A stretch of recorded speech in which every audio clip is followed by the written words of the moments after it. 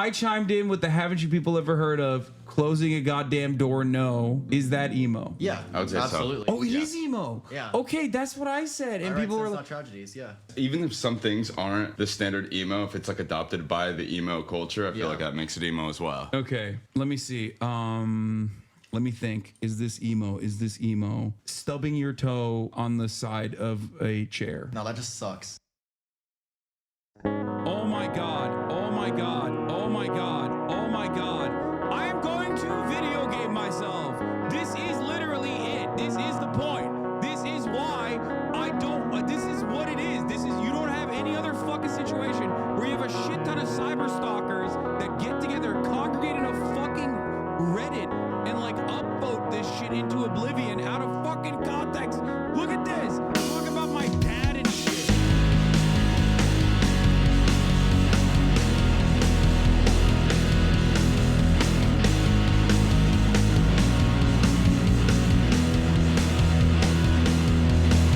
This crushing wind has got me down. Wish I could get out of this town. Wherever chatters go when I start to game. Surrounded, but I'm so alone. I'm so well known, but no one knows the isolation of this online fame. I chime in with a haven't you people ever heard of? Closing a goddamn door, trying to watch the band's Warped Tour in the state of Arkansas, and it's taking me back to Ohio.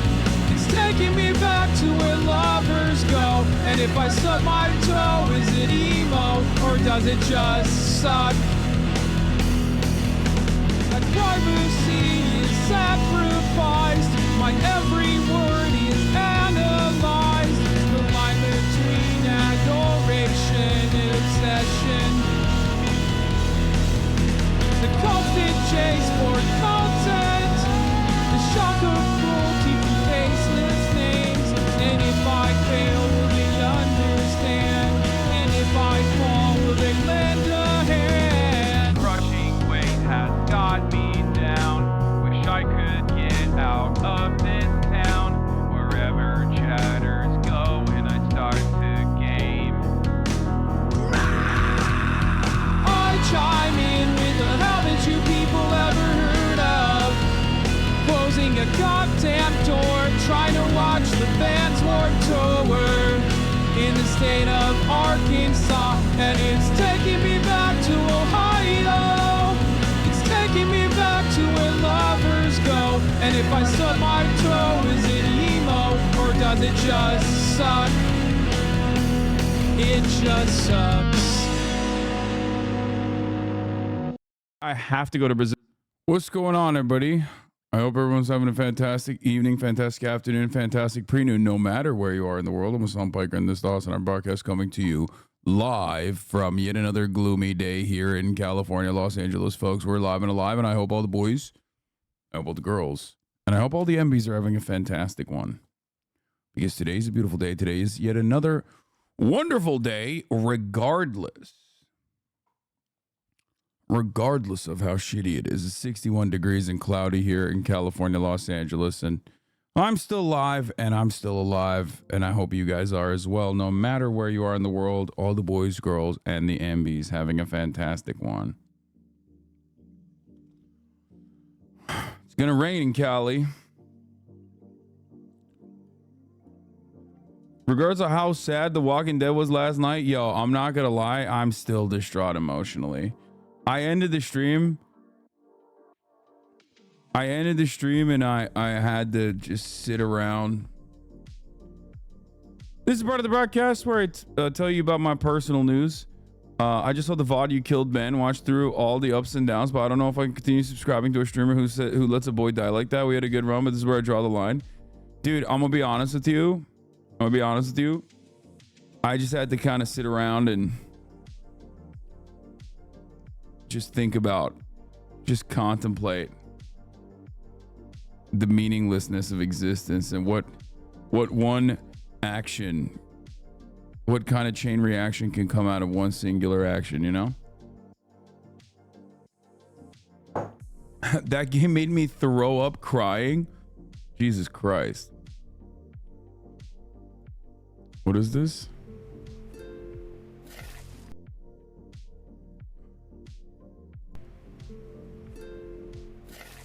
It's a zombie.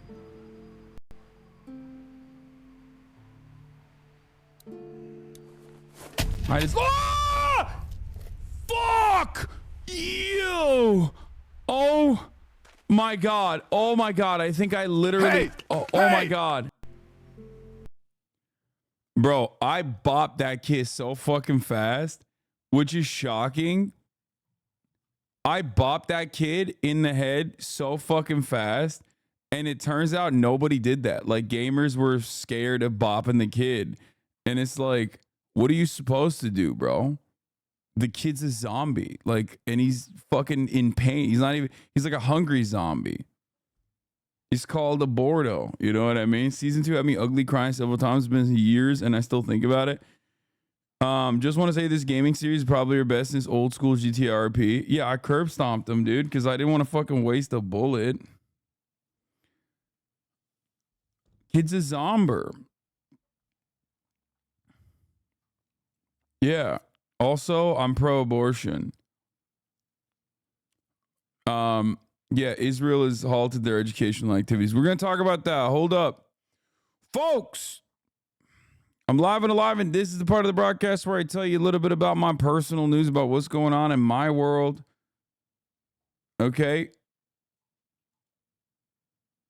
What is this? Chat after Ben D-worded RIP Bozo. You could say Ben killed.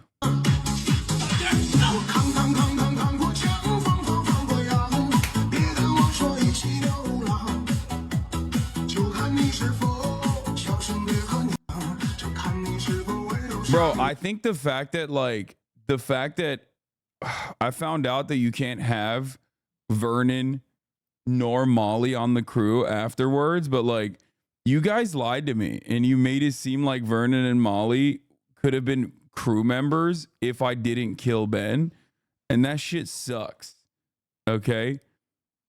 That shit sucks. And chat was so goddamn convincing at like this particular lie.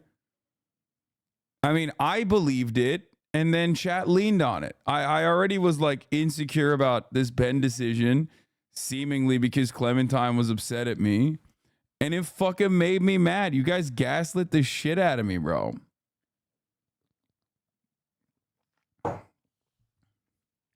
Yeah, y'all are propagandizing big time. What is this girl doing? Down.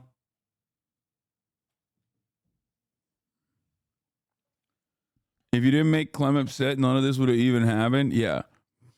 I can't believe that there's people doing Ben only runs out there. Remember, when you feel like you're an insane person, okay, when you feel like the world has gone mad, remember that there are people who played Ben only runs on The Walking Dead season 1 on the final chapter, which we're going to get into, which is crazy.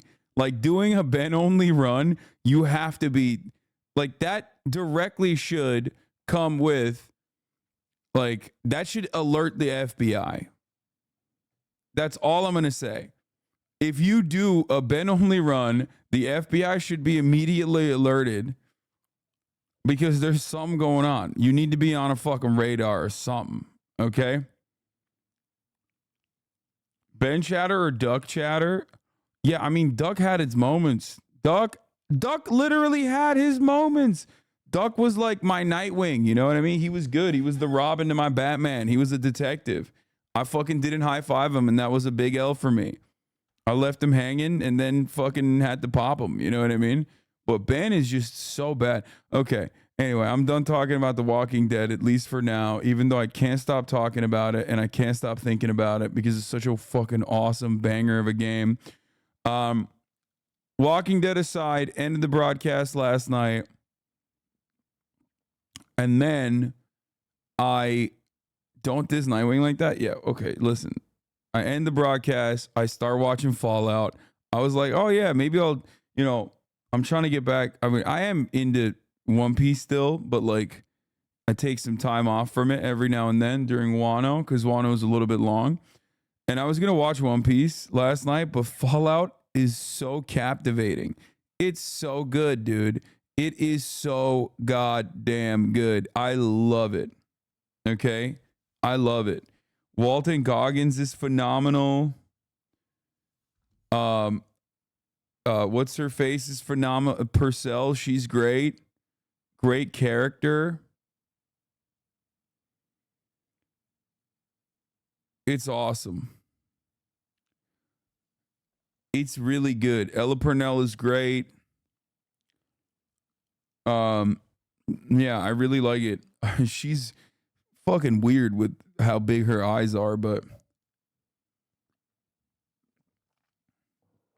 like what the hell's going on with her eyes, bro? It's like transvestigated you.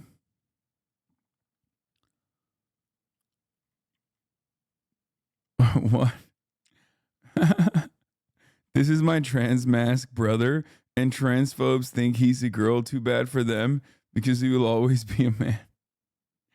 That's your own tweet, okay? And no. People have transvestigated me before, which is pretty funny.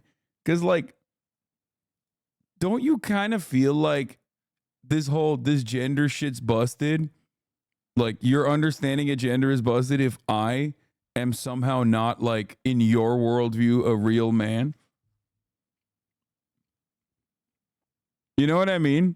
It's like it's just a self-report that you don't believe that like that there's any difference between trans men and cis men. Like you just do not think that there's any difference at all. But yeah.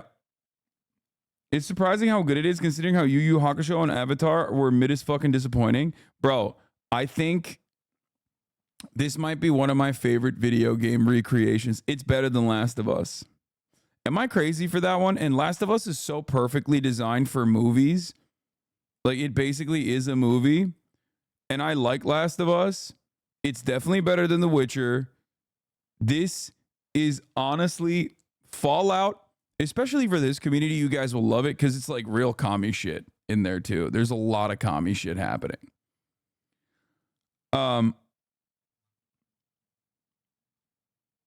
So this is more original. All Last of Us had to do was not fuck up the existing script.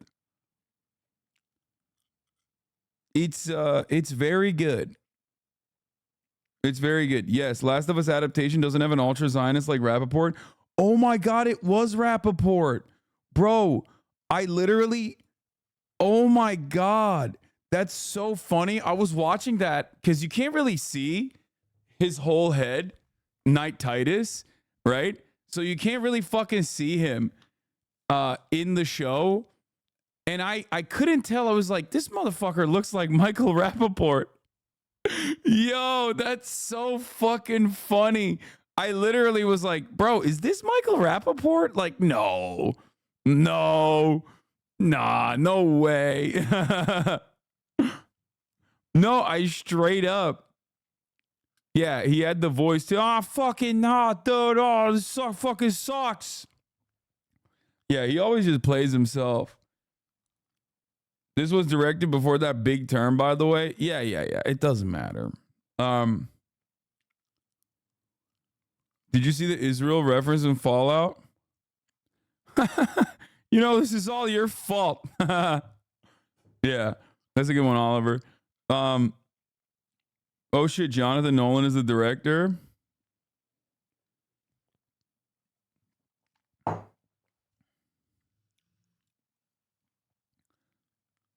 You're gonna live stream your Drake diss track reaction? Yes.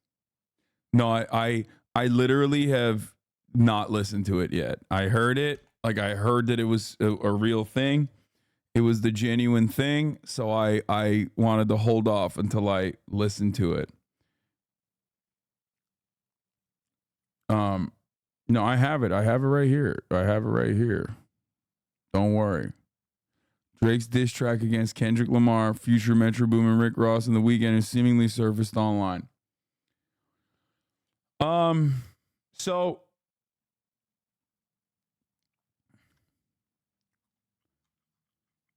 what did you think of Walton Goggins? So good. So fucking good. I mean, Walton Goggins is a master of the craft. So I feel one of the things that makes me really sad about Walton is that he's getting a little old. Like his age is getting up there. And it makes me kind of sad. Like he's 52 years old, which is not that old, but I feel like the pocket of the type of characters that he used to play has always been like peak 40. Does that make sense? Does anyone understand what I'm trying to say here? I don't know if this makes sense the way I'm explaining it. Where like 52 is not that old for actors, especially. It's not. But Walton Goggins has like always played like the perfect 40-year-old characters, you know what I mean? And he's like there are many instances in the show where you're watching him. There are many instances in the show where you're watching him and you're like, he just looks a little maybe too old, but I guess he's like supposed to be a washed up actor. So I guess that still makes sense. Doesn't really matter because he's still the GOAT. He's phenomenal. He is so sick. He is so good. He's so good as the ghoul. Like, I don't know. I don't know how to explain it. He's just phenomenal. He's just great. He's the GOAT. That's it. That's all I have to say. Makes it so watchable.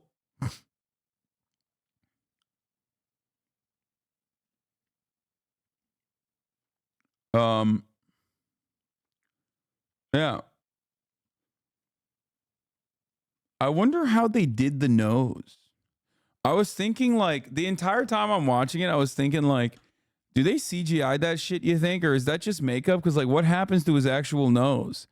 Because I feel like that's got to be so goddamn uncomfortable to just like constantly have your nose like taped down. You know what I mean? I assume they just cut it with CGI, right? They like paint it green. Like he has the prosthetics on and then they paint his nose green, so then the CGI cuts it off. Right? Do you guys ever think about that? I feel like the production of like the production process of that, I feel like is gonna be very frustrating. What is it? Combination of makeup and CGI. I mean, Walton played a washed-up divorced veteran doing kids' birthday party shows, loser old man fits. Then he goes on to become a badass ghoul bounty hunter, sick as hell. Yeah. Oh, here's okay. They have a whole article on it. I love that. Fall 2 show star explains how they remove the ghoul's nose. The piece was designed so it went up your nose, and they just put white dots, just tracking dots.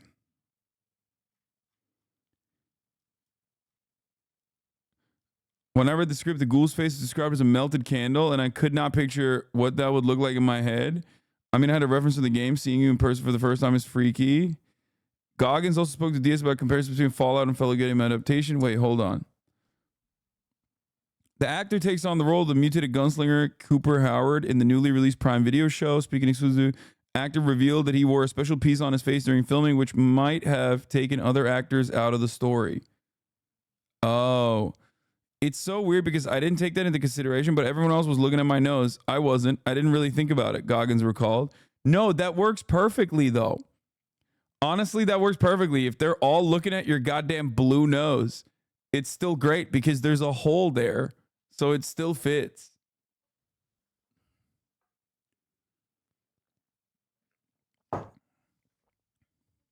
Yeah, I heard that the director went up to him and went, "Oop, I got your nose." And then that's how they did it. God. Only problem is the stretching skin on his neck and his lips too normal. No, dude, they still had to make him look understandable, dude. Come on. They still had to make him look like Walton Goggins. Like, what do you mean? I think it's perfect. I think the way they ghoulified him is perfect. Anyway, it's a really good show. There's a lot of commie stuff in it too. There's a lot of red baiting.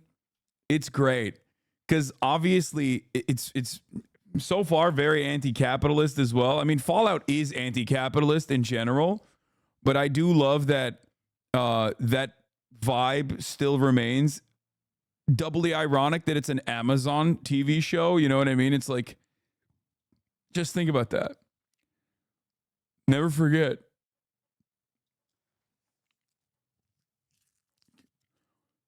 Goggins vax maxing? Huh. That's fine.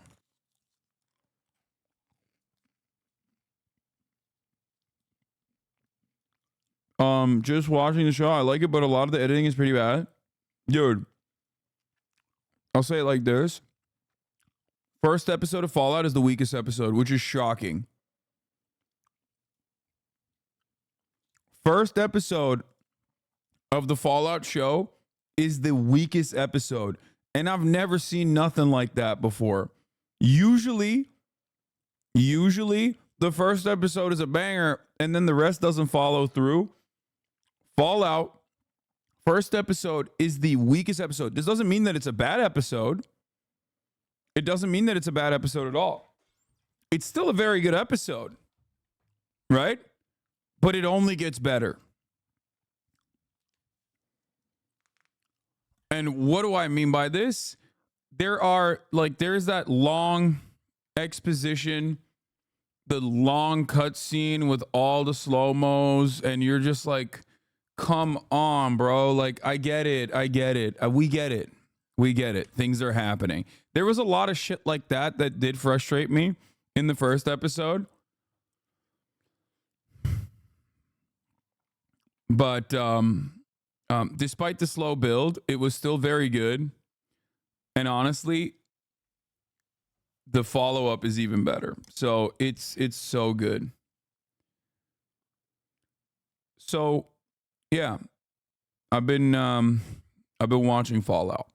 If you guys couldn't pick up on the context there, I've been watching a lot of it, and it's really good. No, I don't care about the 3-body problem. I'm sorry to the 3-body problem enjoyers. It didn't do it for me. Now, I'll say it like this though. Obviously, there are issues with the Fallout show. Issues such as this. That's right. Ella Purcell is not gatted up. Thank God gamers have fixed Ella Purcell's real human ass. Okay? Thank God. Or Purnell, not Purcell. Okay? Also known as Lucy. I mean, there is no better indication that your brain is just completely warped than looking at a real human being, looking at real costume design choices that someone made, and treating that real human woman like a video game female character, and just fucking doing this to them. This is very weird. Okay? Gamers' brains are so goddamn warped with culture war nonsense that they've decided in their weird echo chambers and their weird hug boxes where they're being gross and pervy that like this kind of behavior is normal. This is not normal. Okay? This is not normal at all.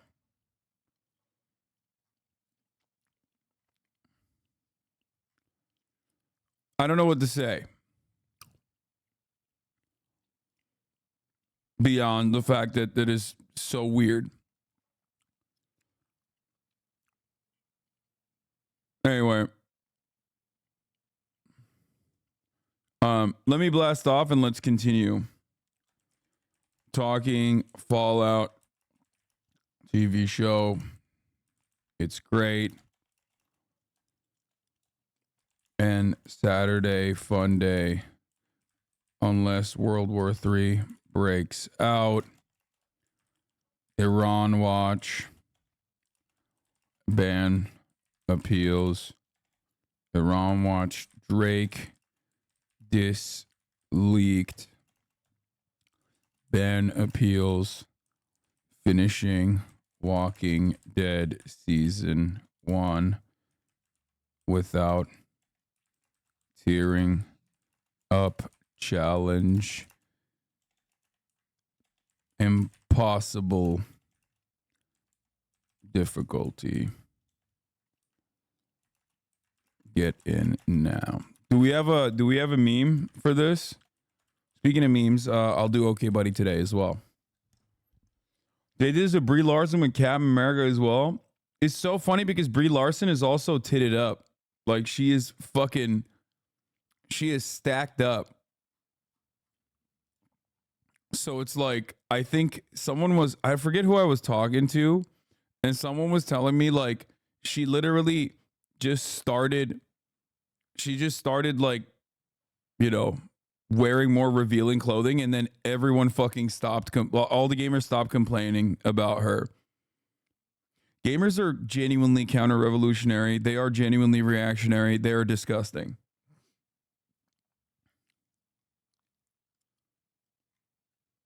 You watching Tokyo Vice season 2? I mean, I watched it. Didn't it end? I watched all the episodes. I think it was 10 episodes. You asked why people said yesterday why they think you're a bro. You just said titted up. Sorry, you're right. I should have said she has some honkers on her.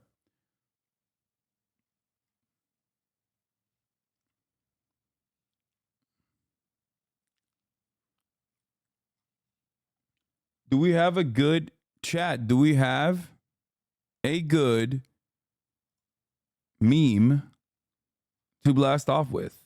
Or do we not? Hard drive. Gamers just want apolitical games. White ethno state. Yeah.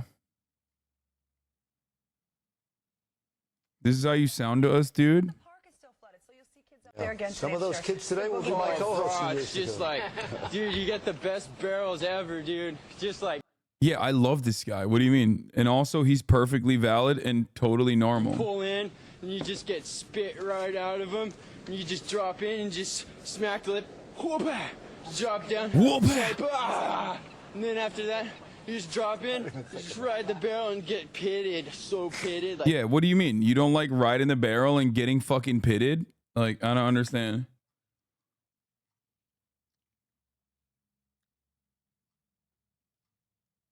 Yeah. Duck if he didn't become a zombie. Anthony Jeselnik. Who's that fucking loser who's going through the worst? Oh my God, is Anthony Jeselnik all right? What does he have? Fucking cancer? What the fuck's going on? Jesus Christ. Bro, is he okay? Oh, Zempic. Bro, he was already fucking shredded. What do you mean? I actually don't understand it. What the hell? He looks like legitimately different. Am I crazy? Oh, Zempic's there. Okay, shut up. Ciao wants Hasan playing with mice, not bro Hasan. Okay, I don't think you guys understand. Hasan playing with mice is also the same as bro Hasan, okay? I'm the same person. I know that it's hard to compartmentalize. I know that it's like hard to comprehend because I'm just a guy that you see on camera. So you think I'm like a character of sorts.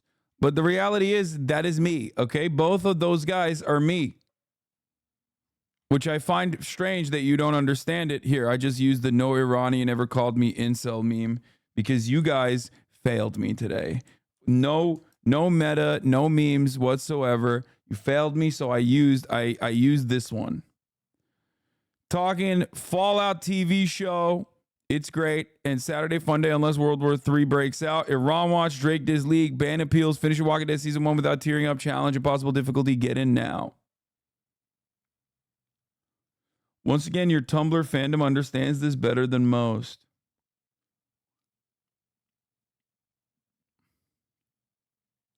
My favorite characters of yours is enraged by trans chatter, Hasan. I mean, that's not like It's also me, a handless gun enthusiast. I don't want any trouble. I'm just your everyday average no-handed fellow with a rooster shirt on. Hey, is that Santa Claus?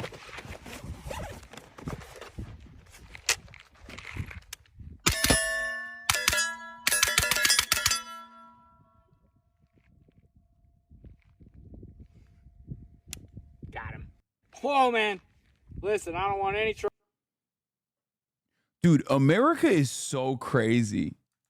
Like,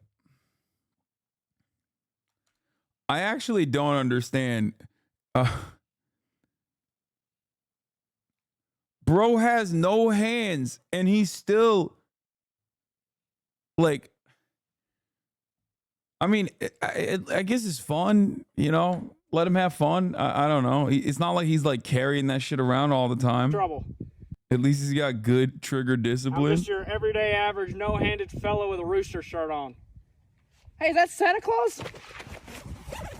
I'm not gonna lie, I did think he would pull out the gun faster. Like, I don't know why. Like, it's already like the impressiveness comes from the fact that he has no hands and he's still able to shoot. But like, don't lie to yourselves if you didn't think that he was just gonna like do something where you're like, what the hell?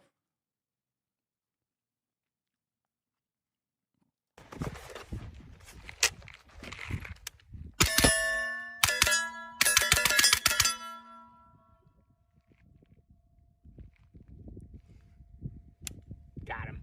Whoa, man. Listen. I don't think you can unzip a bag faster than that.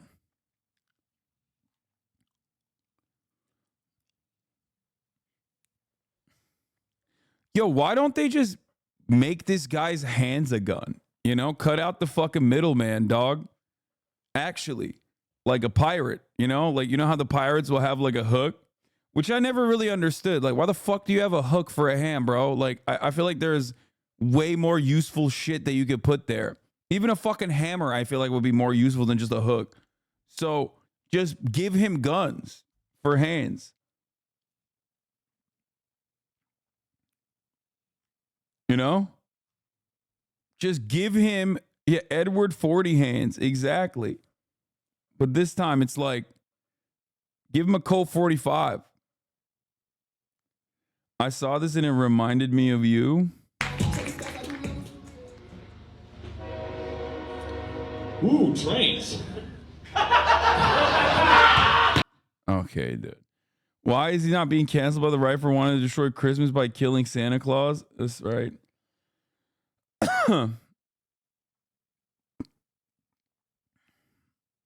What is this? Hear me out. Yeah. No, that's what makes sense. Cut out the fucking middleman. Put a goddamn laser beam on that arm, dude. Get to work. Put a cannon on there. Put a cannon on that bad boy. Fuck it. YOLO. Rig that shit. Insurance companies with 100% sponsor it. Sure. Who's that fucking loser who's going through the worst divorce of all time right now? Steven Crowder. I've never even heard of that guy. So lucky. He's like if Joe Rogan seems too confusing, they like Steven Crowder. Steven Crowder tried to be a stand-up. He was a stand-up and was the worst stand-up of all time. And then was like on Fox News as the funny one. And he got fired because they were like, you're not funny at all. And now he's going through like an insane divorce and losing all kinds of money. And it's hilarious. But I was at the Comedy Cellar when he auditioned. The owner had seen him on Fox and was like, I'd like a conservative voice. And then I got to watch him just eat the hottest of hot dicks for 5 minutes on the Sunday. And every time I see him being like, democracy, I laugh thinking about what a fucking loser he is. We got to get him on the pod, Aaron. Got to get Tucker. I want Steven Crowder's wife on the pod with the kids. That's awesome that he hates Steven Crowder. That's great. I love that. I mean, good takes from Anthony Jeselnik. We're going to talk about gamers in a second. We're going to get back to gamers in one moment. But yeah, a brave man protests Israeli and American warmongering against Iran. No Iranian ever called me incel.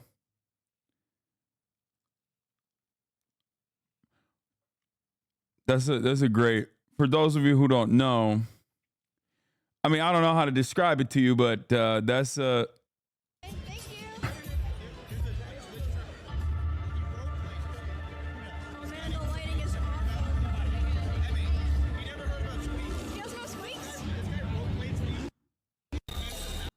Miz really just met Vivek Ramaswamy and asked him if he knew Squeaks.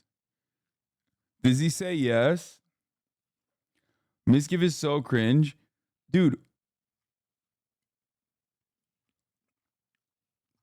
I love that, like, every fucking, I love how right wing the UFC circuit is.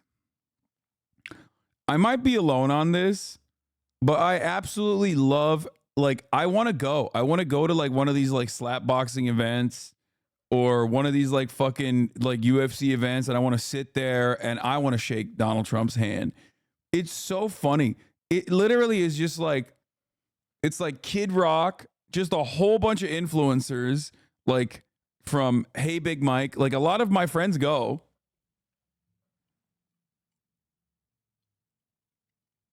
You know what I mean?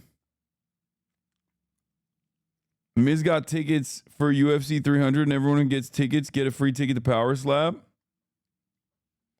Dana is a close friend of Trump for like 20 plus years. No, I know. It's just awesome. I love how much of a fucking hog epicenter it is. UFC is the one sport where you need to have right-wing dudes going at it. It's like going to a baseball game and not drinking a beer and having a hot dog.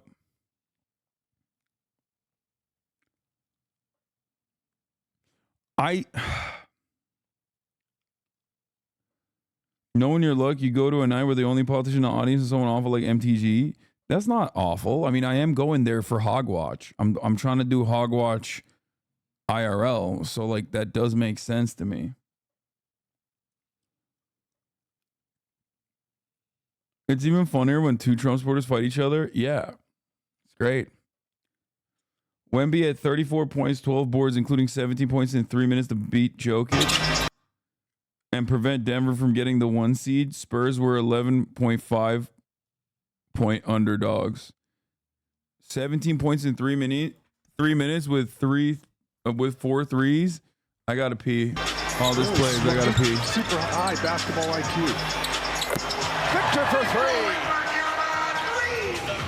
Doesn't push anything in his game, though. Takes whatever's given to him. Yeah, and you do a nice job. Oh, wow. Victor, he's doing it toward the rim and he's just casually tipping it in. Just don't see that a lot. Oh, my goodness. Victor Wembanyama.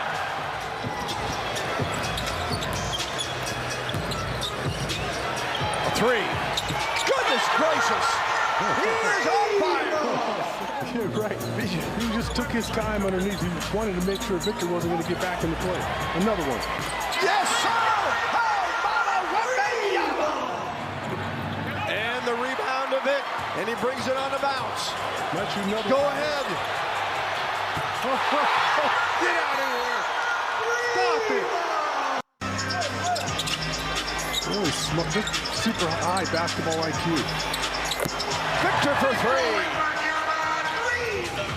Doesn't push anything in his game, though. Takes whatever's given to him. Yeah, and you do a nice job. Oh, wow. Victor, he's doing it toward the rim and he's just casually tipping it in. Just don't see that a lot. Oh, my goodness. Victor Wembanyama.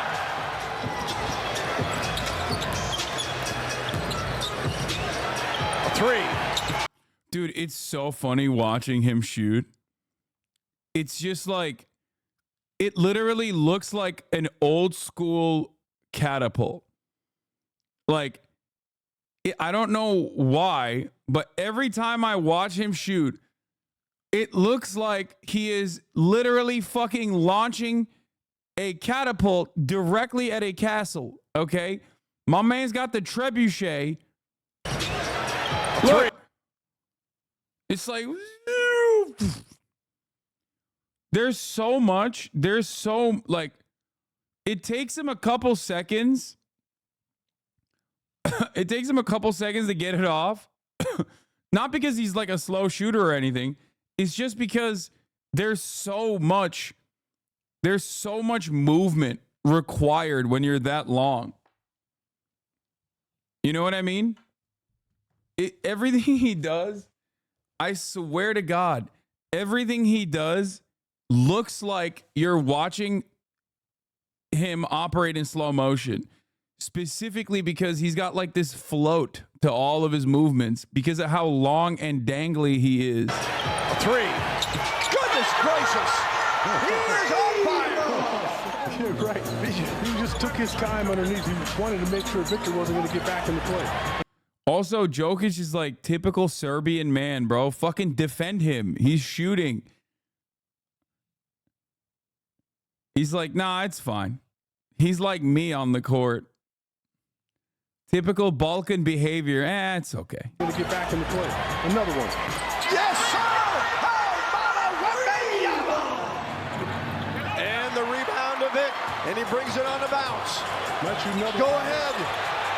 Okay, that one is unfair. To be fair, that one is, it's valid not to fucking press him at that point. He's doing Steph Curry range. That's weird to do. You're like 7'8", bro. What are you doing? Let the fucking shorties have some. What? That is kind of stupid. That is actually, it doesn't make sense. That is very stupid. Honestly, why is he shooting from half court? You're 7'8". That's odd, man. 4-point line. Dude, this is why I think it's so funny when motherfuckers are like, bro, basketball was better in the 90s. It's like, dude, this doesn't physically exist in any other era. Science had not caught up to a man who's 8 foot tall and can just fucking drop these 3-pointers from half court. Do not tell me about like, oh, Dirk Nowitzki or whatever. Don't even fucking try this shit, okay? It just doesn't make sense. It does not happen. I watched Shaq actually talk about this, by the way, and he agrees with me on this issue. Okay, no, Dirk was in the 90s. No, I know. I'm just simply bringing up that like there have been tall guys who fucking, you know, there have been tall guys who've been able to be good shooters or whatever. That's why I brought him up. But listen to me. Shaq talked about this where he said that when he first came up, he learned about the whole like 90s TikTok memes, right? He's heard about it as well. And he talks about how when he first came up, they constantly would say that the old grades would destroy him. Okay? And he's like, no, of course not. Like the game improves across the board for every single person. So like, yes, now, nowadays, you agree with Shaq? Come on, man. Oh my God. Shaq couldn't even make free throws. Bro, he literally openly admits that like, now there are dudes that would cook him as well.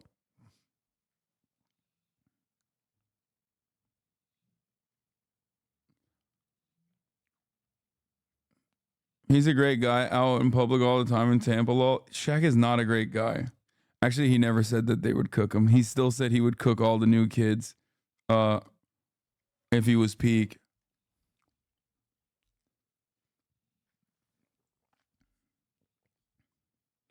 Jokic clears. I love comparing sports eras will never die. It's just because there's an objective truth. There's an objective truth to this process. And for some weird reason, people just like refuse to reckon with it. That's why it frustrates me. That's why it frustrates me. There are obviously genuine improvements in medicine, in food, in exercise science that greatly improve the game across the board. No one would ever break records on any issue ever if it worked that way. Okay? It's just so weird. Yeah, it is power scaling. Exactly. That's why you have to match your players to your peers.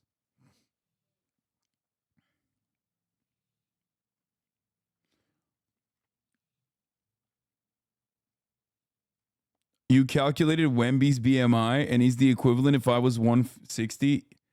Yeah, he is way too skinny still. Get out of here. That's disgusting, man. That's actually disgusting.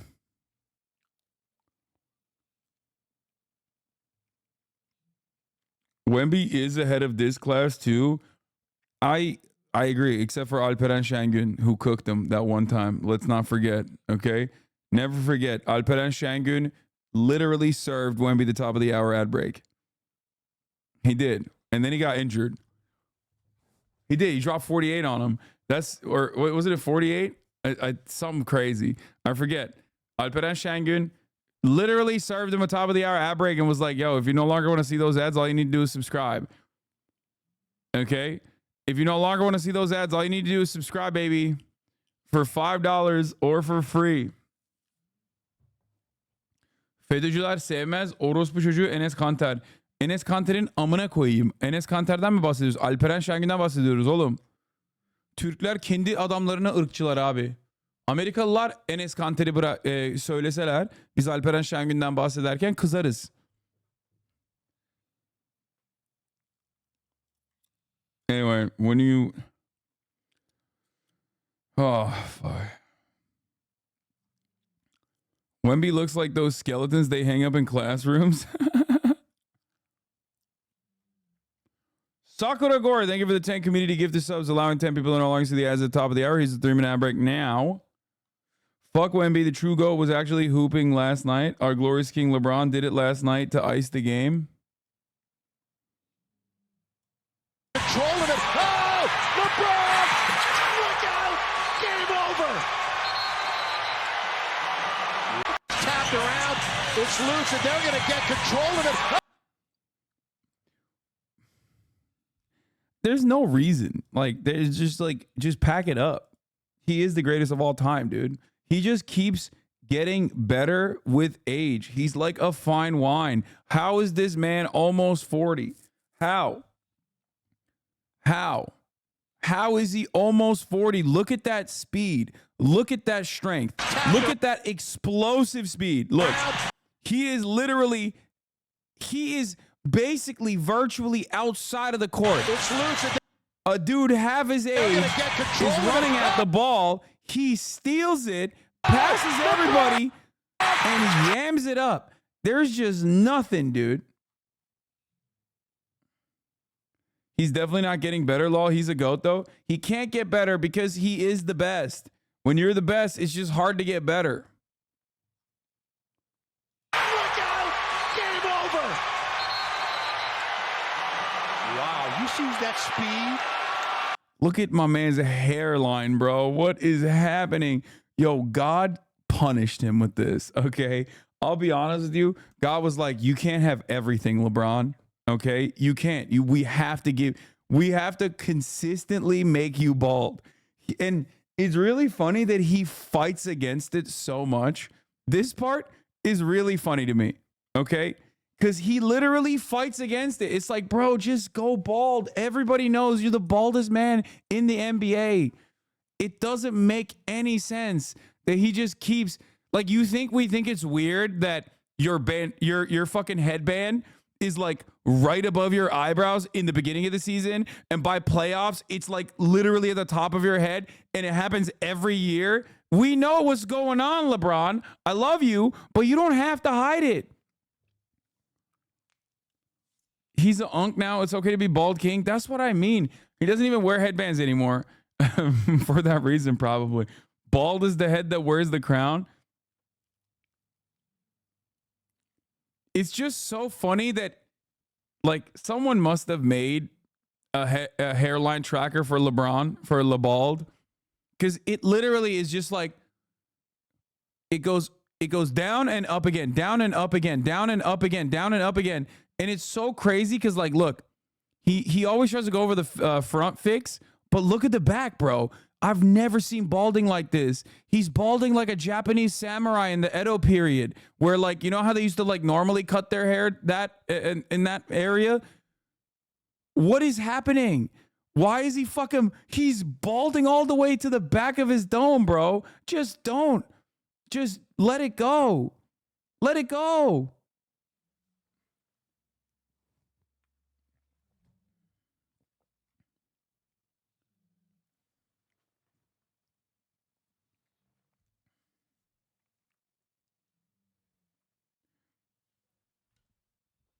I know you're so down bad for LeBron because you give him a balding pass.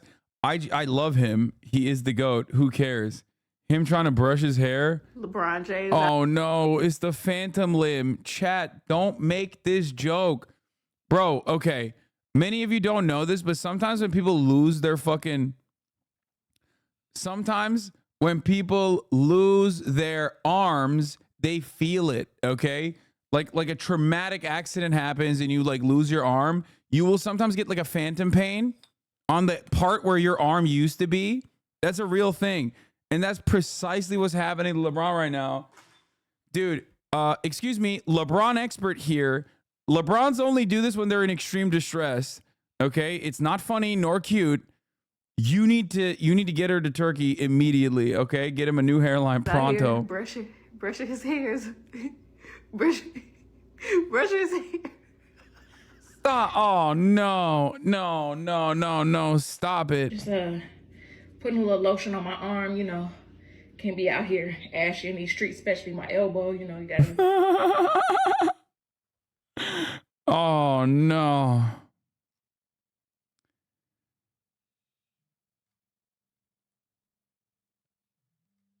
It's like, I pre-watched, yeah.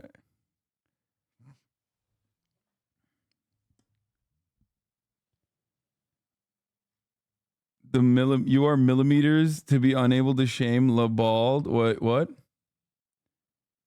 LeBron hairline. With LeBron James being one of the greatest players ever and arguably getting better each year, his hairline has been doing the complete opposite. Oh my God, bro, that's ruthless. That's crazy. That's a wild way to start this video, bro.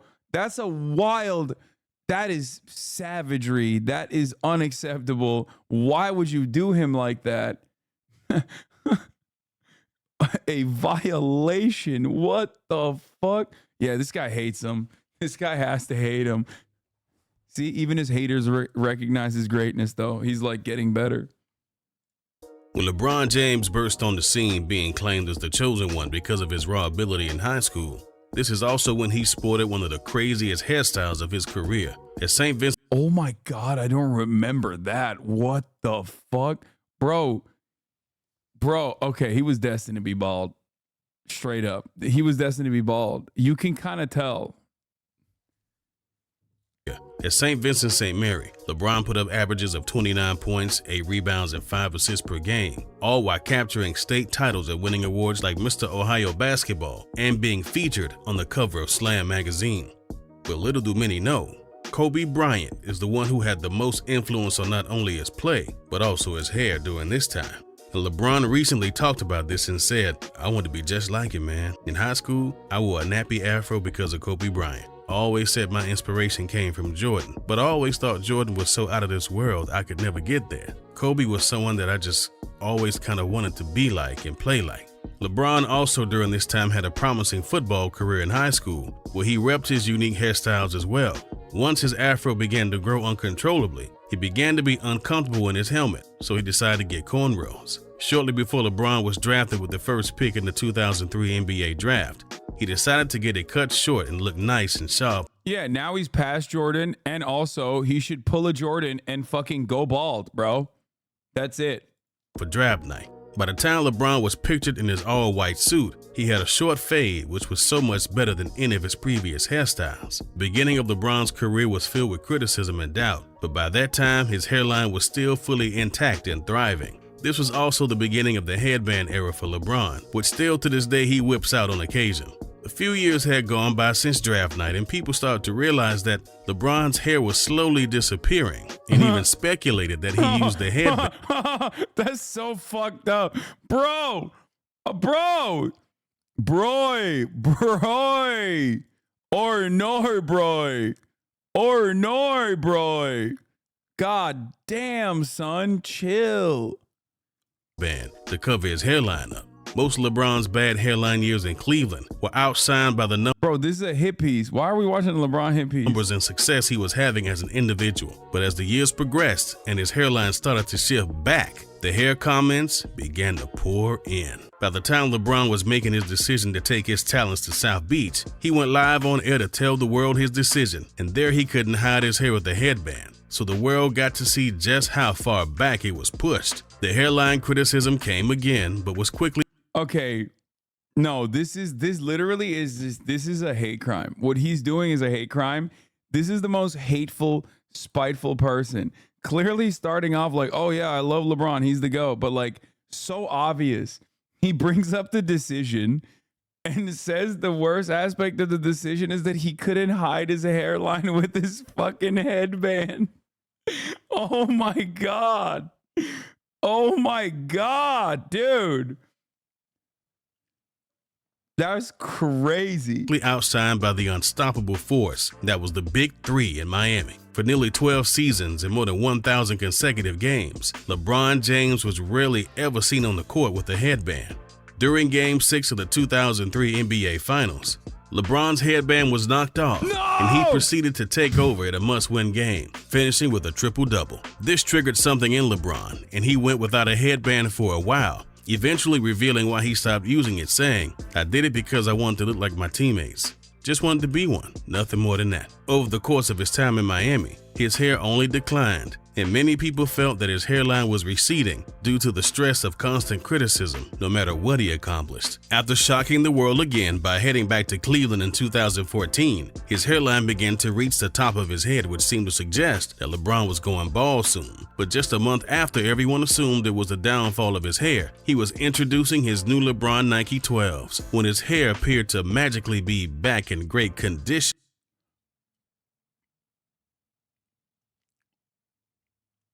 Yeah, this has got to be like a Cleveland fan, maybe. I don't know. It's just... All of this brings us to the topic of hair plugs and cosmetic assistance, which LeBron got from a hair specialist to make his hair look normal again. At a certain point, LeBron's hair looked more perfect than it ever was, and everyone began to catch on to the fact that some of his hair was fake.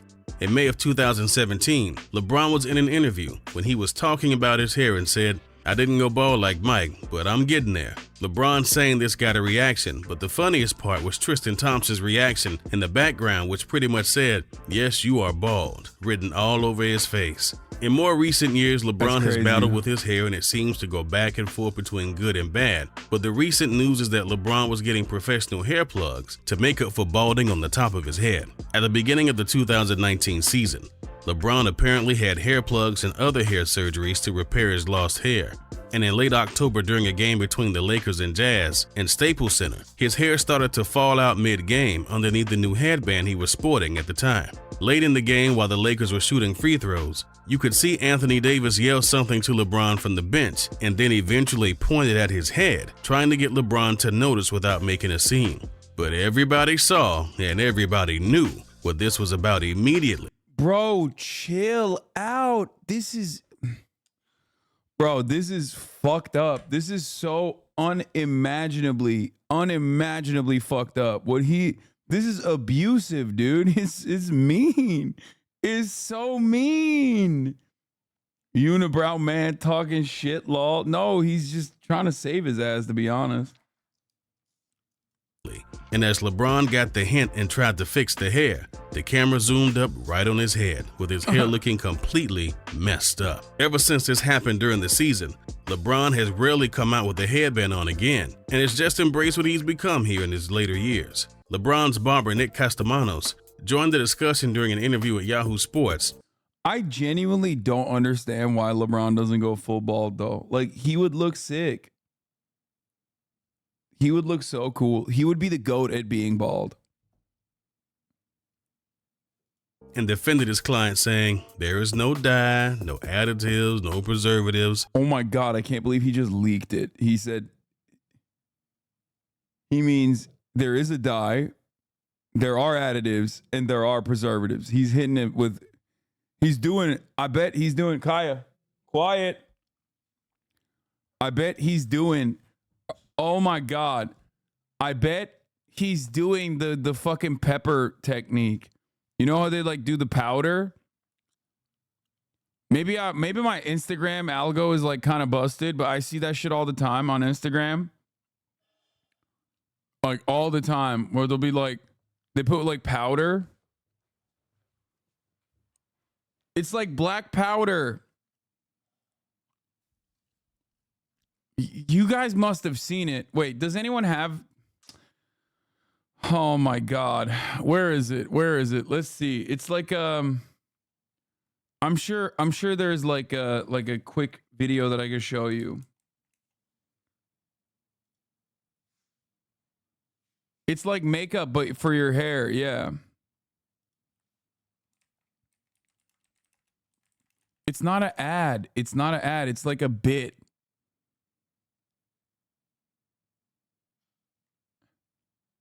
I mean, I guess it's not a bit. No, my mama, she raised me better than that. Okay, I'm glad. Yeah. Please don't. What is this?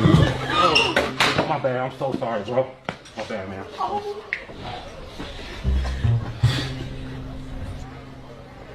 So, what you about to get in?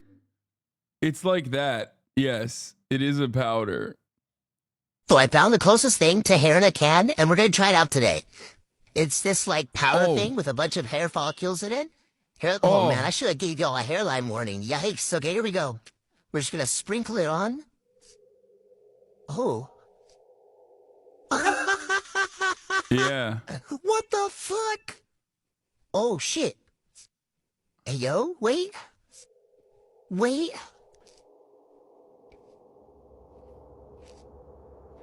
Oh, yeah, put it all up on there. Yo, what?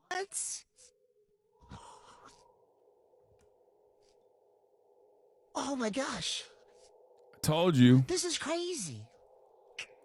This is what I was talking about. Maybe LeBron's doing that. I feel like that's what he's doing. That's what his barber's doing. Everyone thinks he's dyeing his hair using temporary hair colorings like Biogen or black ice. It's all his hair. They still don't believe me. I get Biogen comments all the time. LeBron is very tedious about how his hair is cut. The beard is the #1 thing. He leaves the top up to me. I leave him less bald. He's my guy. He's my hardest haircut. He has good hair.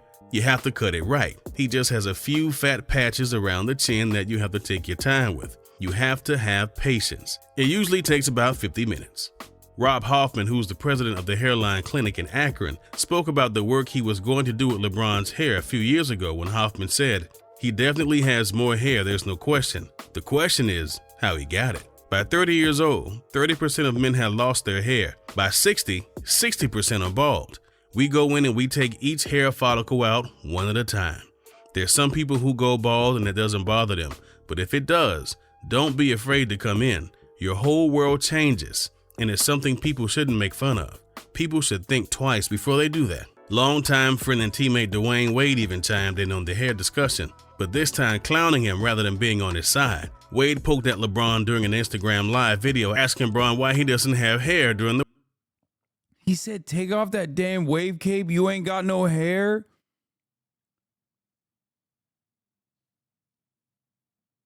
That's so fake, dude. God damn. That's so... Dude.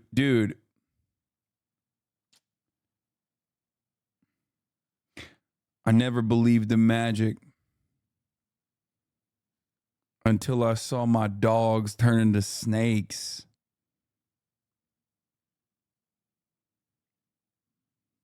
That's crazy. That's crazy, bro. Wow. Wow.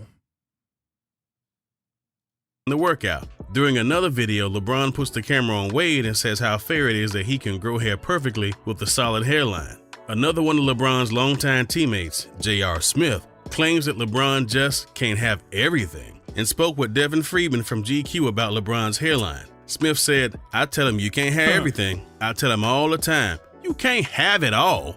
You have to give up one." J.R. Smith gave up everything. One thing, and it just so happened it's your hair. If someone told me I'm going to give you $600 million, but I'm going to take your hair, take my hair. Over the course of more than a decade, LeBron has had to deal with the hair critics. J.R. Smith, the greatest contested shooter of all time. So as of recently, he has started to embrace it. In 2019, LeBron found a video of himself dunking as a 16-year-old, and he quoted the tweet saying, "Young king on a mission and haven't stopped. P.S. Can't believe my hair decided to go Casper on me like this though. Ghost." If you've enjoyed this video, then we're sure. What is this? Bro, what is this channel, bro? Hey guys, today. What is this channel, bro? What is going on with this channel? Disgusting. Okay.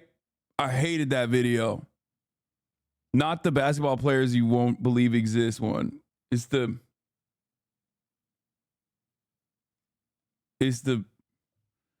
LeBron one that fucked me up.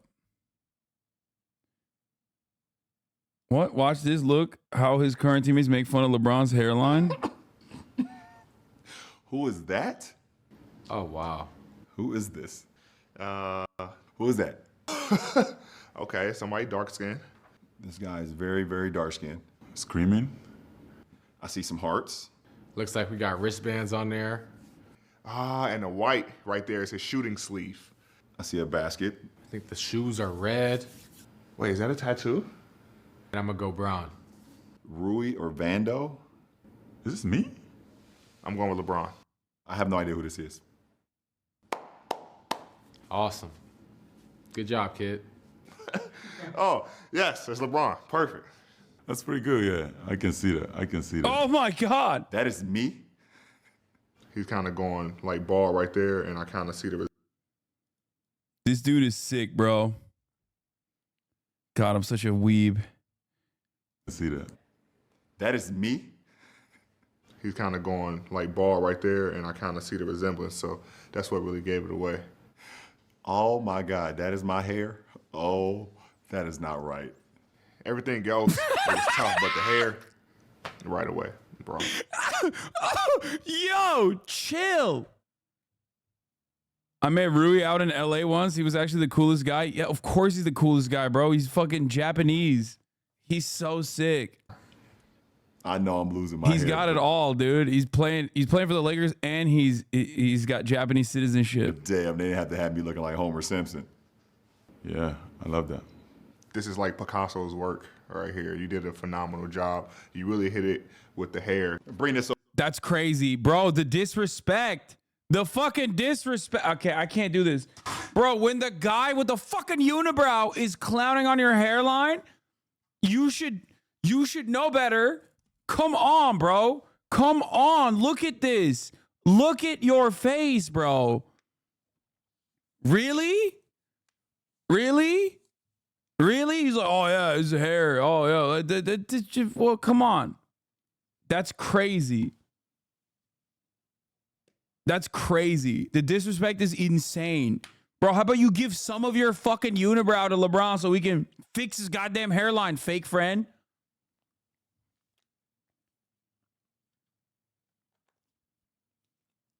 You got enough of it up there. Give him some of it right now. Fix up both of you guys' problems. Anyway. Frustrating to see. Why did you guys show me this? I'm distressed. Why did you show me this? I'm now distressed officially. You have distressed me. The vibes were immaculate. The vibes were immaculate, and now I'm thinking about LeBron's hairline and what has become of his hairline and how his teammates who he carries are making fun of him. The audacity, the disrespect. The vibes were immaculate until, wow. The vibes were immaculate until I started thinking about what people do to the GOAT behind his back and maybe even in front of his face. That's really fucked up. Okay. Anyway, gamers need to be lobotomized, okay? That's all I'm going to say about this. I couldn't resist. I had to fix this. Happy birthday, Alloy. Like,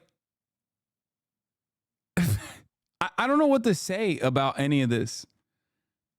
Beyond the fact that, like, I hope people recognize how objectively creepy and weird this is. Another day, another man embarrassed himself. Bro, watermark this. You've never felt the touch of a woman? Yo, when the account is so crazy that blue check marks are making fun of him. Except for this guy, whose name is middlemaga.com, who said, based.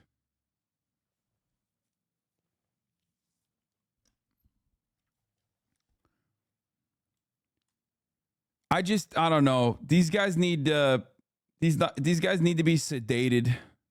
That's what they need. All right, quick update on Israel Iran watch. We're gonna be doing that right now. Okay. Before we get to some fun shit. And FUNDAY stuff. Banana peels, meme reviews. We got it all. Oh my God. Costumes do this for Brett.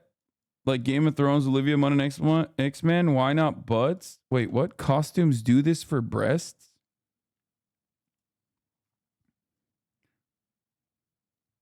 What? Are you trying to defend the dude who's like artificially boosting booty cheeks? Like what?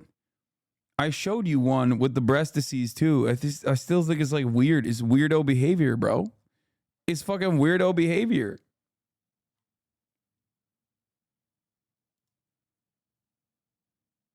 Yeah, we saw what LeBron was doing.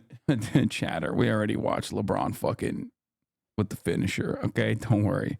39 years old, the GOAT. That's how the conversation originally started. And then everyone was like, everyone saw a 39-year-old man go from coast to coast and yam it down. Okay.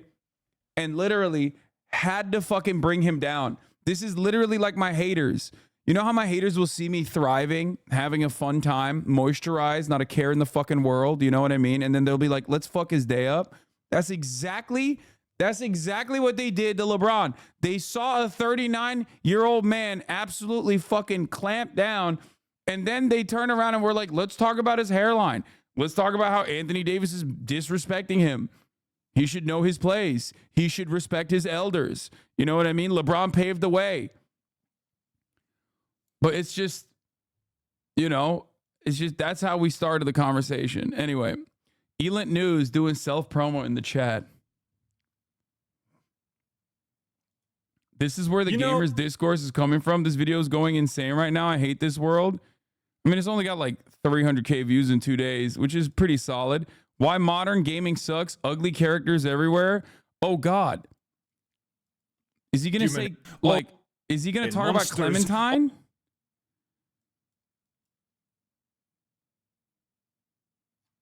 You're calling LeBron old? I mean, he's 39 years old, guys. He's the GOAT. But also, you know, he's stretching it. You know, one of the best things about video games is that they allow us to transcend the petty limitations of the real world, creating fantastical landscapes that defy logic, terrifying monsters, awe-inspiring wonders, and iconic characters bound only by the limitations of the human imagination. It truly is the very purest form of creativity, unless of course you happen to be a Western game developer, in which case your escapist fantasy entertainment absolutely has to reflect the world we live in today. The world we live in today. I love this because it's like guys like this. I would love to see what this dude looks like.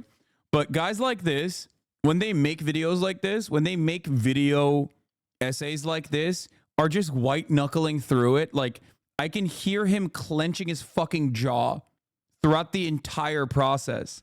Like he is so mad, bro. It's like, oh, games today. Yeah, you don't see characters you'd want to clank to like games back in the day. I'm E. Fartlaw and I love Israel.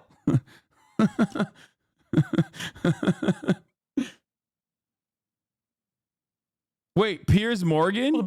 He went on Piers Morgan? Which one is it? Which one is it? Is it this one? Oh my God. I cannot believe it. Which one is that? Is it this one with a Batman logo on the back? Or is it this one here? Which one is it?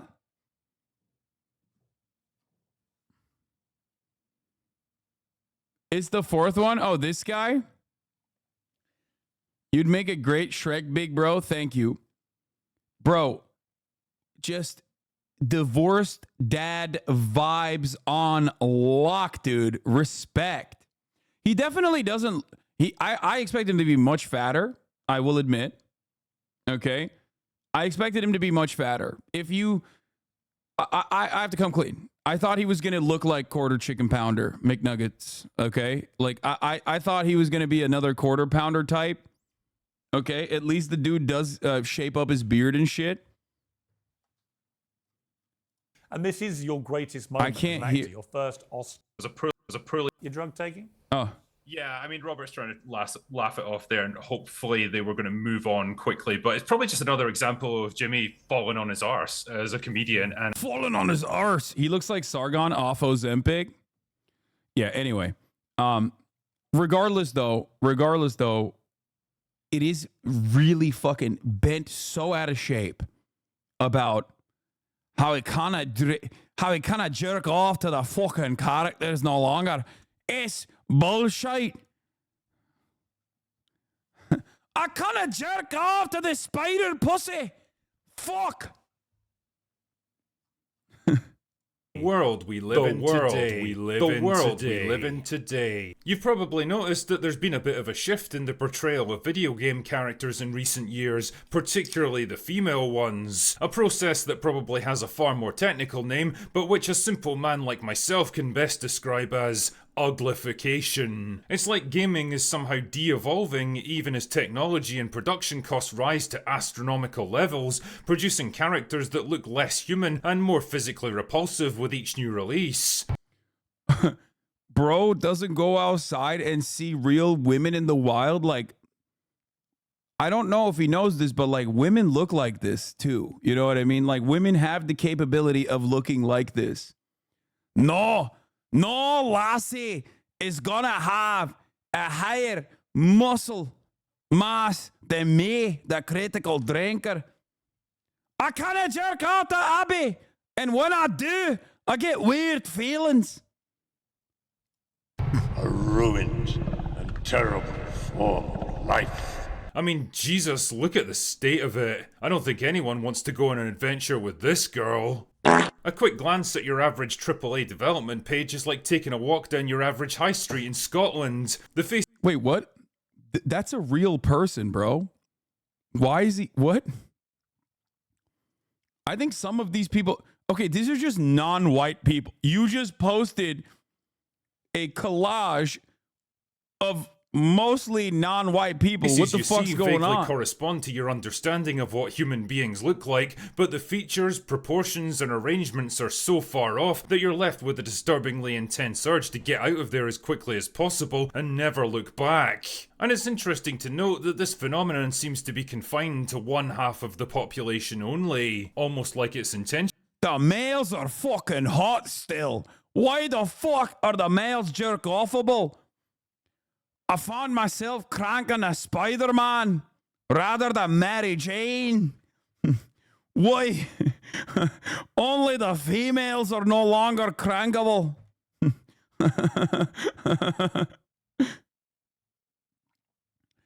Oh my God.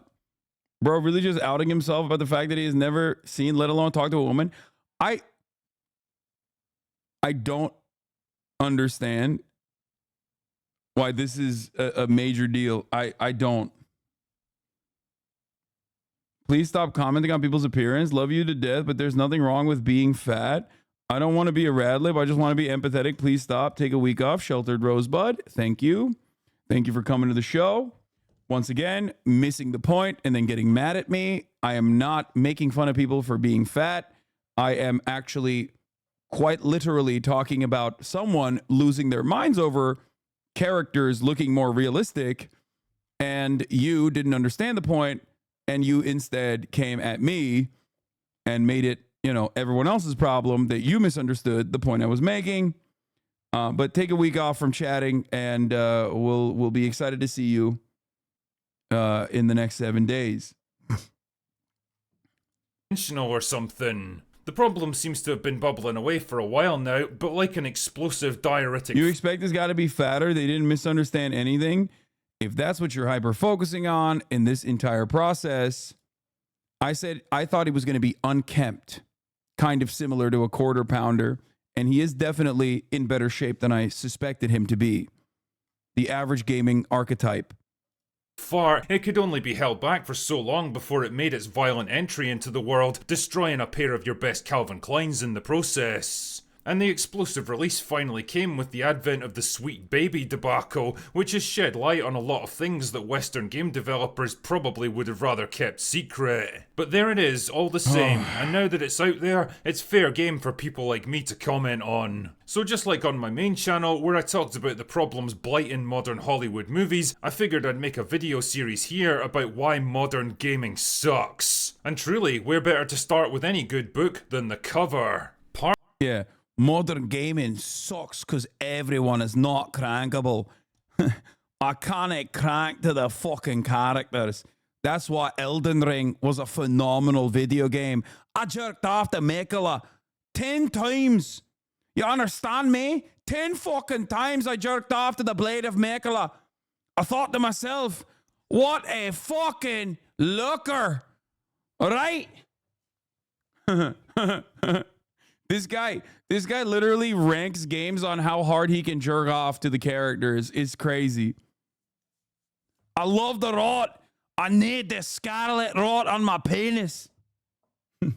Part 1. Everyone's fucking ugly. Now, rather than just point and laugh at how ugly characters have become in recent years, let's see if we can break this one down scientifically. And that being the case, the first major problem seems to be a general rejection of femininity and female beauty in modern game development. A perfect example of this is the character model for MJ in the 2 Spider-Man games. This is a very funny thing to get mad at because, like, isn't this a real person who also is attractive? Like you just don't find her attractive, I guess. So now you're mad about, like, they didn't, like, uglify her or anything. He's mad Spider-Man is hotter. Dude, I love the men's right activists, like, unironically openly demonstrating that they just, like, they want, they just don't like women in general. You know what I mean? They're literally just like, I don't like women. I just hate women in general. I don't even want to see them in my video games. And if I do see them in my video games, I just want to see ass and titties like nothing else. Character in the same game series made by the same dev studio, but with a radically different appearance in each one. In the first game, you can quite clearly see the facial model has all the traits commonly associated with traditional femininity. Rounded facial structure, full lips, large eyes and a small nose. Now compare it to MJ in the second game, and well, I think you can spot the differences. This version has a... Wait. Facial model has all the traits commonly associated. Bro, doing phrenology to a fucking video game character is awesome. This is mental illness, by the way. This is literally just mental illness. Like taking a snapshot of, like, the character in the first game versus the second game from a different angle and being like, look at that. 33% different. And that 33% difference causes me to jerk off way less to the MJ. I don't like it. I can't jerk off. Associated with traditional femininity. Rounded facial structure, full lips, large eyes and a small nose. Now compare it to MJ in the second game, and well, I think you can spot the differences. This version has a large prominent chin, a wider and stronger jawline, thinner lips, heavier eyebrows, and eyes that are proportionally smaller because the rest of her face is now bigger. Didn't they just get better at mocapping? like from the first game onwards to now, like it's the same woman, isn't it? I don't know. Nah, they fucked MJ up in the second one. Bro, it's guys, it's a real person. It's the same person, just the graphics are better. It's like getting mad when HD TVs first started coming out and like makeup wasn't changed. Like when we got like higher definition and people just like kind of looked weird at first. And it's like in that process being upset at, it would be like being upset at woke TV producers or something. Bro, switch from talking about positions to gaming contents? Wait, what do you mean? What positions? In short, she's got a far more masculine appearance than before. Interesting. Or how about Aloy from the Horizon games, a series that I actually quite enjoy. You can see in the image on the left how she did you enjoy it? Looked in the original game. Not hyper feminine by any stretch, because she's trying to survive in a primitive post-apocalyptic world where cosmetics aren't exactly easy to come by, but still she's recognizably female with the softer facial structure typically associated with women. The image on the right, on the other hand, is so masculine that if you were to give her some facial hair, you'd basically be left with a man. And a handsome man at that. Same deal with the main character from Star Wars Outlaws. Prominent. Bro's just gay, I think. No disrespect.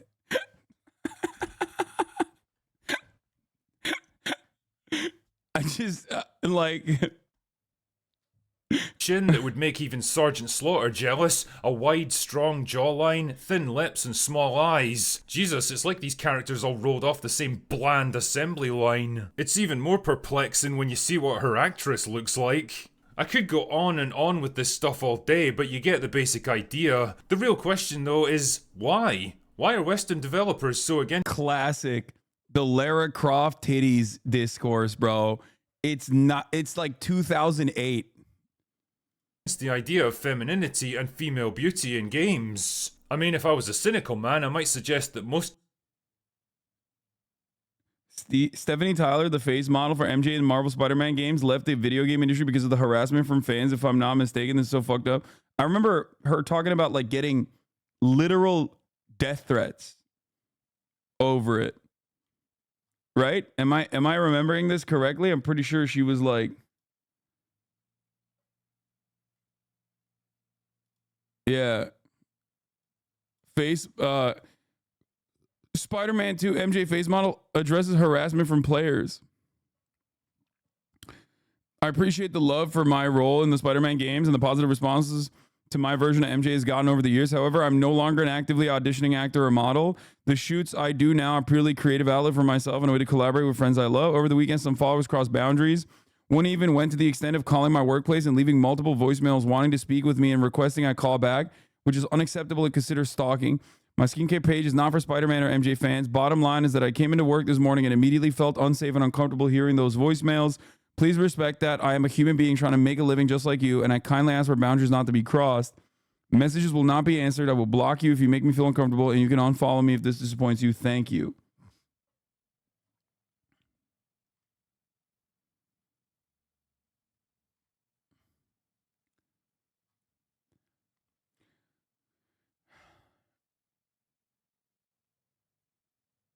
What? Oh my God. While we're in the midst of this breaking, Iran launches attack against Israel using dozens of drones, four U.S. and Israeli officials told me. Oh no, it's happening now. No, while we're in the middle of this gaming discourse, come on, bro. Yo, I hit up the fucking Ayatollah. I was like, bro, chill. Dial it back. Don't do it yet. It's FUNDAY. That's what I said. I said it's fucking FUNDAY.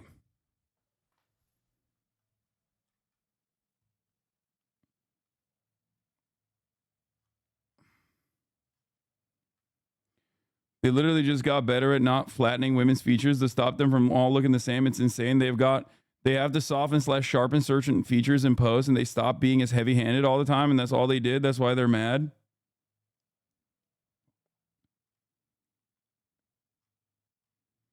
Iran be watching HasanAbi and attacks for clout? Yeah, it's fucked up.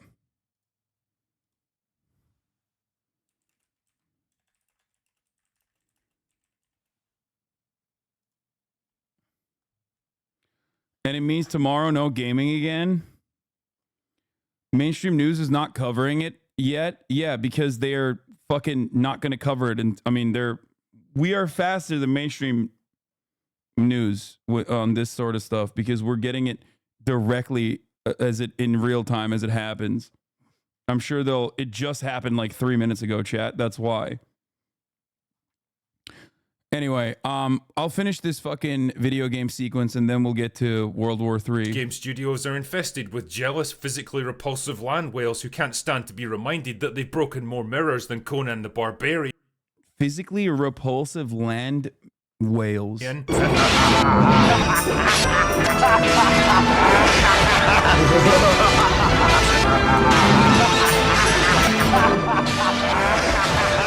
But let's go a little bit deeper than that. It's definitely not a technology problem, that's for sure. Games have been capable of rendering accurate facial scans of real actors for decades at this point. I mean, look at Julia Voth from the Resident Evil remake. That game's more than 20 years old now and the resemblance is uncanny. Or Ellen Page in Beyond Two Souls, which came out in 2013. Or Hayden Panettiere from Until Dawn from 2015. Or Keanu Reeves from Cyberpunk. No, he literally is just saying that, like, he doesn't, like, these are the people that he finds hot, and some of the people he doesn't find hot are in video games. That's it.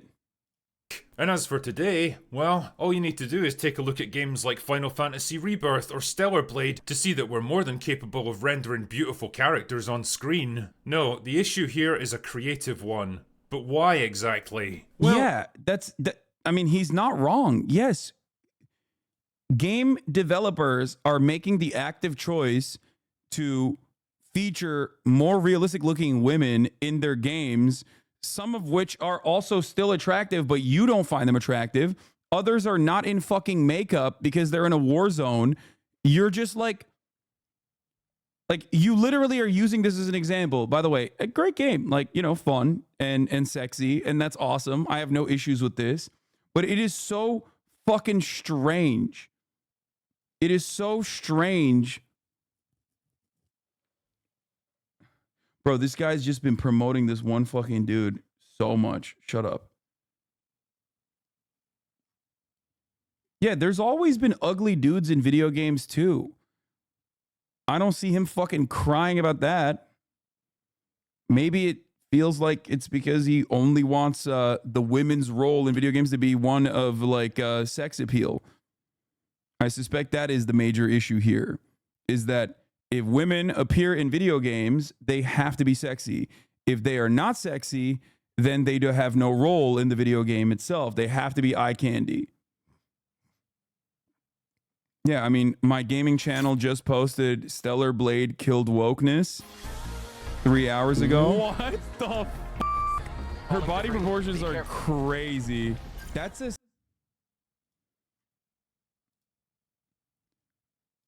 There seems to be this weird assumption that gamers can or won't take a female character seriously if they find them physically attractive, so the only solution is to reduce or remove any element of attractiveness and sensuality. Name an ugly man who's a main character in a video game then. Literally any RPG where you can make your own custom built character, you can make them ugly if you would like. Mario, Nico Bellic, Shrek, Duke Nukem, Disco Elysium. Thank you, chatters.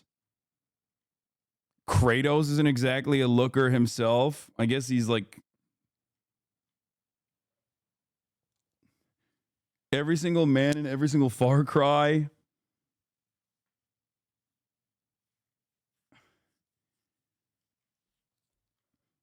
Dude, do you guys just not like gaming? Is that what it is? I think a lot of quote-unquote gamers, one, hate women, and two, hate video games. It is the vibe I'm getting. Legitimately, I think a lot of these dudes just, one, don't like women. They want them to look like hentai characters. And if they don't look like hentai characters, then it's not good. And also, they just don't like games in general either. Because how can you fucking say there are no unattractive men in video games? Like, that's such a fucking stupid, that's such a stupid take. You just,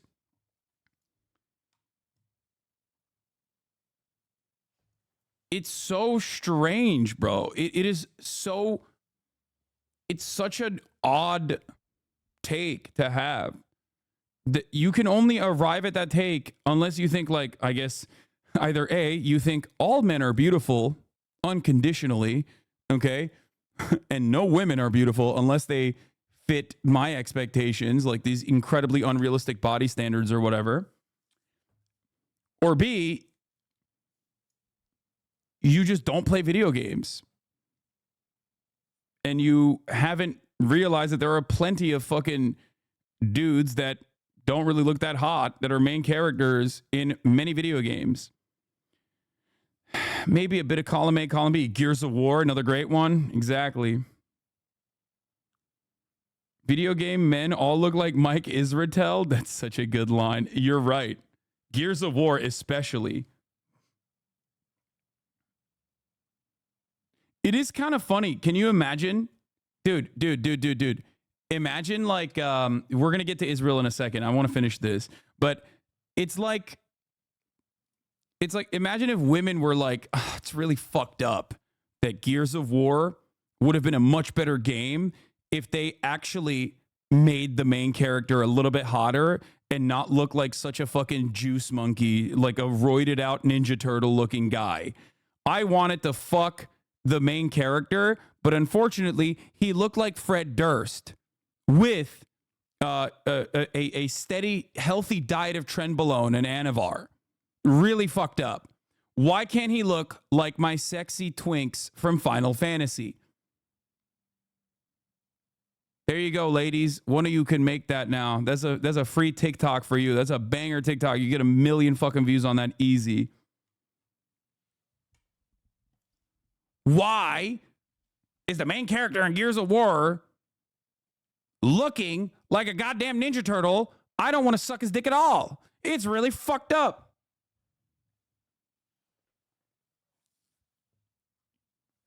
They should be looking like a K-pop idol.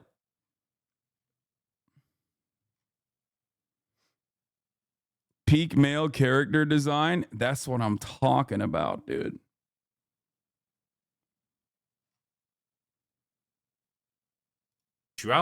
Producing bland, ugly, unappealing models that nobody wants to look at. For me, this is a deeply flawed premise on 2 levels. One, because characters like Lara Croft, Ada Wong, Jill Valentine, Tifa Lockhart and Aerith Gainsborough are all conventionally beautiful, but they've all stood the test of time as well because they were more than just their physical appearance. They were all genuinely interesting characters that people liked and identified with.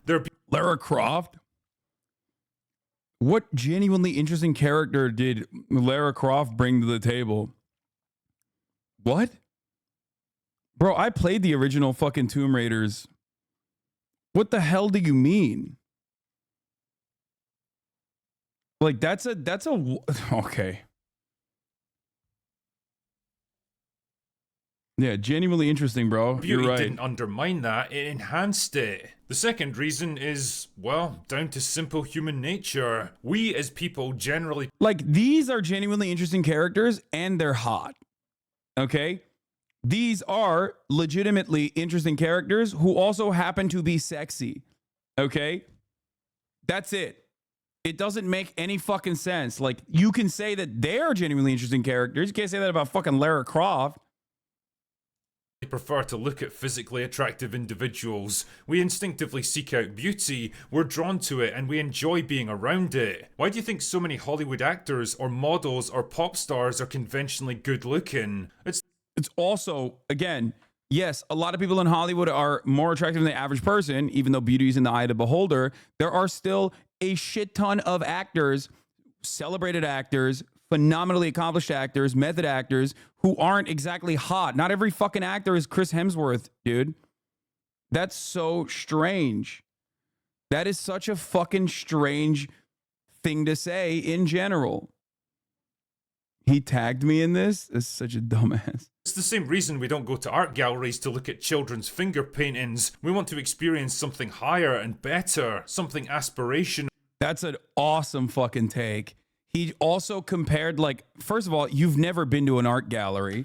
If you understood art even a little bit, you would recognize that artistic choices being made by game developers to make more realistic looking characters in general is simply that, an artistic choice that they've made, that you're mad. You literally are demanding the finger painting level of artistic interpretation from video games by being like, what kind of jerk off to the fucking game characters that aren't real? I need my art to have major titties. I need it.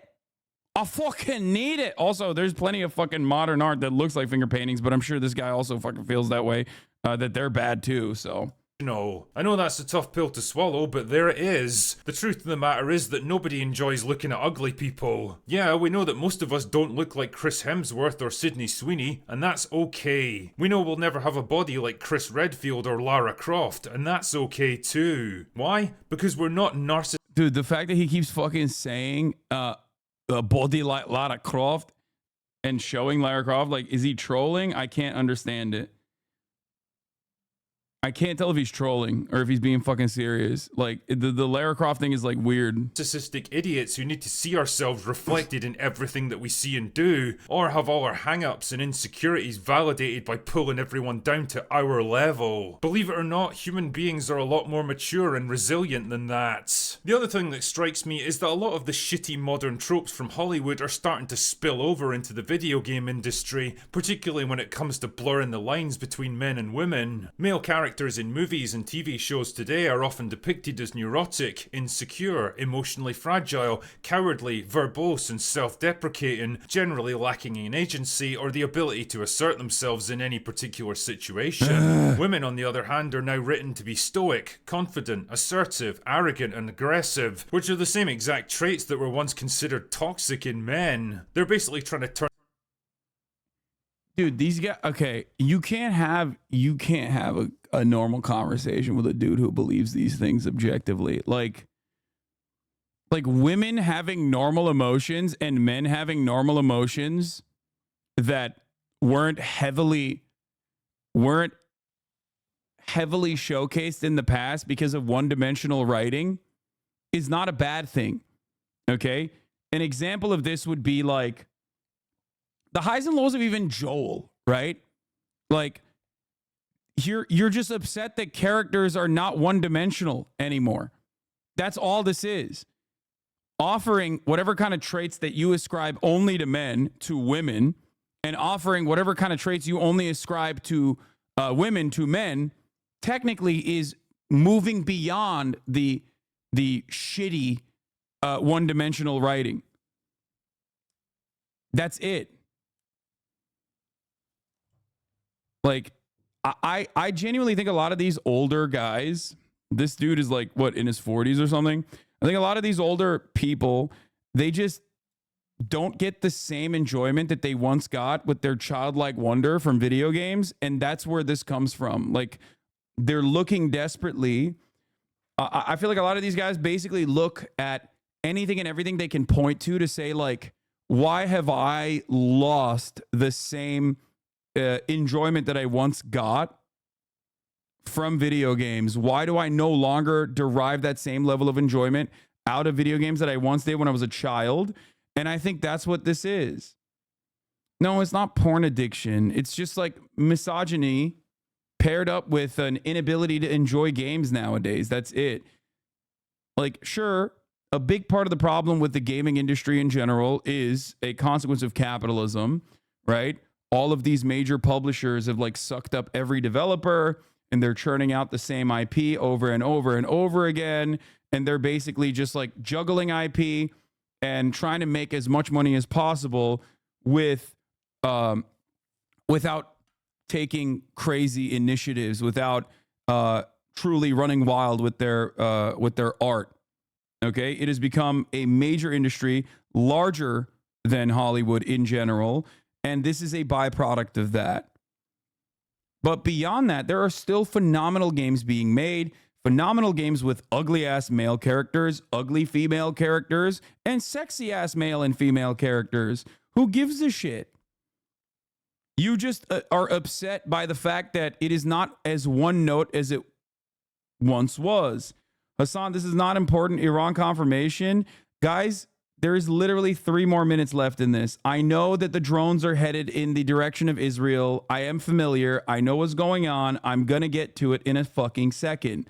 Please calm the fuck down. Turn them into men, or at least a warped parody of what they think masculine behavior is, and I think that mentality is bleeding into gaming now as well. Female characters are being redesigned to look more and more like men, because game studios incorrectly associate masculinity with strength and femininity with weakness, rather than seeing both as just being different paths to the same destination. They desperately want to create tough, independent, empowered women, because let's face it, that's pretty much the only kind of characters they're allowed to write now, and because they lack the skill and imagination to construct interesting characters with actual feminine characteristics, their only solution is to churn out women who look, talk, and act like the toxic men they despise so much. Oh my God. It's actually kind of funny when you think about it. Their own flawed worldview creates. This is why it's hard. This is why it's fucking this is why you can never get these guys to tell you like a positive example of like someone doing it right. Or the only positive example that he can fucking show is like Lara Croft. And not even like new Lara Croft, but like old Lara Croft with like the triangle titties. It's just like, that's it. That's peak women writing for you. Just jerk off before you make a video like this, man. It'll save everyone the trouble. Created a problem that they can only solve by replicating the same exact problem that they created in the first place. Son of a bitch! Fucking genius. And the thing is, who is any of this supposed to appeal to? Men certainly don't like it, because seeing their favourite characters turned into the Giga Chad meme to score social media points and court an audience that doesn't exist is irritating and depressing. Women don't seem to. The funniest part is that like a lot of these video games are also making a shit ton of money too. So he's objectively wrong. It's just that like it doesn't appeal to his sensibilities and the sensibilities of a bunch of older divorced dad gamers who don't derive the same satisfaction from playing video games nowadays. So they just keep chirping and chirping. And there's a big audience for it, a big enough audience for it rather, on one side of the internet. But overall, the video game industry is expanding like crazy, right? And they just cannot cope with that reality. Like you can't cope with the top of the hour ad break coming in right now. You're worried about the fucking drone strikes on Israel. You should be worrying about the top of the hour ad break and how you can avoid that top of the hour ad break, which is, of course, by subscribing for $5 or for free. We're going to move on to the Iran-Israel situation in a brief moment after I'm done with this video. Okay? Care much for it either, because I'm willing to bet that not many of them aspire to look like this, or this, or this. Female gamers aren't going to feel sad and excluded just because they've seen Ada Wong killing monsters while executing. Like you just made up a thing. You just made up a problem, which is that like there are more realistic looking women in video games. Why is this being done? Why is this a problem? It's not a problem, but if it is a problem, why was this action even taken? It can't be because like, I don't know, game developers want to make something more unique than the bland shit that they've been doing, right? And this is one way to like switch it up a little bit, okay? But it's actually because women are playing video games, which is bad, and female gamers need to see ugly women, right? Like female gamers need to see ugly women. It's like, no, that is not the case at all. It's very stupid to make this assertion.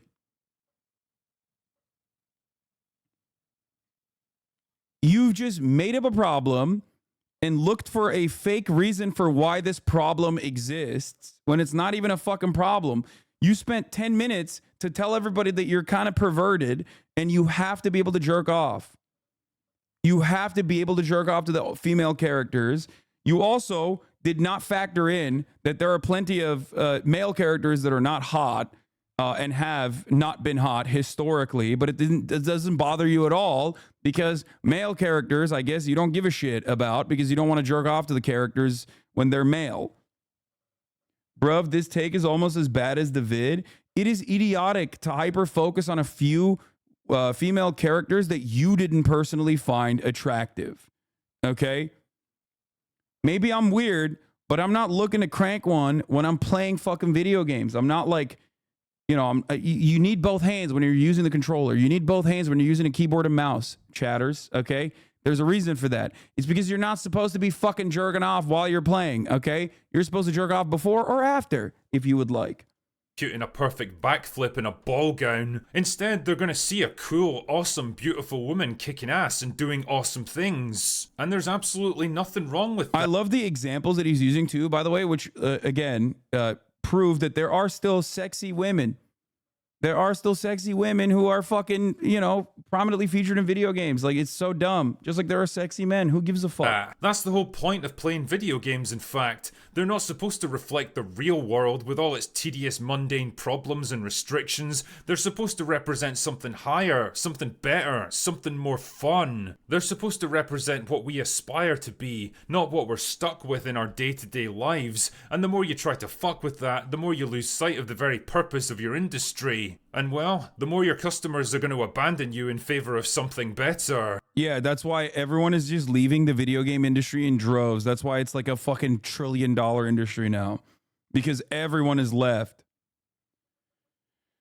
Yeah, there are less gamers now than ever before because they don't have the triangular titties of Lara Croft. It's such a fucking idiotic take that even the dumbest, most divorced dad incel fucking video game essayist has to, like, their fan base cannot be that delusional. I do not think that even they believe that video games are not as popular as they once were when the companies were just like churning out way sexier fucking characters, I guess.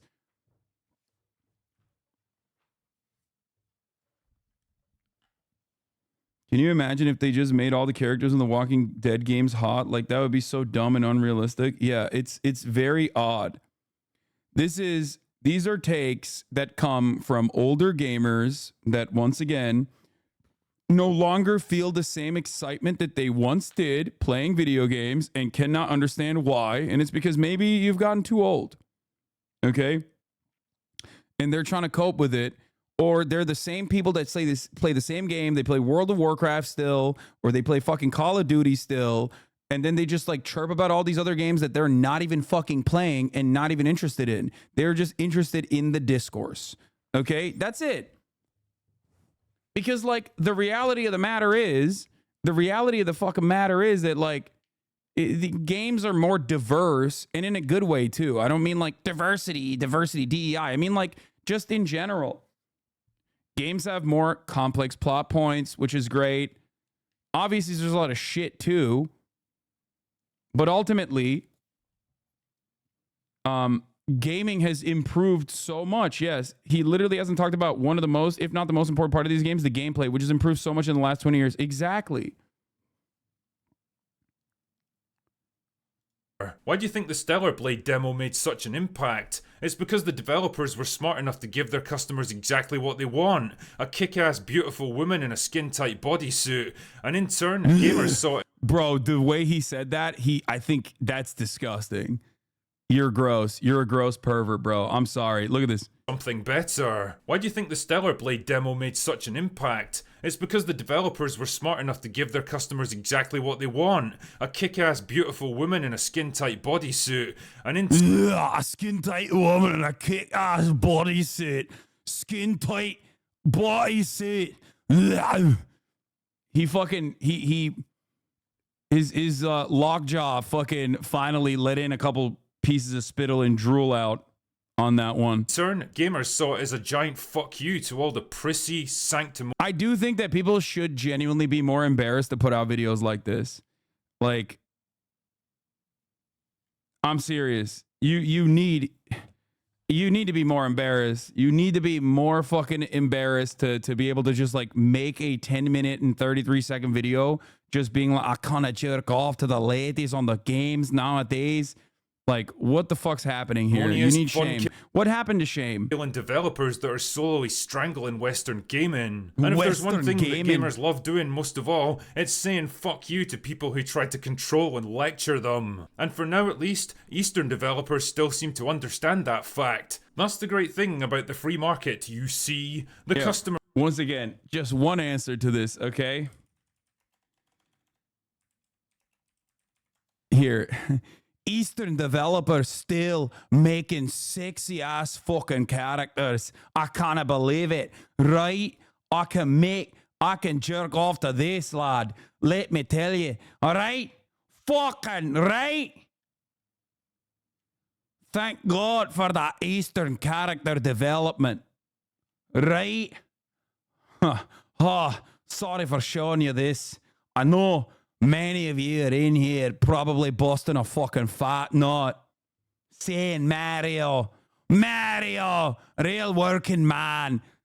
Customers can always go elsewhere, and if you don't change course pretty soon, you might just find that out to your costs. Yeah. Anyway, that's all I've got for today. Go away now. Fucking hell. I can't believe it. All right, dude. Like I said, jerk off before posting shit like this, okay?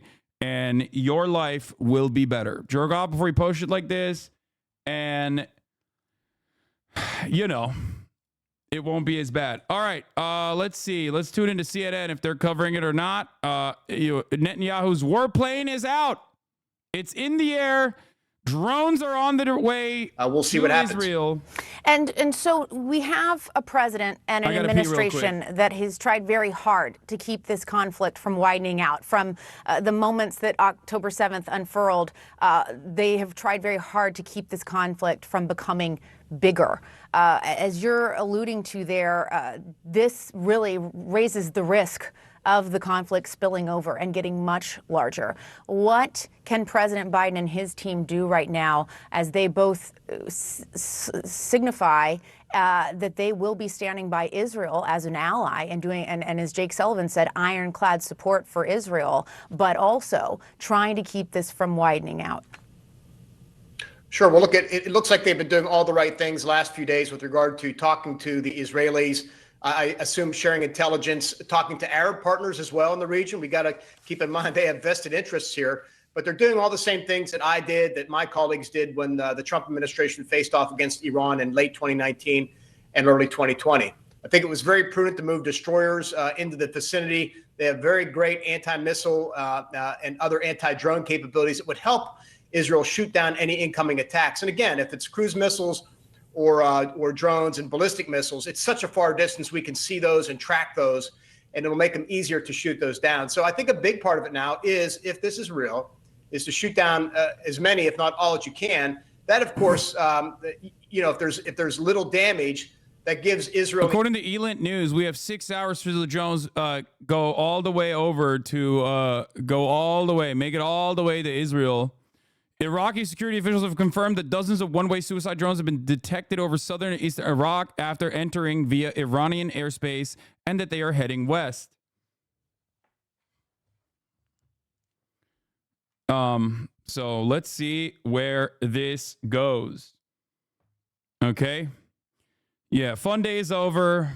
Sorry to everybody that wanted a fun day. Here it is. These drones will likely take many hours to reach Israel if launched from Iran. If cruise missiles are used, they are likely to be launched in the coming hours, as they take a few hours to reach Israel, and then ballistic missiles will be launched last if they are to be used, and they take less than 10 minutes to reach Israel.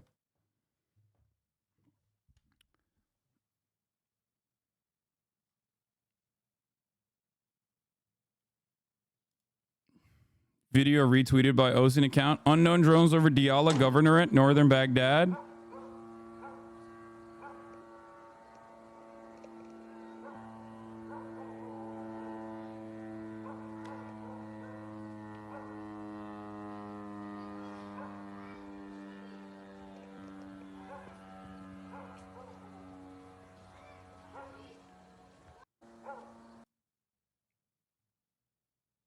I don't know what's happening there. I don't know I don't know if that's a real one or not, but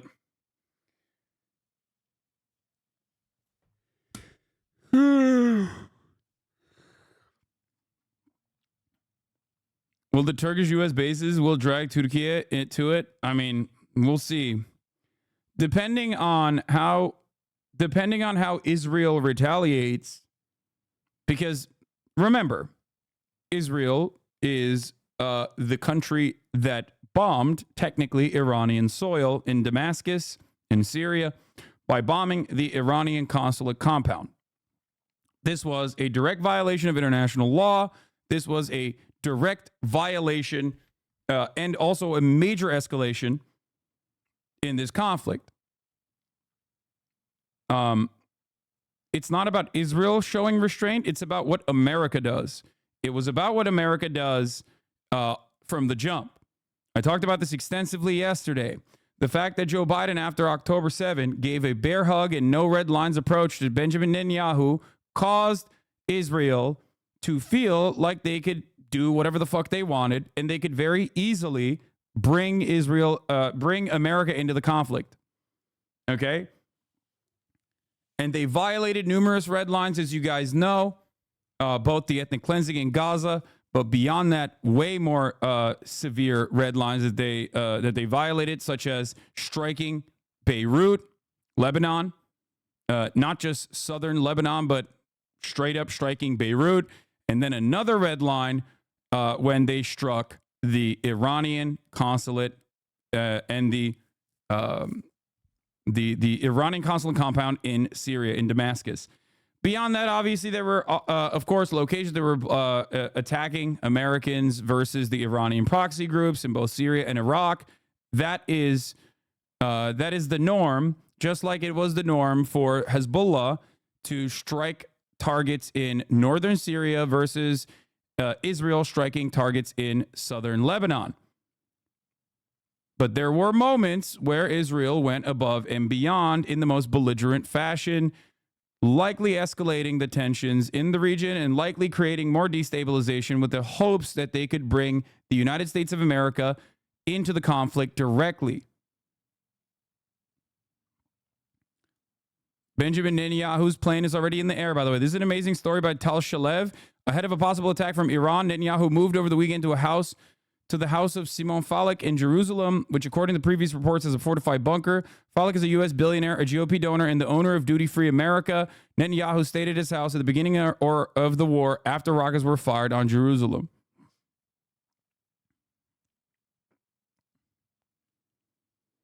It's 1:13 a.m.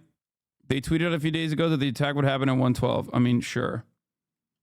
That's, irrelevant in my opinion. All right. And which earlier tonight updated its guidance to Israeli civilians, limiting public gatherings in northern Israel as well as the Israeli communities surrounding the Gaza Strip, also closing schools for the coming days. But it does now appear, as we've been anticipating this potential Iranian response, that we at least now know the first chapter of that response and the form that it is beginning to take.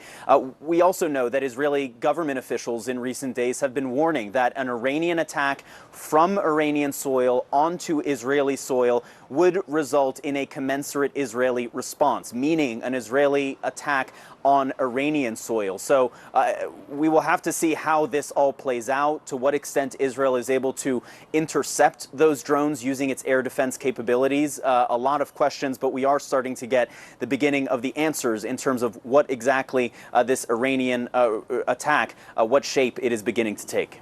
Yeah, what it might look like. Okay, Jeremy, stay with us. I want to go back to Mark Esper for a second because, Mark, we're kind of digesting what Jeremy is just telling us now, and I want to get your take on a couple of things. First of all, the fact that it's going to take several hours for these drones to get there. What does that mean in terms of being able to shoot these down, to prepare for them? What does that look like? Sure, it's not difficult to shoot the drones down.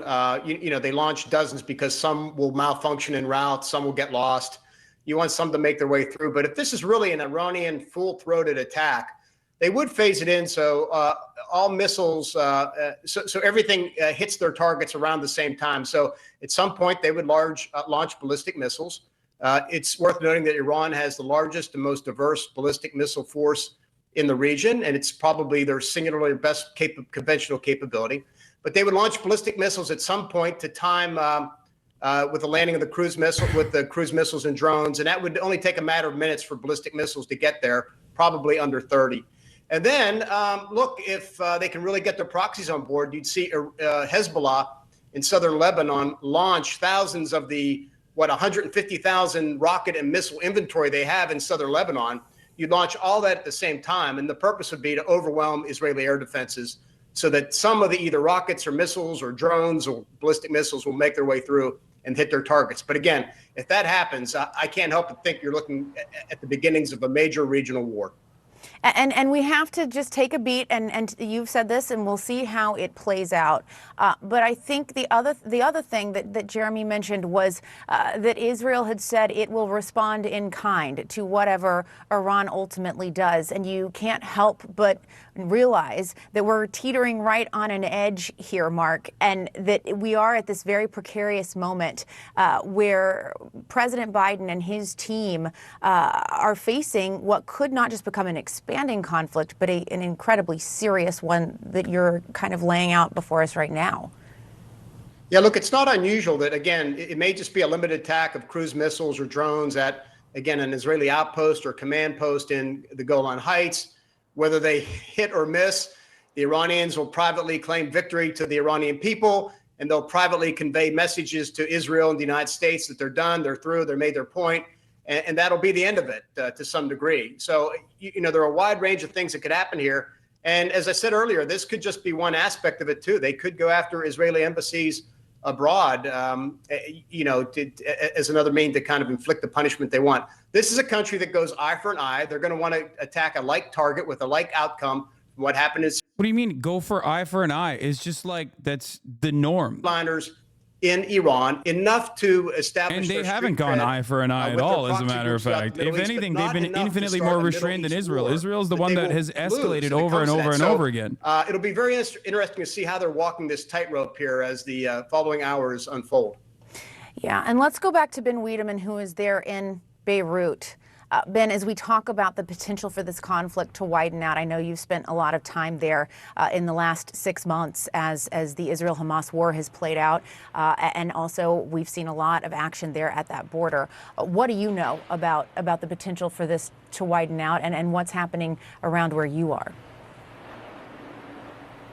Well, there's real potential for this happening. Now, what we've heard from sources very close to Hezbollah, which of course is allied with Iran, is that this is Iranian response to the Israeli strike on the Iranian consulate in Damascus was going to be, and now we see is strictly Iranian, that Iran's allies and proxies in the region weren't going to participate in this. It was going to be an Iranian strike.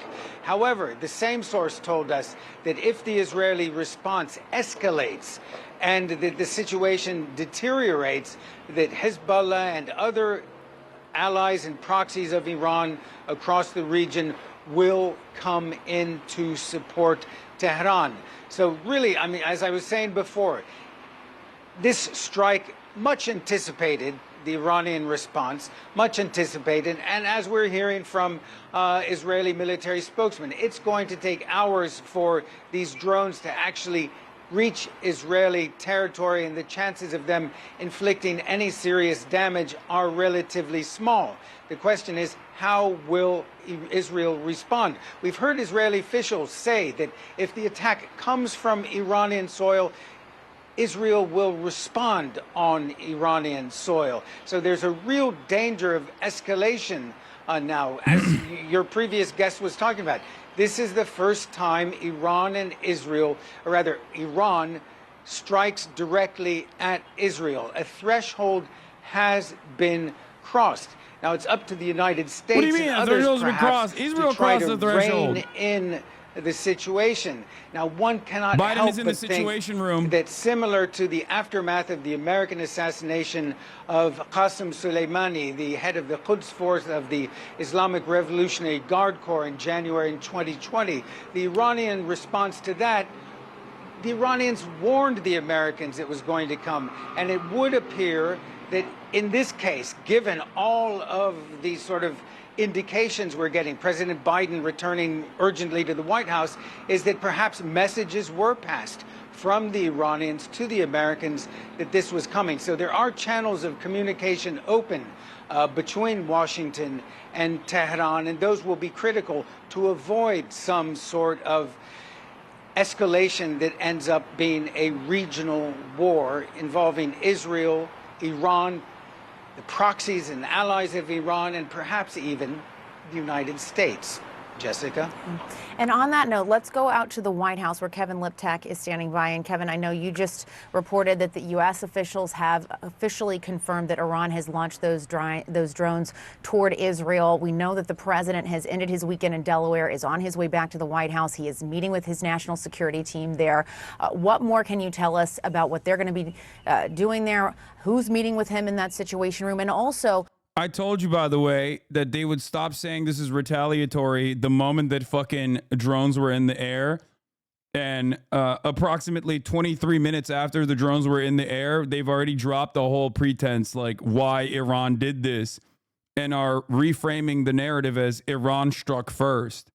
And you will see red lines are being crossed by Iran against Israel is the standing narrative. So quickly did it change. Yesterday, I told you yesterday that this was going to happen, and it's already happening. Apparently, what? A second drove. State-linked media reports second wave of drones launched at Israel. State-linked media in Iran is reporting that a second wave of drones has been launched by the Islamic Republic at Israel.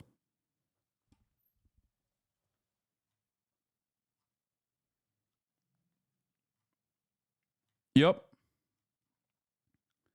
Israel has a right to defend itself is going to be the meta again. All of the principles in the American national security establishment, Secretary of State Antony Blinken, Lloyd Austin, Jake Sullivan, all of these officials arriving at the White House soon for this very high stakes meeting as these drones make their way towards their target. Now, we did know from American officials ahead of this occurring that they had detected Iran moving military equipment within its territory, including drones and cruise missiles. It wasn't clear at that point whether that was a deterrent posturing or whether they actually intended to launch them from their own soil into Israel or towards Israeli targets.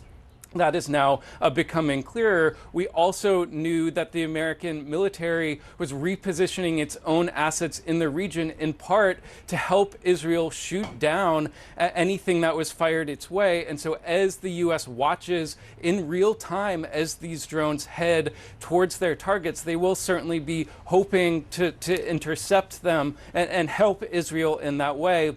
That has been President Biden's key message over the last week as he talked about this significant attack in the offing, was that American support for Israel would be ironclad. Despite his current differences with the Prime Minister Benjamin Netanyahu, he's essentially said that wouldn't get in the way of American support for Israel in the case of Iranian reprisals. So certainly the U.S. watching this very closely, but also watching very closely what Israel will do next. Yeah, there's no doubt about that. Mark, I want to go back to you because you've been in that room. You've been in the Situation Room as a former Secretary of Defense during the Trump administration.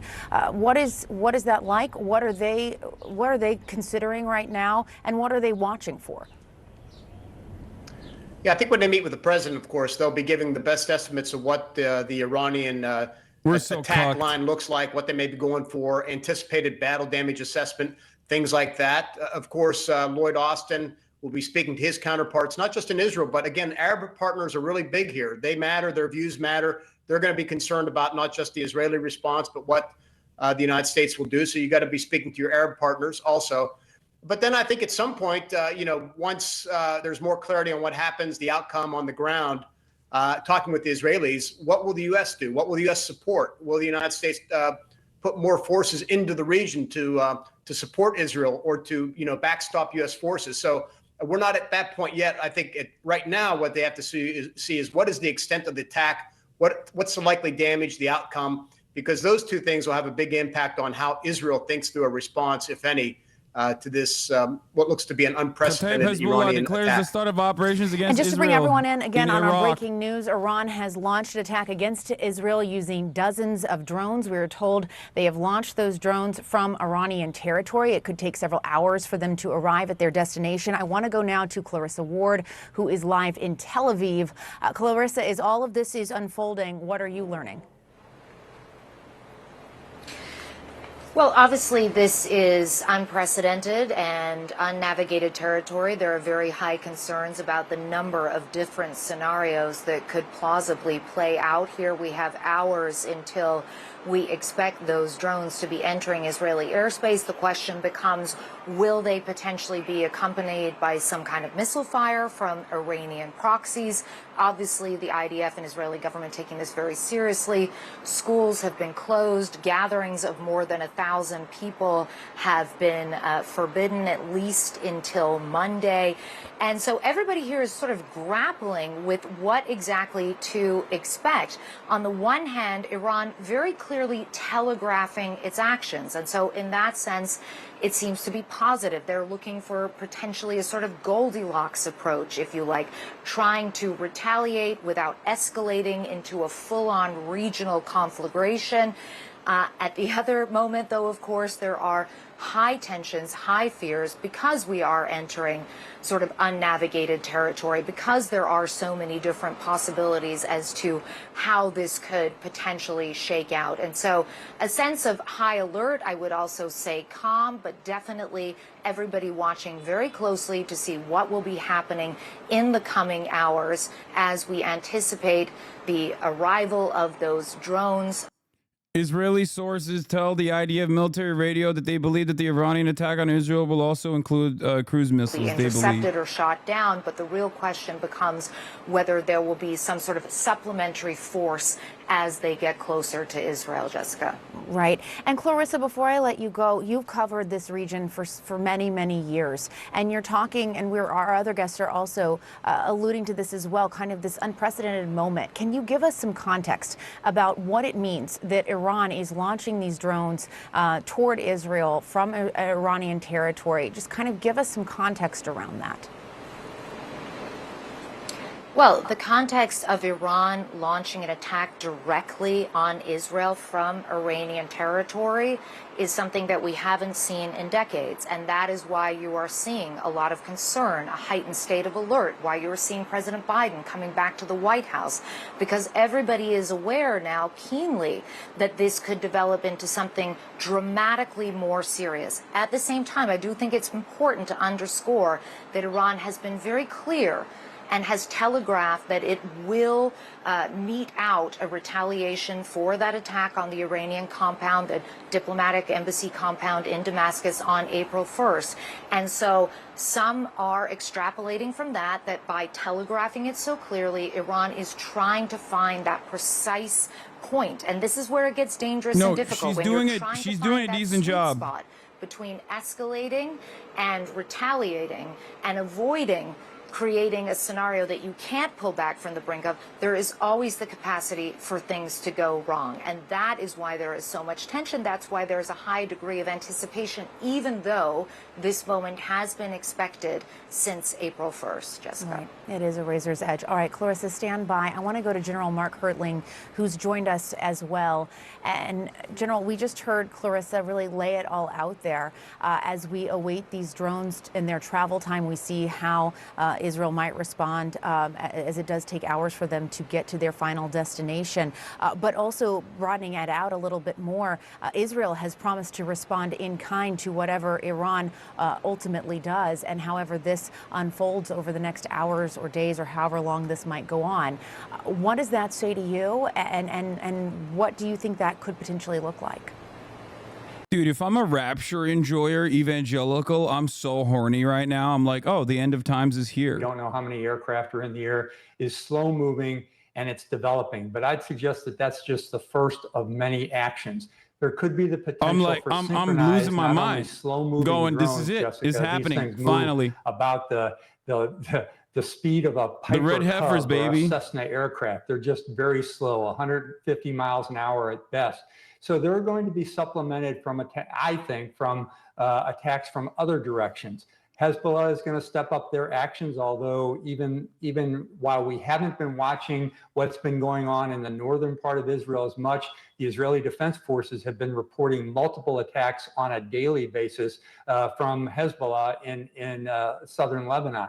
You also have the potential for a synchronized attack between Hezbollah in Lebanon, these slow-moving drones, which will take about 4 to 5 hours to get to the boundaries of Israel, with other actions by PMF and some faster-moving missiles, cruise missiles potentially, or even larger range missiles. So those are quick. Those move about the size of a jet. If Iran is able to synchronize the slow-moving actions with the faster-moving actions, you could see a very big synchronized attack. Israel's not going to wait for all this. I would suggest that in their command and control headquarters right now, they've got a lot of patience. Whoever hurts us, we hurt them. We will protect ourselves from any threat and will do so with coolness and determination. I know that you, citizens of Israel, are also keeping your cool. I urge you to listen to the directives of the Home Front Command.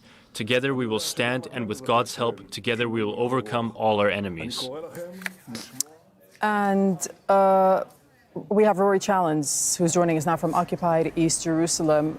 Rory, I believe we're just going to show some pictures of there. Rory, I'll come back to you in a second, but that is a live picture from the joint base Andrews over in the U.S., and that's the president in the helicopter right there, President Biden. So arriving now at the joint base Andrews as this developing story is ongoing with Israel, with Iran launching drones towards Israel. Now we'll bring in Rory Challens. He's joining us from occupied East Jerusalem, following all the developments from there for us. So Rory, you've also been listening to the military radio in Israel. What have they been saying at this time?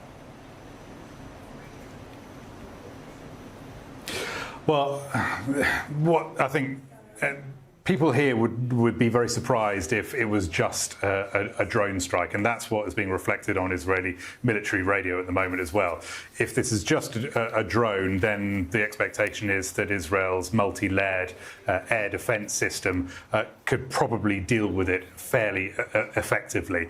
But they don't think that it will be just drones. They think that Iran will most likely use drones as an initial barrage, and then there might be a follow-up with ballistic or cruise missiles. Now, Iran will have been watching what's been going on in Ukraine very closely over the last year or two. And what the Russians have been doing is exactly that. The drones are slower moving. It's a way to expand their iron dome, deplete their iron dome if they even get there. Obviously, it might not even get there because Israel is saying that they are going to utilize the American. They're going to be utilizing the American resources in the region as well. Like their goal is to take out as much of the anti-air systems as possible, or deplete them as fast as possible, while simultaneously lobbing, I assume, faster moving rockets, missiles, to shoot those down. So it means there's a greater chance that the missiles, be they cruise or ballistic, get through and hit their targets. That's not true. They use different systems for bigger missiles. Israel has I know they do. Much better system of air defense than Ukraine currently has. It has a multi-layered defense system, which includes Iron Dome, which we all know about because that gets set off very frequently to deal with rockets when they come from Hezbollah in Lebanon, and also he's going to talk about the larger the defense systems they have for larger rockets. Air defense systems that Israel has as well, one called David Sling and another one called Arrow 2 and Arrow 3. And together these make up a kind of what's called a multi-layered air defense system, which means they deal with different threats in different ways. Now, Israel's air defense systems have been well tested against things like rockets, Katyusha rockets, that sort of thing. They're less well tested against... finally, we got the weirdos in here again. So you're rooting for Iran. If this prompts a response from the U.S., it could mean economic collapse and further escalation. Iran controls oil exports. Millions could die. It's not good that Iran escalated now. Bitch, what the fuck do you mean? If you're mad that Iran retaliated to Israel, you should be incredibly angry at Joe Biden and incredibly angry at Israel for literally fucking getting it to this level. for allowing Israel to feel comfortable in drawing the United States into this broader conflict. Iran didn't escalate. Rory, Iran retaliated. If I'm Clarissa wondering Ward how on Castro fucking joining us. CNN can understand that fact, if Clarissa Ward on CNN is saying that Iran is trying to retaliate in an even fashion so that they do not draw an even larger response from Israel, you should be able to understand that too. Except the difference for you is that you're not in it to make genuine assertions here. You're just in it to fucking get a clip out after trolling me so you can post it on a fucking subreddit and be like, look, Hasan is in support of complete global collapse. He loves Iran. He's a fundamentalist Islamist terrorist lover. That's your goal. Iranian attack involves hundreds of drones, senior Israeli official tells Barak Ravid as of now. It is wild to assume that a regional actor that has developed its weapons capabilities specifically for this purpose is not going to retaliate when their own soil is struck. The Damascus consulate compound is Iranian soil. Israel greatly escalated it. The reason why you didn't hear about it is because mainstream media barely covered it. It was a blip. When it was a major move, the United States' response to Israel's major move was to say, oh, they didn't tell us. That's really fucked up that they didn't tell us ahead of time. This is awful. This is going to possibly ruin the lives of many people in Israel. It's probably going to ruin the lives of many people in Iran, and would, if, depending on what happens after this, depending on how this round of retaliation goes and how Israel chooses to escalate, and given that they've been fucking violent and belligerent from the jump, which caused this retaliation to happen to begin with, I worry that this will have global consequences. I hope not. But the next couple of days will determine the future of this planet. It can be a tempered approach. The United States will rein in Israel and say, listen, they took pot shots back at you after you took pot shots. You just got to fucking take the L here. Or it can mean full-scale global conflict. Time it was announced, saying that it was to protect U.S. forces and also to deter this type of escalation from Iran. Now that this moment appears to be unfolding, we will soon find out how the U.S. is planning to respond to this, to come to Israel's defense, as its top officials have vowed. Okay, Heidi, I have a little faith in the USA that can handle this again. appropriately. The reason why this is happening today is because the USA has not handled it appropriately. If Anthony Blinken, like he tweeted on October 8, urged Israel to de-escalate and urged restraint for Israel, if that tweet had been kept up after that meeting with Hakan Fidan, Turkish Foreign Minister Hakan Fidan, after Anthony Blinken and Hakan Fidan had a conversation on October 8, that was something that Anthony Blinken tweeted and deleted very quickly. If that was the attitude from October 8, it would have never gotten to this point, because Israel would know that there are red lines. Israel would know that there are boundaries that they cannot cross if they demand unconditional support from the United States of America.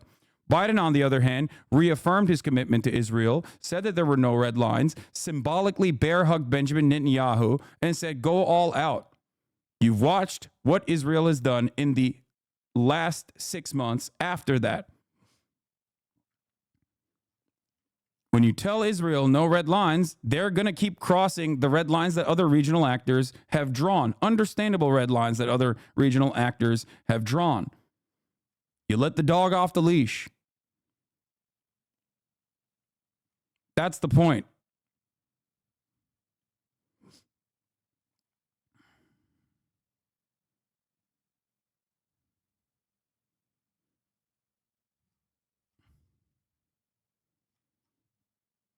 From the sky. They also started jamming GPS around the country, and we understand from Daniel Hagari that that is going on today as well, that there are, now that these drones are incoming, that there is widespread GPS jamming going on to try to Israeli here, just wanted to drop in and say I'm very happy to now be in existential danger due to some old fuckhead army guy bombing some other dumb Iranian guy for shits and giggles. This is truly one of the moments of all time. I'm not that updated on this, so sorry if I said something inaccurate. Yeah, be safe, chatters. The Israeli military command and control headquarters is placed right in the center of the densely populated stronghold of Tel Aviv. Yep. Straight up. If the world is destroyed by a nation with restaurants called Hello Food, that is hilarious.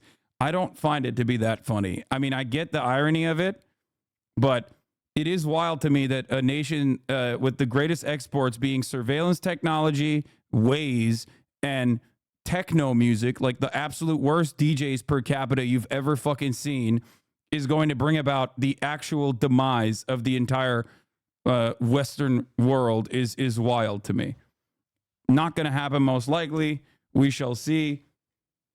But holy fuck, it is wild to think.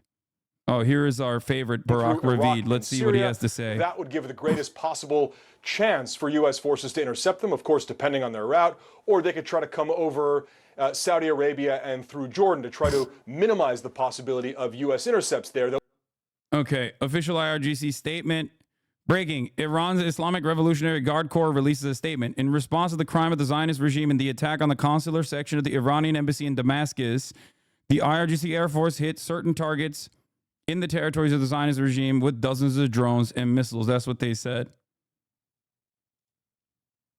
Actually, I'll pick up on what my colleague Jeremy Diamond was talking about here. Israel itself has a layered aerial defense system. Its long-range aerial defense would be the Arrow 3 interceptor. That would intercept ballistic missiles and can work out of the atmosphere. We have seen that used, if I'm not mistaken, over the course of the past 6 months to intercept certain launches coming from or coming down the Red Sea from the Houthis in Yemen. That's the long-range interceptor, Arrow 3. The medium-range interception system is David's Sling. That is very similar to the U.S. THAAD system. That is also stationed at different points in the country.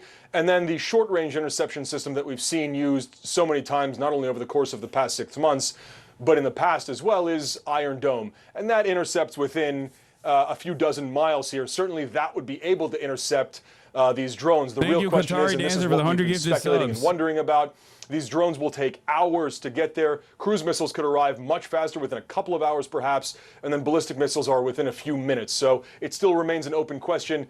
Is this it? Or is there more coming, and could Iran try to coordinate a number of different types of weapons to hit at the same time? That, of course, is what we're waiting to see here as these drones make their way over what will be an hours-long process to reach their targets. Right. We know the beginning, the first chapters of this story so far. Let's go to Alex Marquardt right now. And Alex, you're getting some new information on the time frame here. I'm How like long shivering. this might take I don't know to why. unfold. Yeah, this is a really interesting statement from the White House, Jessica. The White House putting essentially an expectation on how this is going to unfold in terms of the duration. They're saying that it's going to be a number of hours. That's coming from a spokesperson for the National Security Council. So they're not saying that this is going to be over very quickly. They're not saying that this is something that's going to last for days. But there is an expectation that we have been talking about because of the weaponry that the Iranians are choosing, that this is going to take several hours. It's almost midnight in Israel. That means that this could stretch into the pre-dawn hours. It will be very interesting to see whether it lasts longer than that. Of course, there's a very distinct possibility that Israel then decides to retaliate for this retaliation. And then we could really be off to the races in terms of an expanded conflict. But we aren't there yet. Jessica, we have been talking about this Iranian retaliation for almost 2 weeks now, since Israel struck that alleged consulate, the Iranian building in Damascus, and killed 7 members of the Revolutionary Guard, including one of their senior-most commanders, who was in charge of the Syria and the Lebanon theaters. And so we knew this retaliation was coming, and there was all kinds of speculation about what... Yeah, I mean, they telegraphed it. They openly said that they were going to do it. Here, more updates. Fitux News says, breaking, Iranian drones began crossing Iraqi airspace and approached Syria and Jordan. The missile attack will begin soon, Iranian sources tell Iran's semi-official Fars news agency. So, did he say alleged consulate? Ability that Israel will then retaliate against Iran itself. Now, this could have also been predicted because the attack that Israel carried out against that building in Damascus was carried out from Israeli soil. So what we're seeing here, I think, is a very calculated, very calibrated, but very significant retaliation by Iran. And Iran has been doing, I think, a pretty good job at telegraphing what its intentions are. The United States, a variety of European countries, Arab countries, Turkey, shocking. in the days This leading is up like to coverage today, that I'm not all expecting. been telling Iran, do not escalate this conflict. But at the same time, there was a recognition that Iran would have to respond to that attack last week. They would have to save face. But despite what we're seeing right now, Jessica, there is no real sense that Iran wants to widen this conflict. And so it's going to be very interesting in the coming hours, as the White House has just said, to see what kind of weaponry they add to this, if it's just the drones. How much faster are missiles than drones? Is it expected missiles will follow up the drones? Yes, they're much faster. Neighboring countries to Israel joining the fight, what the targets they go after are, and then whether there are other Israeli targets in other countries like embassies. So we are starting to get a lot more of the answers that we've been looking for, but so many questions remain, Jessica. So many questions, and it will take some time to see exactly where this all lands. But what we do know, again, just to underscore to everyone, is that Iran has launched these drones toward Israel from Iranian territory. So, Kim Dozier, let's go to you, and let's talk about these drones for a second. We now have Alex's reporting there that this could unfold coming from the NSC over a matter of hours. A number of hours. It takes hours for these drones to arrive to their destination. What more are you gathering from all of this information? Well, I'm just hearing from a senior U.S. official that the drones are aimed I don't know in, how quote, valid this unquote, stuff is. The multiple Syrian army will directions. defend. So they are worried it's going to hit multiple parts of Israel. And the official says, as Oren was reporting, that yes, the U.S. military is trying to track them to help Israel knock them out of the sky. The worry is that there will be so many headed to so many different parts that Israel's air defenses will be overwhelmed. Now, the question is, has Iran waited these 2 weeks to telegraph to Israel? So perhaps it is planning to hit military targets, naval ships in Haifa and south in Eilat, army bases across the country. Any of this could be seen as, Israel hit its a military target in Syria, Iran is striking back. But this is still extraordinary. Any attacks that have been blamed on Israel that have happened inside Iran have been covert. This is an overt operation, and it's going to trigger an international response no matter what's hit. One Israeli former intelligence official I was speaking to said she was going to sleep because she was expecting many long days to come. Yeah, many long days to come. All right, Kim, stand by. Chatters, there's going to be a lot of these like OSIN accounts, unless it's coming from like Elint News in the chat, and even he might get stuff wrong. It's the fog of war. I have to repeat, remember, it is, there will be misinformation. You're probably inadvertently, without recognizing, spreading misinformation. When you send me any link and every link that you see, for the record, like there needs to be confirmed reports. 1st of April when Israel attacked that Iranian consulate in Damascus. But tonight, they really are skyrocketing. We're seeing the airspace over Jordan, for instance, being completely closed. And in southern Lebanon, of course, which has been the scene of daily and often deadly exchanges of fire between Israel and Hezbollah, we've seen that this evening, just before news of the Iranian launch took place, that there were some fairly intense Israeli air raids along the Lebanon southern border. We're hearing now from residents down there that there is an intense Israeli presence of warplanes in the sky. I think probably the scenario the Israelis are worried about is that there could be more done by Iran's allies and proxies around the region, even though we've heard from officials, sources very close to Hezbollah that the initial strike would be Iranian and exclusively Iranian. The worry is how will Israel respond to the Iranian response to the strike on the consulate in Damascus. And that's really where the danger lies. And certainly in terms of danger, Lebanon is high on the list. Famously, by the way, Israel making the world very safe for Jewish people living in Israel. Once again, just remember that fucking line that no Jew in the world would be saved without Israel. Doesn't seem so safe for the Jews living in Israel right now. Doesn't seem safe for anyone living in Israel or anyone living in America even. And it's kind of wild because this kind of belligerent action in the region was, of course, going to draw up some kind of response, some kind of retaliation.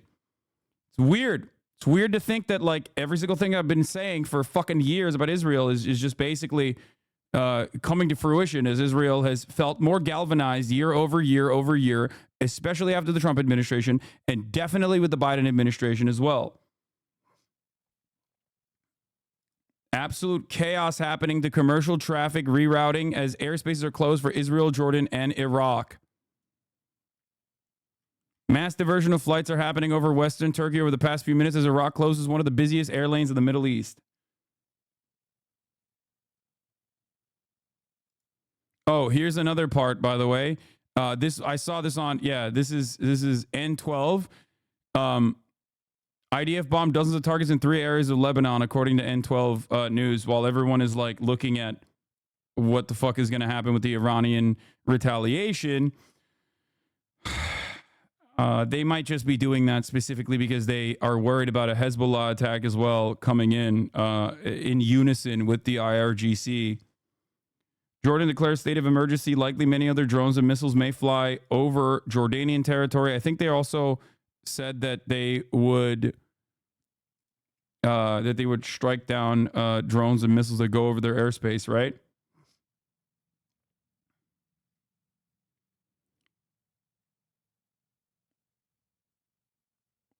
Yeah, Iranian chatter here. Some unofficial Iranian news sources speculating the drones will be in Israel about 2 hours. Well, we know what it's longer than that. I think it's going to take longer than that since it started.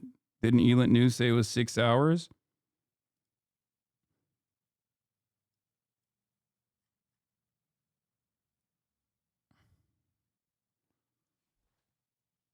We hear aircrafts everywhere here in Jordan. Jesus Christ.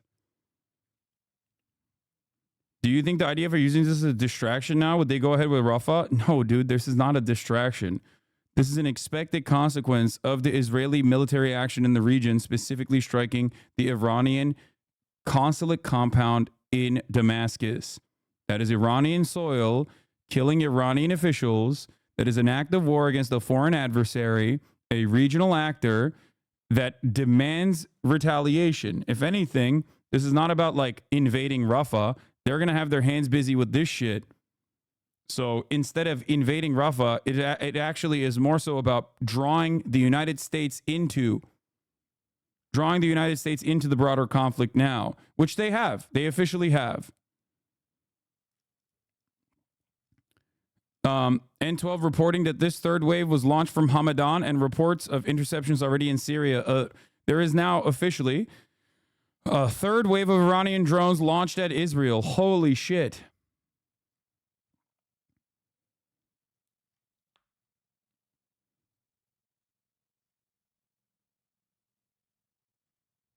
And the Lebanese chat is asking, like, I'm in Lebanon. I don't know what Israel will do. Will this be bad? There's a high likelihood, considering that I often say the madman theory is not the Nixon madman theory, but like approaching regional actors as not rational actors, but instead belligerent, violent, bloodthirsty monsters leads to bad analysis. Okay? It does. And the reality is, for Israel, they are as close to a belligerent, violent actor as you can possibly get. And even then, there is still some rationale behind the moves that they're making. Okay?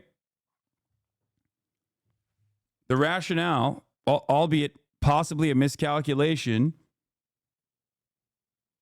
okay, albeit miscalculation, is, I assume, bringing in the United States into Iran launched third round just moments ago. I know, I already checked your chat. We already covered that. Yes, a third wave of drones have also been launched from Iran.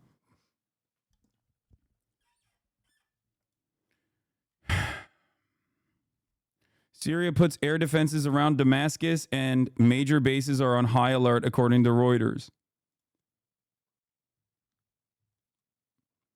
I said this a couple days ago, but it does seem, I might be totally off base on this, but it does seem like, given the fact that Iran very clearly spelled out that this would be a retaliation against Israel for the Damascus strike, that their response, while to you guys from afar looks like, you know, overkill, so many drones, is most likely going to try to strike an Israeli target of equal worth.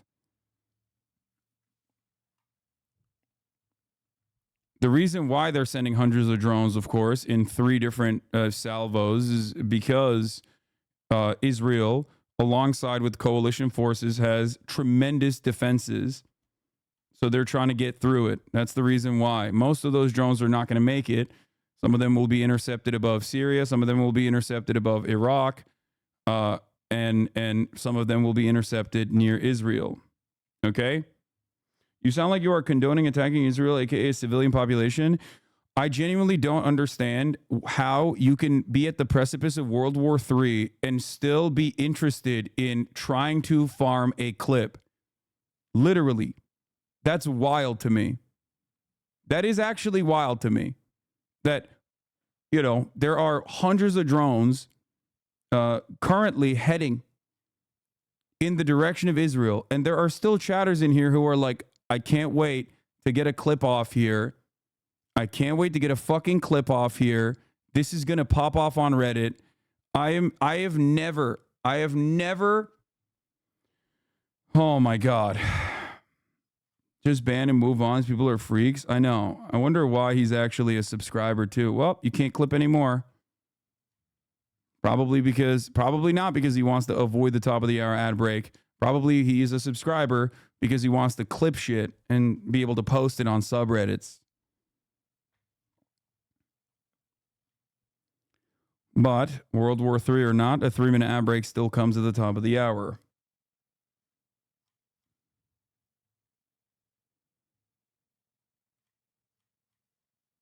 Anyway.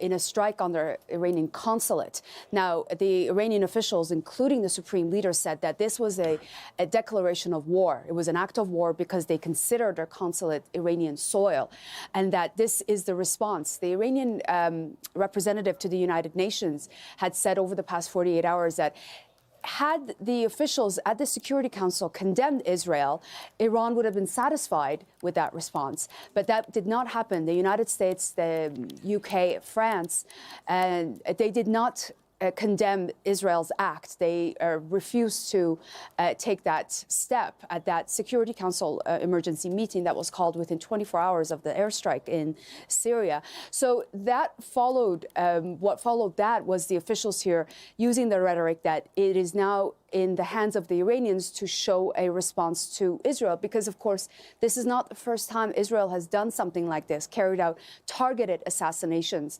on high-ranking officials of the Revolutionary Guard. There's been assassinations in Syria, in Iran, inside the country, as well as, of course, the United States when they killed Qasem Soleimani in Baghdad in 2020. So Iran felt like it was in a position that if they did not respond this time, then really this kind of behavior by Israel would continue indefinitely. And they couldn't afford to look weak, not only to their proxies. It literally, why have any missile systems and any defenses if the other regional actor is just like relentlessly striking you and greatly escalating the fucking conflict. Like those are there for a fucking reason, and the reason is for this. This is the reason. Going to use what they have to defend themselves when Israel attacks them on a continuous basis. From October 7th until now, Israeli airstrikes have killed 18 members of Iran's Revolutionary Guard in Syria alone. Iran had responded by striking various different positions before until tonight. So this is how it is unfolding now as a result of all the events leading up to this. Okay. Dorsa, we'll let you go for IDF update. So far, the Israeli military has identified more than 100 drone launches from Iran. The Israeli Air Force is tracking the drones and is preparing for additional waves of attacks, which may also include missiles.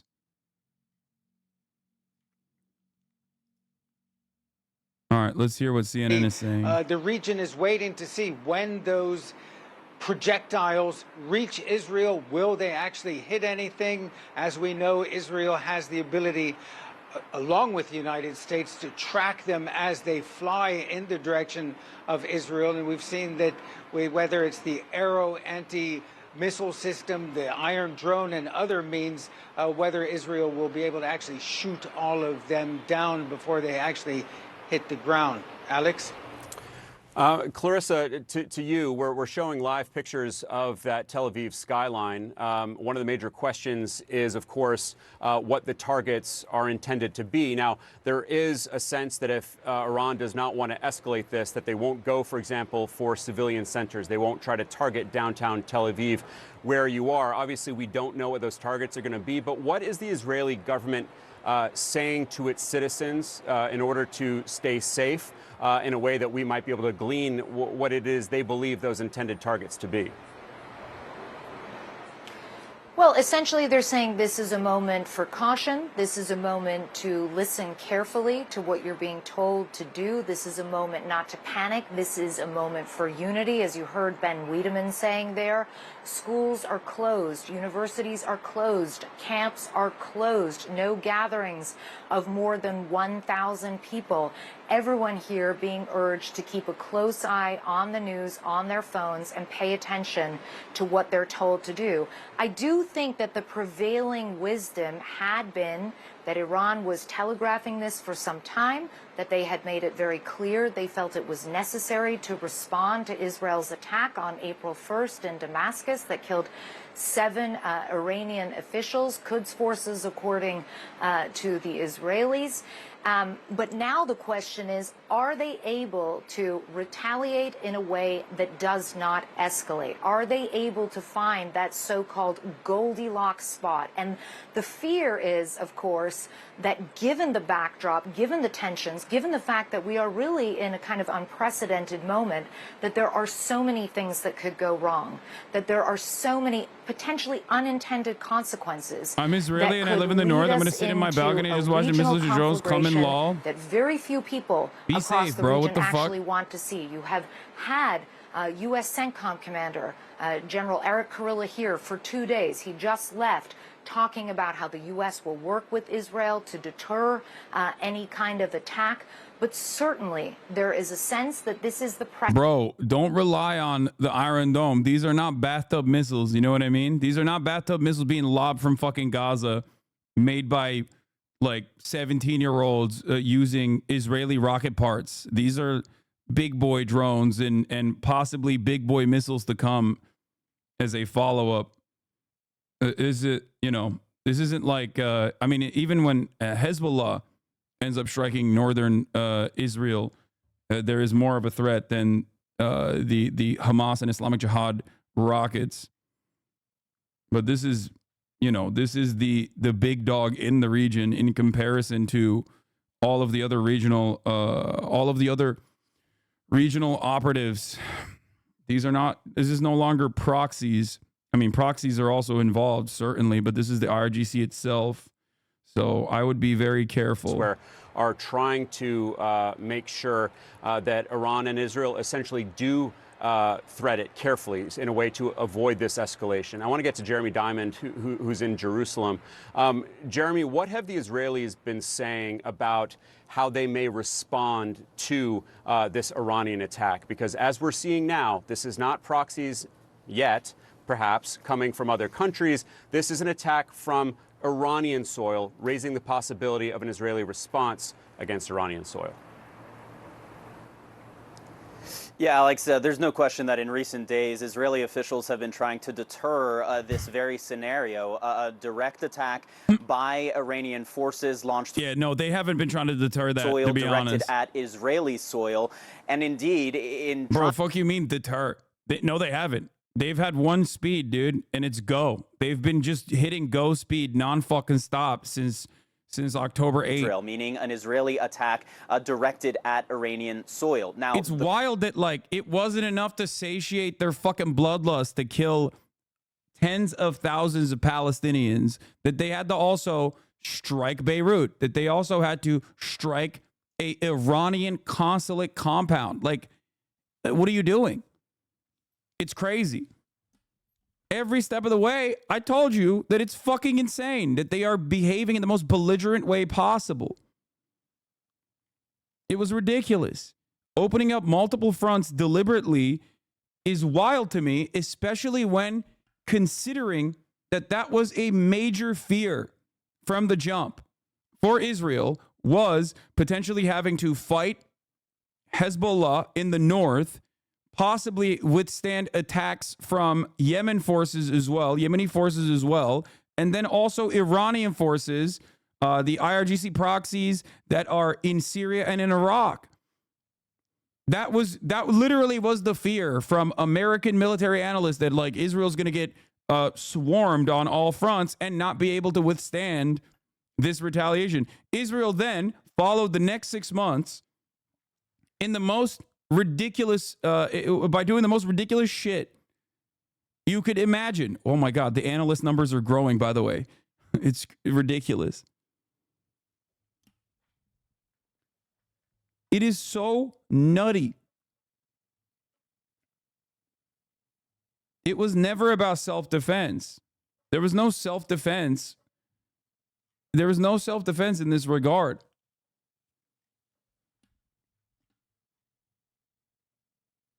Days now preparing for exactly this scenario that is now currently underway. A senior administration official from here confirming that many drones have been launched from inside Iran into Israel. They expect that number to really be just north of what we had reported coming into this.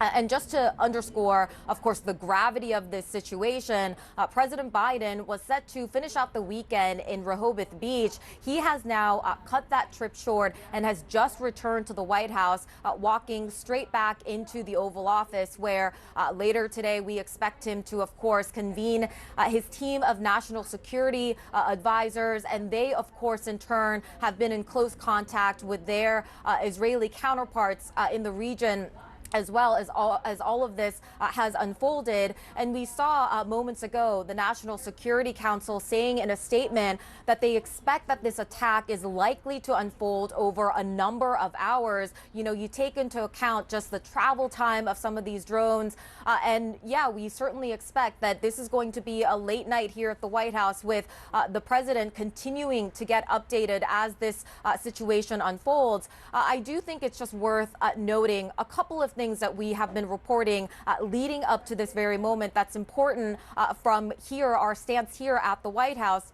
You know, U.S. officials had said that they expected that Iran would be directly involved in launching these attacks into Israel, but they had also said that it is certainly possible that proxies and other affiliated groups could also be involved. So there's that.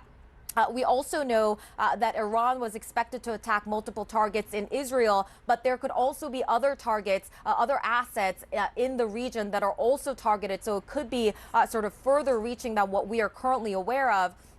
And then, of course, the idea that the U.S. is ready and willing to intercept any weapons if feasible as this unfolds. So You know, we saw the U.S. moving extra forces into the region in preparation for all of this. So this kind of work and preparation has been underway again for days now. And I think it's just hard to overstate how much this state-on-state conflict between Iran and Israel was a scenario that the U.S. had so much hope to avoid, given the possibility of Let me tell you one thing.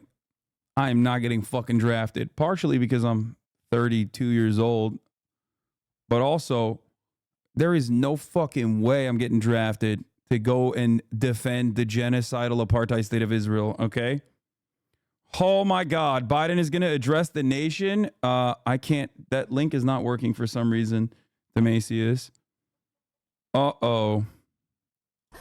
Just really have to underscore. He's going to come out and be like, unconditional support to Israel, okay, no matter what. Here you go, boys. Just get ready. Crawl out through the fallout, baby, Advisor Lloyd Austin, when they the drop Secretary that of Defense. bomb. Cedric Layton, I want to ask Crawl you a out through technical the question, because now we have with the this reporting greatest from the Israeli of media that it's not just these drones, and When now your we're putting weight the counts number of more than getting 100 higher, attack drones, but also don't cruise delay. missiles. I don't think there's a number on the cruise missiles just yet. It's going to take hours for those drones to get to Israel. How soon could those cruise missiles get to Israeli airspace, and how much more complicated does this make it for the Israeli air defenses when you've got this combination of weaponry being used in this attack? Yeah, Alex, that's going to be one of the biggest difficulties and challenges that the Israelis are going to face, because those cruise missiles could basically get to Israeli airspace in about a little less than 2 hours from launch. So they travel at about 5 to 6 times the speed of these drones that we believe the Iranians are using, probably from the Shahed family, the same kind of family that is being used in Ukraine right now. Those drones travel at about 110 miles per hour. Cruise missiles of the type that the Iranians have generally go anywhere from 500 to 620 miles per hour. So that's the kind of difference in speed that we're looking at, and that is definitely going to be a challenge for the Israeli air defense system, and of course the associated radar systems, as well as the intelligence systems that are tied into that. General Hertling, is there a possibility that if proxy groups, notably Hezbollah in Lebanon, the most capable of all the proxy groups, arguably, and then of course you have the Houthis down south in Yemen. By the way, this is before Iran retaliated. Okay, this is today from the opinion of the editorial board in the New York Times, but there ain't no fucking way. There's a correction. President Biden is in the Oval Office, the pool says, not expected to speak from there currently. They wrote this today. Tomorrow, I suspect they will have a very different approach. Because remember, you can never strike back against the playground bully, because when you do, you are considered much worse. Israel is our guy. Israel is on our side. Many people in the Western world only came to the conclusion that this death and destruction in Gaza was unfathomable after 30,000 plus deaths. Remember, Palestinians always have to be, or anyone really that is fighting against or trying to survive against America's greatest allies in the region, they always have to be perfect victims. And Israel, only through its ethnic cleansing campaign, presented the Palestinians as perfect victims, enough that even the New York Times editorial board changed its stance.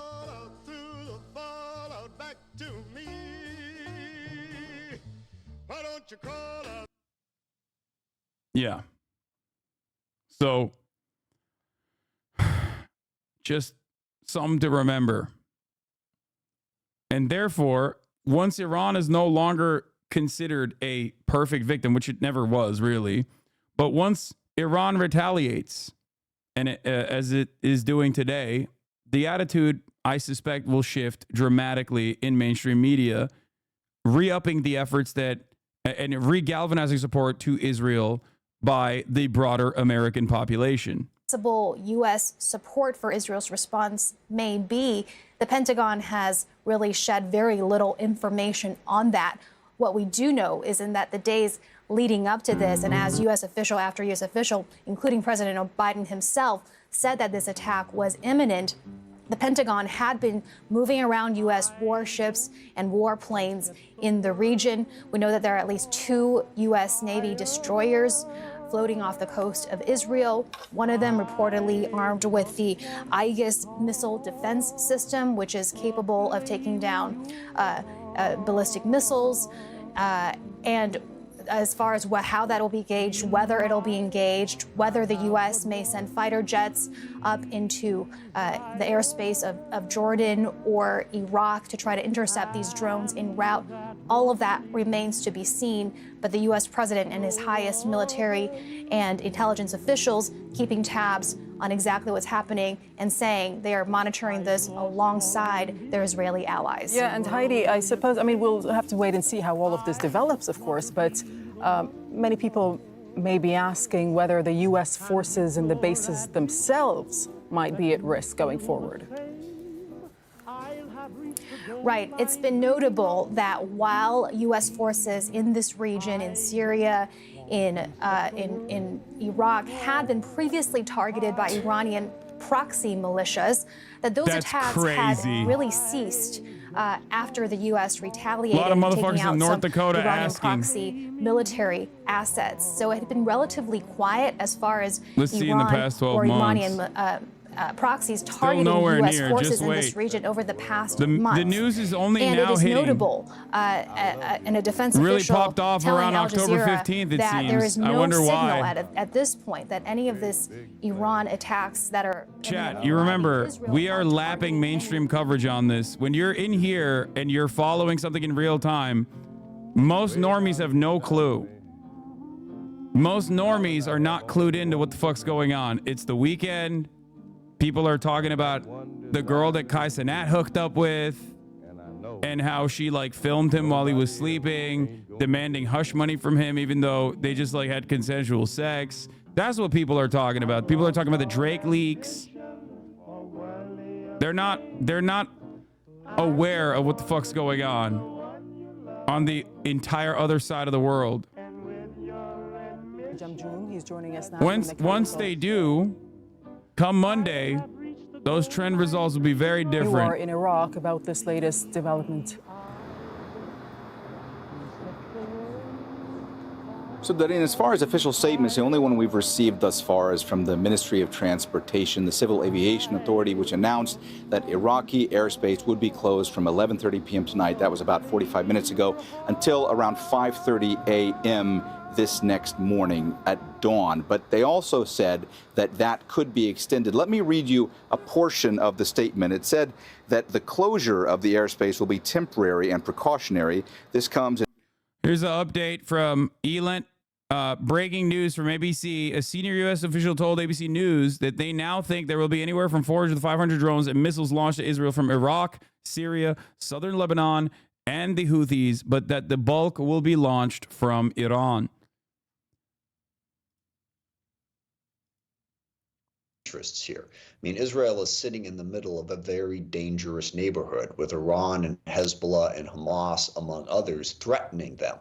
Do they want to go all in on a conflict? I would say no, and I think the Biden administration will be advising them no, that they are in a vulnerable position and they should look to de-escalate across the board where That's possible. interesting to hear. They still are very strong and able to defend themselves. They don't need to risk an all-out war to prove that point. And I also think it underscores the need to get to a ceasefire in Gaza, to get humanitarian assistance in to Gaza and to have an endpoint to that conflict, completely admitting Israel's right to defend itself there without question.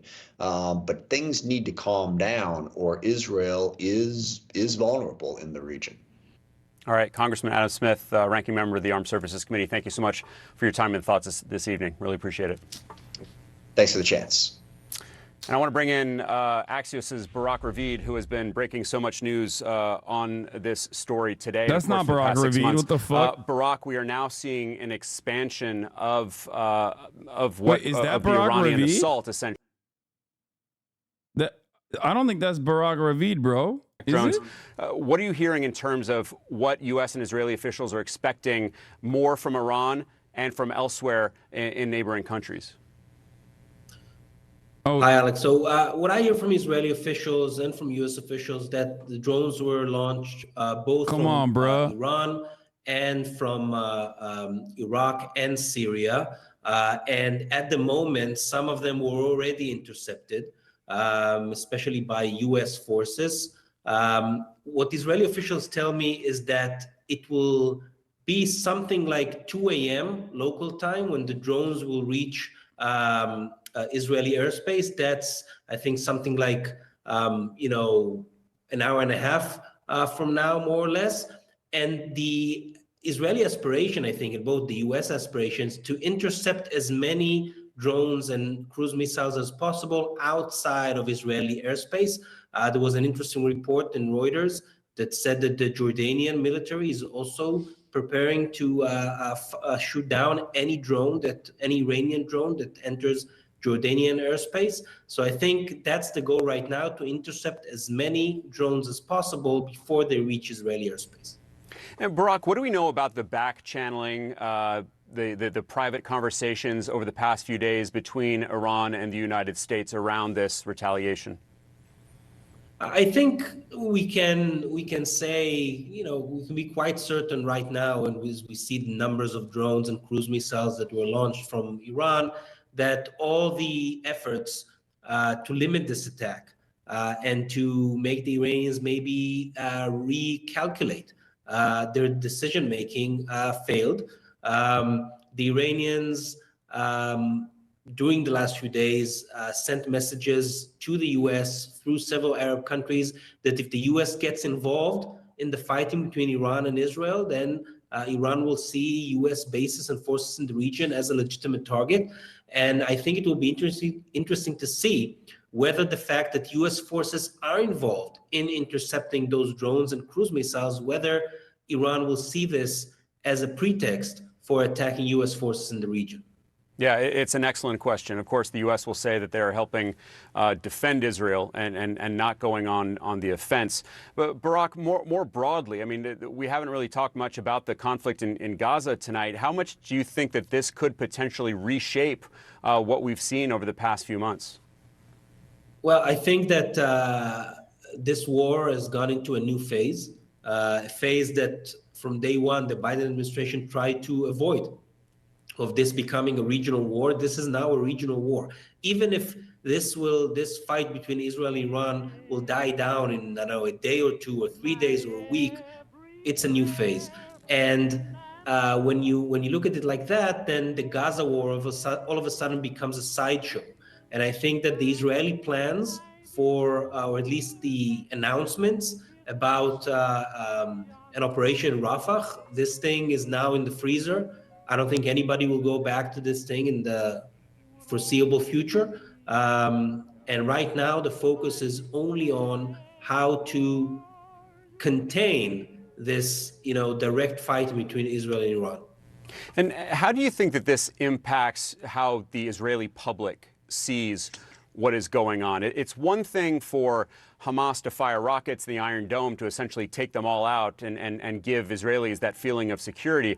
But now you've got Iran, which is a whole different ballgame. So how do you think that changes the Israeli public's thinking? And that pressure had already been growing on Prime Minister Netanyahu. Yeah, here, by the way, remember, this chatter's right. How does Zionists square this with their persecution fantasy of Israel being a small being surrounded on all sides by meanie-bobini Arab countries? Israeli sources says several friendly Arab countries sent messages to Israel that they're ready to shoot down Iranian drones missiles that are fired at Israel. So shocking to me that, of course, all of the other regional actors are obviously aligned with the United States of America and will do everything they can, with the exception of the Iranian proxies and the axis of resistance. A year ago, where he pushed back on the warnings from the intelligence services that the judicial overhaul that he's pushing is creating damages to Israeli security and is encouraging Israel's enemies to attack it. And back at the time, exactly a year ago, he said, Israel's enemies will never attack us because they know it will be a mistake. And I think that when you put those two together, I think many Israelis look at what's going on. The war in Gaza is stuck. There's no hostage deal in sight. Hezbollah is still shelling the northern border, and Israel is being attacked directly from Iran. I don't think anybody thought that this is where Israel is going to be a year ago. Yeah, no doubt there's going to be a reckoning for Prime Minister Netanyahu and others once this conflict is over. Barak Ravid, thank you so much. Terrific reporting as always. I'm sure we'll be talking to you again before too long. I just want to note that a short time ago we had a graphic up earlier that said that President Joe Biden... I mean, the explanation is that many Sunni Arabs hate Iran too. Yeah, dude, totally. The average Jordanian definitely is siding with Israel and loves Israel and wants to defend Israel.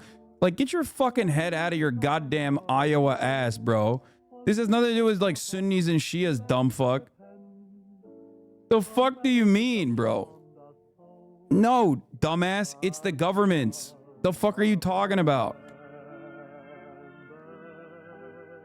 It's ridiculous to have a brain so fucking cooked that it's basically soup at this point. It has nothing to do with the demands of the citizens or sectarian infighting.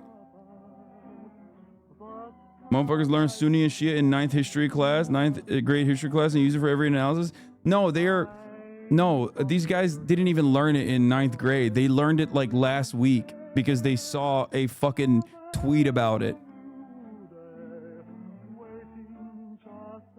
They read a tweet on Twitter and they thought this is profound analysis because it's new to me. Himself, since confirmation of these strikes being launched, whether it is a paper statement. Anyway, or sorry, I shouldn't be so aggro towards the 14-month chatter right now, but it's still incorrect. Your analysis is incorrect, chatter.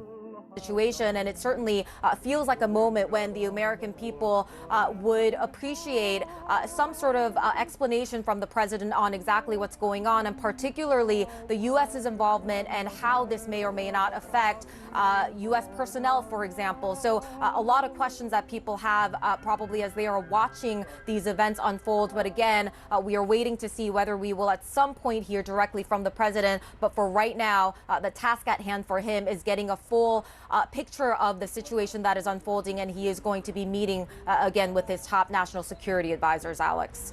And it could be a very long evening for the president and his national security advisors. MJ Lee, stay with us. So is this a genuine attack which has strategic goals? Or an authoritarian government reasserting authority by peacocking after they got smacked? Kappa? No, it is a genuine retaliatory attack from an authoritarian government reasserting its authority. But it is a genuine retaliation to a regional actor that has gotten out of fucking control. Good afternoon. This attack is folding out or rolling out in a relatively consistent manner with Iran's doctrine. Swarm tactics, be it drones or small boats in the Persian Gulf, followed by Iran's powerful missile force, and then drawing upon proxies potentially to augment that capacity against an adversary. So in this sense, it's a very consistent behavior by the Iranian government. So what more could we expect from Iran and its proxies this evening? Well, I think the question is not only what more, but how long they First will play red this alert out. from Israel Iran has an embassy in Mount Hernon. Yemen, manned by a senior Revolutionary Guard official. They have intelligence personnel. They've no doubt coordinated with the Houthis. Iran also is certainly coordinated with Lebanese Hezbollah. So I think there's already in place a general plan that has developed over the past week, in which they play a role within the limitations Iran has set. So are you saying you do believe that there will be a role by Hezbollah and by the Houthis in the coming hours? Very likely. They will need to show that they're standing with Iran at this moment, that they are willing to put some skin in the game. But again, I think for Lebanese Hezbollah, they and also Iran don't wish to undertake steps that could lead to a conventional war, because that war is likely to inflict significant punishment on the various regimes and perhaps end those regimes. What did you take away about what Iran hopes will unfold in terms of whether the conflict escalates or not from their public pronouncements and the private messaging over the past 2 weeks since that Israeli strike in Damascus? Well, there seemed to be little doubt that Iran would undertake some direct action against Israel, and that Iran's actions would be thoughtful and based upon its own capabilities and perceptions of adversary weaknesses. So that again pushes you towards drones, missiles, some cyber perhaps, and proxies. At the same time, if you're in Tehran, you've got to worry about a potential Israeli retaliation. And Israel's missile, cyber, drone, special operations, and other capabilities are significant. And there are many reports over the years of Israel being able to conduct very significant damaging operations within Iran. So Iran doesn't wish to undertake a campaign that in essence leads to a series of embarrassing domestic defeats, particularly in a world where it has such a terrible economy and such a large portion of its population opposed to the regime itself. And Israel, of course, has been mired in a war for the past 6 months in Gaza. They've been facing rocket fire and other kinds of attacks from Hezbollah in the north, to the point where tens of thousands of Israeli citizens have had to move out of their homes. We should note, same thing on the other side of the border in Lebanon. What do you think the appetite in Israel or by the Israelis is to broaden this out and to perhaps strike back at Iran after what we see tonight? Actually, someone in the chat said, oh, all of the media is reporting this as an Iranian escalation when it's a retaliation. There has been, reports of ballistic missiles observed in the sky over Wasit province in Iraq. This appears to be a land attack cruise missile reportedly over Iraq. So the thing is, I'm truly shocked, and things may change in the coverage. I believe that things will change in the coverage once those missiles land, if any of them do actually land. If there are any real human casualties. However, so far, the coverage has actually been surprising. They do consider it to be, they do mention that this is a retaliation quite frequently. Even on CNN, which is why I'm watching CNN. Conflict ends quickly. We have an open potential for such actions to take place at any time in the future. This is an inflection point for the region. Why do you think Israel decided to go after this building, which, of course, the Iranians are claiming was a consulate? They killed 7 members of the IRGC, 1 senior commander who we understand was in charge of Syria and Lebanon. He was not a household name for most of us, like Soleimani was, who was killed, of course, 4 years ago. Why do you think Israel decided to undertake that strike? Well, there were 7 senior Revolutionary Guards Quds Force officials meeting in one location. They were almost certainly meeting to review or plan existing and future operations directed against Israel's civilians and Israel's interest in other locations.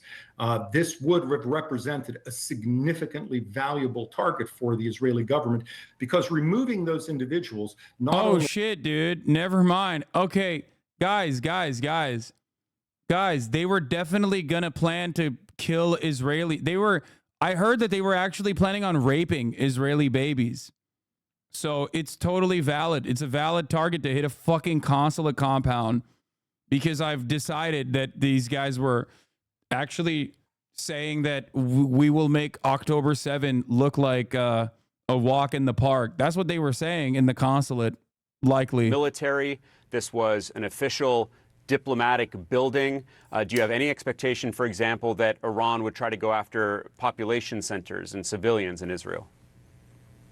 Well, generally, Iran's attacks go after only civilian population centers. Oh my energy God! facilities. We saw that in Saudi Arabia through its proxies. Of course, the fucking freakazoid on CNN is just like, gone against civilian targets.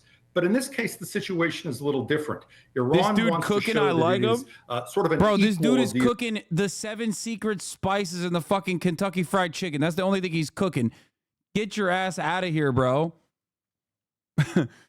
Chad is be like, I love hearing analysis from a guy who's like, whose entire job was to beg the government to nuke Israel.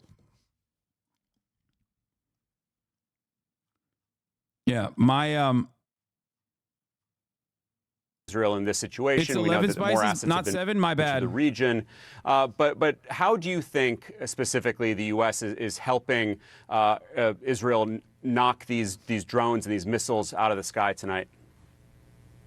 There have been public reports that the United States has shared geospatial information, which would provide information on the number and frequency of launches within Iran against Israel. Likewise, there are reports that the United States has military aircraft that are... It's pretty funny that this guy is saying, like, Iran only wants to kill civilians, when Israel itself said that Iranian targets are primarily going to be military targets. And even other CNN analysts have been like, yeah, Iran is trying to retaliate in an even-handed approach, an eye for an eye, if you will, to hit the golden zone, the Goldilocks zone, or whatever the fuck. Meanwhile, Colonel Spider Rapist over here, former Brigadier Rear Admiral General Colonel Spider Rapist, is over here being like, you don't understand, okay?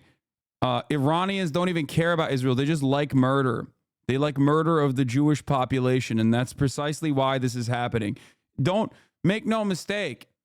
It did happen right after the Iranian officials said that this would be retaliation for the Damascus embassy strike, but that's just, I mean, they don't know what they're saying. They just wanted to retaliate.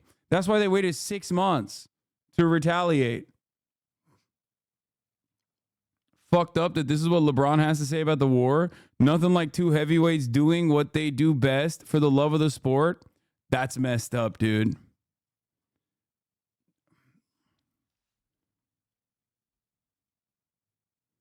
I'm going to quote tweet. Is it cheesy to quote tweet it and be like,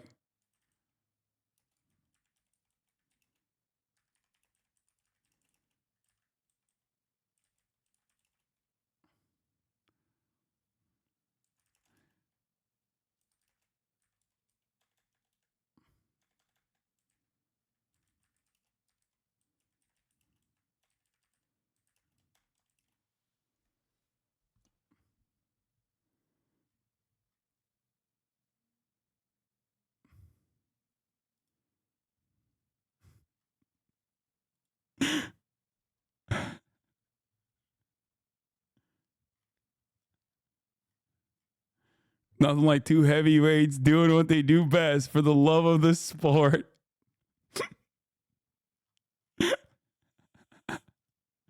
He's talking about Drake and Kendrick? No, he's talking about Iran and Israel. Drones or cruise missiles before they get to Israel. As Barak Ravid pointed out, the goal is likely to intercept as many as possible before they get to Israel. Sorry, and then, of course, Israel has its own very capable multi-layered aerial defense system. Long range would be Arrow 3.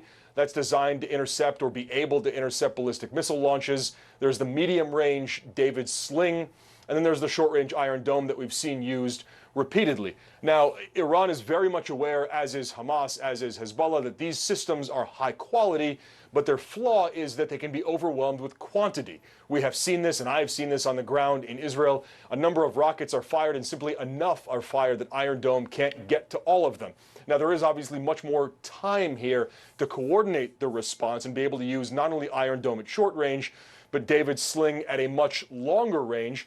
But it seems that Iran's goal here is to try to fire so much that Israel can't intercept all of it, and it will overwhelm the systems, all right? Iran is looking for some way to be able to claim some kind of victory here. So that's what we should be watching out for in the course of the coming hours, as we see not only how many were fired, more than 100 drones at this point, and then we're still waiting for a number of cruise missiles, but whether more is fired not only from Iran, whether it comes from Hezbollah in Lebanon as well, and potentially the Houthis in Yemen. Alex, I will point out one more historical bit. You guys are wrong. LeBron would not be condemning Iran. He would say Iran has a right to defend itself, bro. 2018, Iranian forces in Syria fired 20 rockets at the occupied Golan Heights in Israel.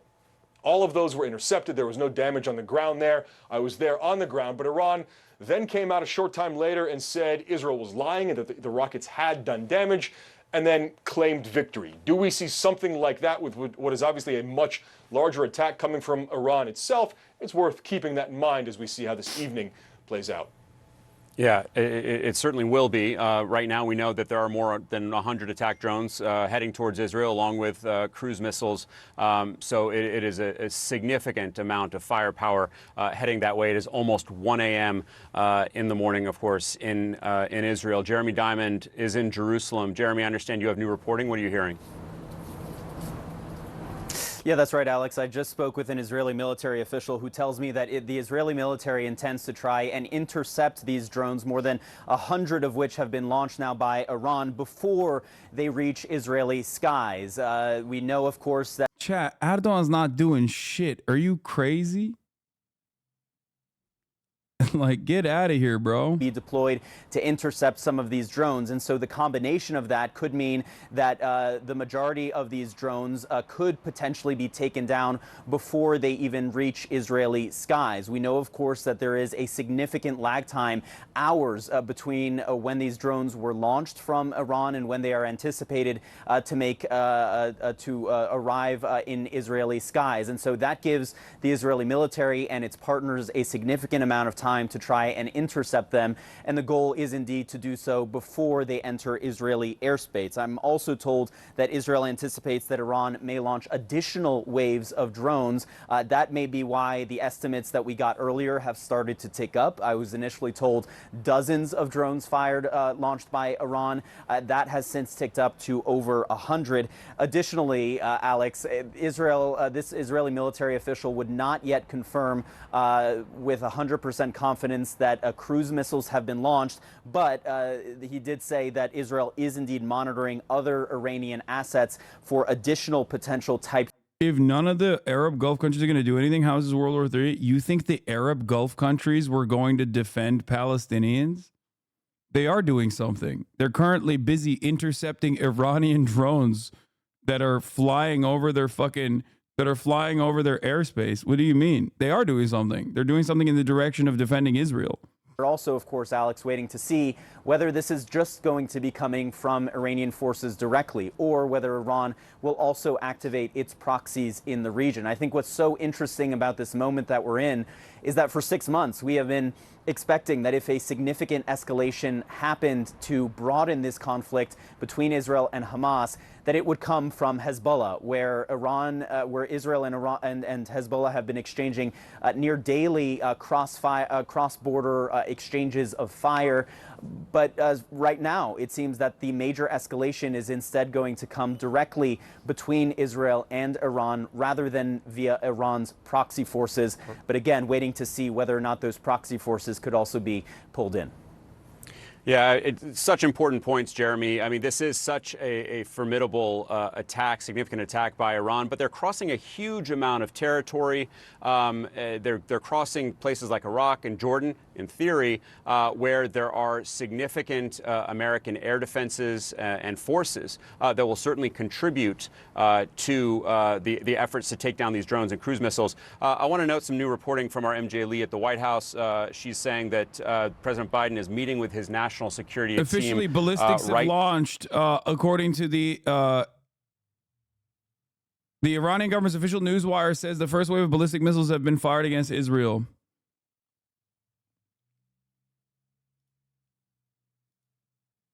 By the U.S. to knock down these drones and missiles outside of Israeli airspace. I suspect that means, depending on, I don't know exactly how long it takes for the ballistic missiles, depending on what kind of missiles, but I suspect that it is timed specifically with the first wave of drones.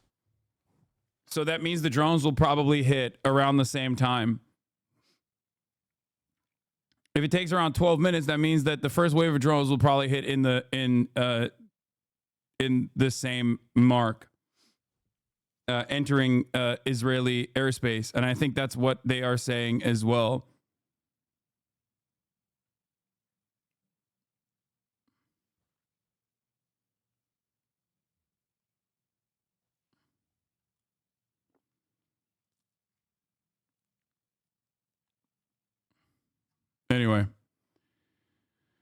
Holy fuck. All right, let's hear what Al Jazeera is saying. In a way or another. But of course, this doesn't mean that Lebanon in general is going to an all-out war. Actually, this is not an all-out war yet. This is an operation. The Iranians are retaliating, as they are saying, to the killing of their general in a sovereign land in Syria, which is the consulate. And given that fact, they are going to hit, and at the same time, they're going to activate their allies or the groups that they are backed by. Now, the issue about Hezbollah, for example, in Lebanon. Now, if we go a bit back to see the bigger picture, why there are Iranian-backed groups in Iraq or in Lebanon or in Yemen or in Syria. Actually, over the past years, since the Iranian Revolution in 1979, Iran has always... How can NatSec bros look at this and say Iran is at fault? They are being the aggressor as if everything happens in a vacuum? What do you mean? They're paid to...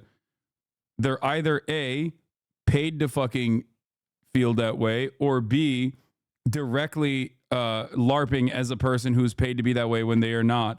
Also, this is still not a good thing. For the chatters who are celebrating, you're behaving like you, many of you were on October 7th, okay? If you cannot see how much worse things are going to get, especially given Israel's track record so far, I don't know what to tell you, okay? It's not. It's bad. It's just all bad. It's all really, really bad across the board. Look at that live picture over Tel Aviv. Sultan Barakat, so... We now know that about 100 drones or more than 100 drones have been launched from Iran. We're also hearing that Tehran has launched its first wave of ballistic missiles against Israel as well. Is this going to be sort of a wave of attacks, or what do you think is going on here? What do you think the Iranian strategy is? I think a lot depends on what happened between the 1st of April and today. These back-channel talks, we should not underestimate them. This is something that has taken place before in 2020, and it has led to that kind of venting of anger by Iran against the United States and the bombing of the bases in Iraq. And if those talks have been serious and they have reached a conclusion where there can be an attack from Iran, but with minimum casualties on Israel, minimum damage, just to allow both sides to climb down, then that is one possibility. And I hope that that is the scenario.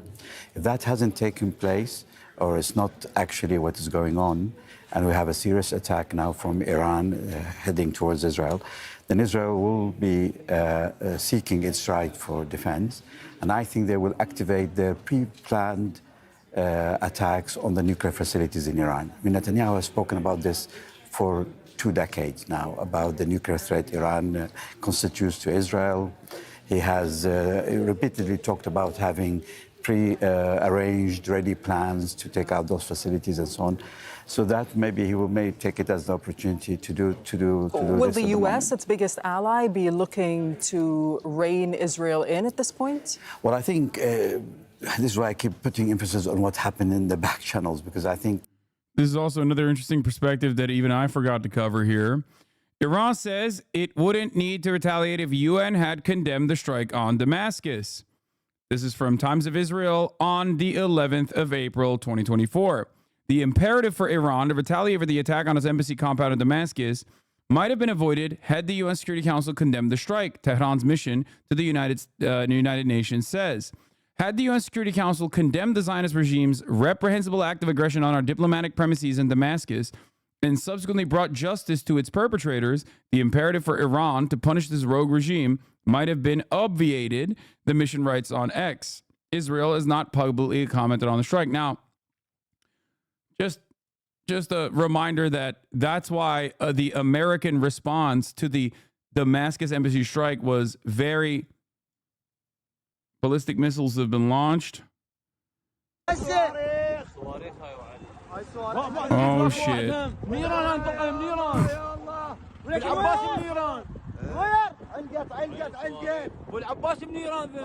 don't know. I don't know. These are, this footage is like...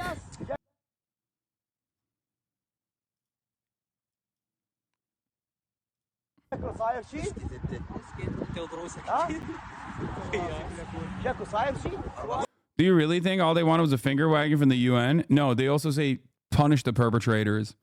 Here's the thing. the Iranian government doesn't really want the smoke either. If they did, they would have fucking retaliated after October 8th, but they never did. If you remember, one of the major things that happened after October 7 was something that was truly unique, truly unprecedented.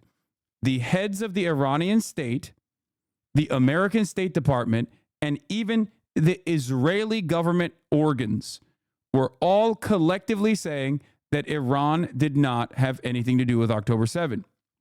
That was truly a unique moment, especially because the American State Department and the Israeli government love saying everything is Iran's fault. They love it. They love, even when it's not, and in many instances it is, they always say it's Iran's fault. So the fact that they didn't fucking stop trusting Twitter videos, lol, first of all, I'm not. Shut the fuck up, dumb fuck. I literally pulled it up to say, I don't know if this is real or not. And it's not just a random Twitter video anyway, but still.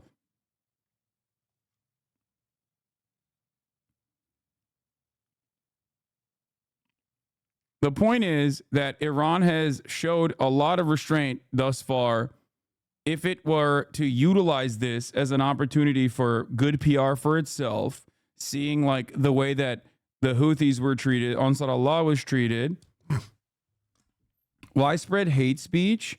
Why can't you show both sides? This seems like a one-sided show, and it appears you're enjoying it. Praying for peace for our world. I love that, man. Thank you. You've already like made up your mind. You've decided that like,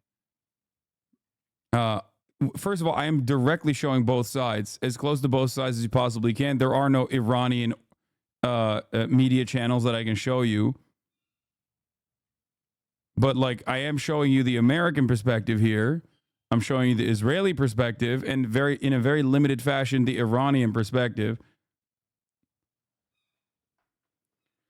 Huh.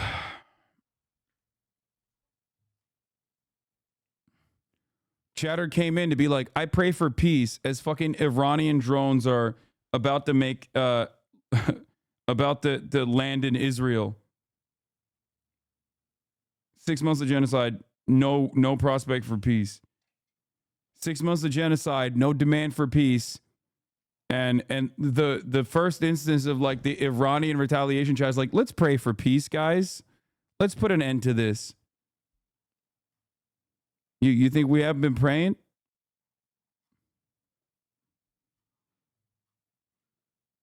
Sword against Iran to prevent further attacks, not because it wishes to escalate the conflict, but whether some sort of action, be it cyber, be it a drone, some other operation, could degrade Iran's capability to fire additional ballistic missiles against Israel.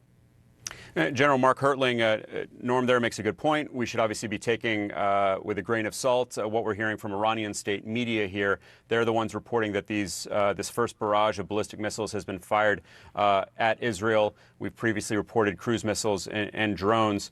But General Hertling, to what extent do you think that this is a matter of minutes? Can you lay out the timing of what we could expect to see? Because obviously those drones are moving a lot slower than many of those missiles, if they are indeed flying at Israel.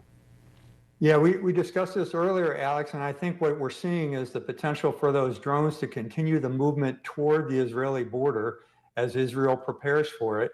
And at the same time, the cruise missiles, if they have in fact been launched, could reach there much faster. So the cruise missiles are going to overwhelm the big systems, as Alex or as Oren Lieberman and Jeremy Diamond both mentioned.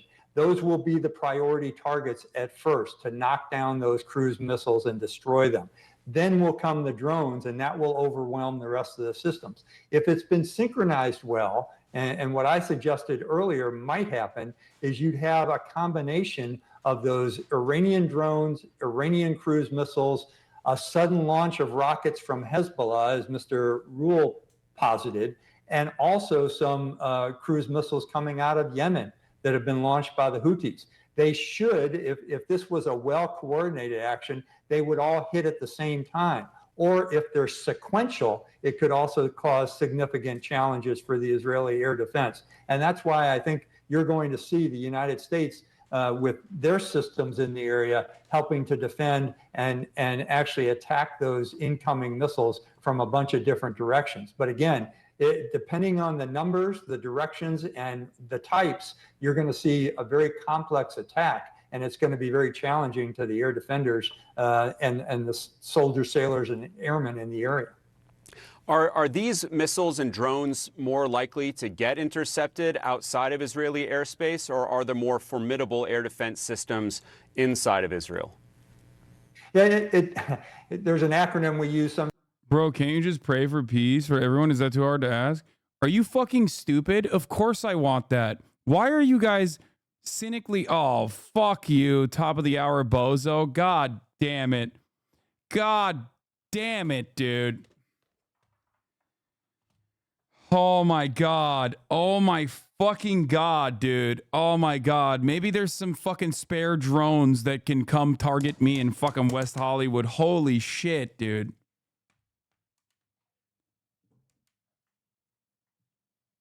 This is a unique set of circumstances to be hitting a fucking ad break debate on, okay? I am not guarded against that sort of thing. The Iron Dome is not working in that direction. You son of a bitch. Imagine taking advantage of this. My momentary lapse of judgment and my weakness to fucking debate me at the top of the hour. Okay, well, I digress. At the top of the hour, there is a 3-minute ad break, and if you no longer want to see those ads, all you need to do is subscribe. That is your defense against the top of the hour ad break and the 3 minutes of ads that you will see. 1436.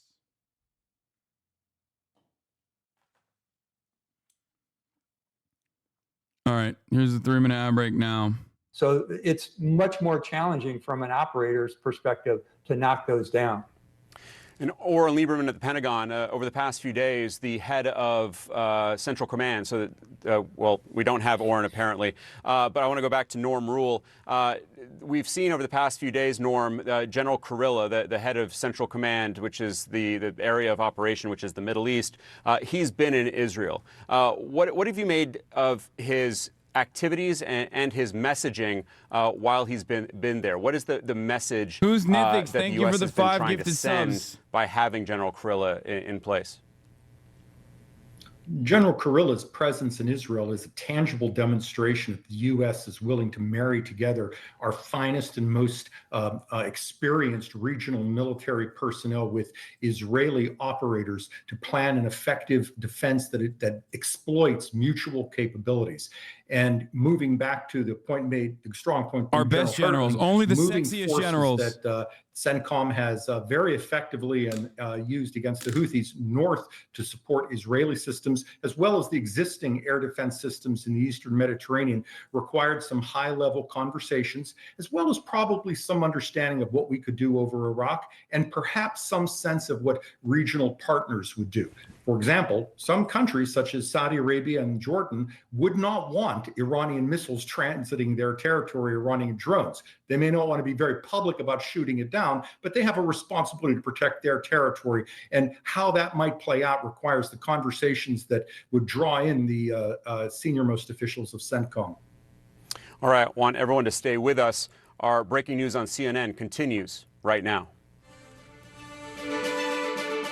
We got our sexiest generals on board. Don't worry. They look so thumb-like. They're the best generals we got.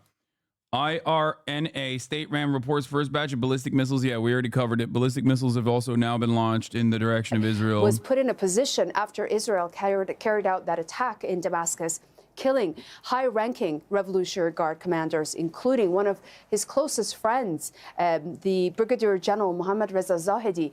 So certainly, I think the Supreme Leader, along with other high-ranking officials here, felt that they were in a position that they had no choice but to respond to Israel, not only because they were going to certainly look weak to their proxies in the region, but also to deter Israel from repeating these kinds of attacks, which the Supreme Leader himself was an act of war which they carried out on Iranian soil when they attacked the Iranian consulate in Damascus. Okay, Dorsa, thank you so much for the time being. Well, it's just past 2200 hours GMT, so we're bringing you continuing coverage of Iran launching waves of missiles and drones at Israel. Senior U.S. officials have told American media they believe as many as 400 to 500 drones and missiles will be launched towards Israeli territory. It comes nearly 2 weeks after an attack on the Iranian consulate in Syria, which Tehran has blamed on Israel. Well, the Israeli Prime Minister Benjamin Netanyahu is meeting with his war cabinet right now, and the Israeli combat planes are in the air.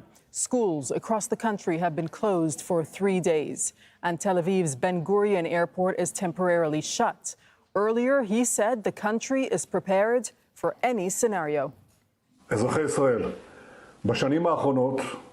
Israeli citizens, in recent years and even more so in recent weeks, Israel has been preparing for the possibility of a direct attack from Iran.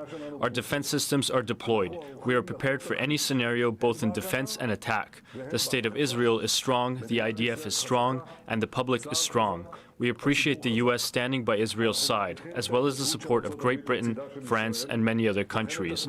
I established a clear principle: whoever hurts us, we hurt them.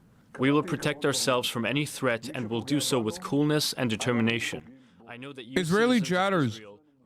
Is there anyone in the country that thinks that, like, the Damascus embassy strike is was an unreasonable act of war from Netanyahu that is causing this retaliation?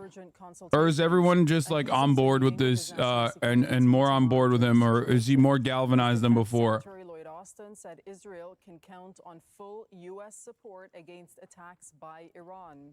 While Jordan, Iraq, and Israel have all temporarily closed their airspace. This comes after there are Israeli chatters in here. The Israeli leftist are in here. The GPS navigation system. We have a team of correspondents covering the story. I'm not asking if you guys are in that mindset. If you're in here, you probably are. I'm talking about, is there like a large enough movement in Israel that even recognizes this as like the attack on Israel by the regime in Iran is going to be more extensive than initially expected? Uh-oh. And missiles towards the occupied Palestinian territories, and that this was a plan that was approved by the Supreme National Security Council along with other defense officials in the country, and that more details will be released soon. And according to a source speaking to the state news agencies, the first phase of ballistic missiles have also been launched towards Israel. We also heard from the country's defense minister saying that any country that opens its airspace or soil for an attack against Iran will be met with a decisive response. Also important to point out that the wave of drones that we've seen heading towards Israel appear to be the Shahed 136 drones that we've seen being used extensively by Russia in Ukraine. The Iranian Foreign Minister HasanAbi Abdullahian has said on his X social media account that the necessary warnings were provided to the United States, indicating that the officials in the United States were well aware in advance of what was coming, and it was made clear that Iran is targeting Israel and it doesn't want direct confrontation with the United States. And Dorsa, any sort of information you're hearing about how Iran would be preparing for an Israeli response, if there indeed is one? No, we have had no official warnings or any kind of alerts by the Iranian officials for the general public since the past few days or even the past few hours. There has been no guidance provided for the general public in Iran. There has been no warnings issued about flights being canceled or anything of that nature. But Israel has made it very clear that it will. So the people saying like war is good for views in here, fear mongering is on hard tonight. Bro, do you think I've stopped covering the fucking genocide of the Palestinian population in spite of the fact that people refuse to want to listen to it any longer? No. It's not my fault that people only fucking care about it when there's like breaking war happening. I'm a political commentator. I cover politics. I cover the news. No matter what fucking happens, you're in here right now today because you're interested. Maybe you feel embarrassed that you're only interested in it now. You know? It's not like I've stopped covering the ethnic cleansing campaign that Gazans withstood. I never stopped it. Despite my viewership plummeting as a consequence of people that didn't want to even fucking hear that Israel could be doing ethnic cleansing.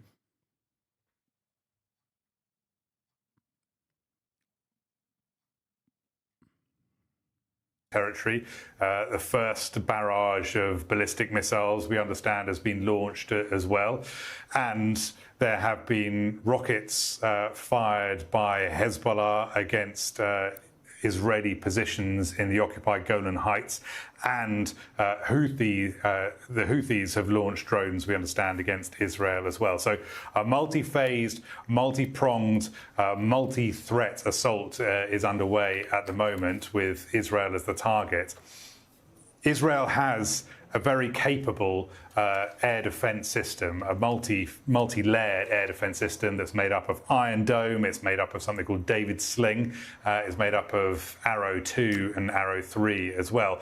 But not just that, it also has the help of various other countries and parties, from local allies such as Jordan, who are trying to shoot down some of the drones that might be going over its territory at the moment, but also the United States and partners like France and the UK. The indications are starting to come in that French and UK planes might be assisting Israel as well in targeting these drones and other targets and shooting them down. But Israel has not faced a threat like this before, with an onslaught of drones combined with missiles. It will be a severe test of its multi-layered air defense system. There will be electronic warfare that's going on at the moment, trying to disrupt the navigation systems of those drones and the navigation systems of the missiles that might be incoming as well. Plus, you've got the things that, the air defense that will be shooting things down. Planes up in the air. I've been hearing jets. What do you mean? Jets in the sky. What does Iran gain from this senseless attack? All of these things are I think in play at the moment. a lot of people, unfortunately, have either amnesia or lacked object permanence. They don't pay attention to the news and only pay attention to it when shit's popping off. Israel attacked Iranian soil in Syria by attacking the Iranian consulate compound last week, as the rest of the world stood by and said nothing. It's been 6 months of ethnic cleansing happening in Gaza, and Iran only showed restraint in that time frame. At a certain point, if Israel keeps consistently trying to open up new fronts, regional actors have to retaliate for self-preservation.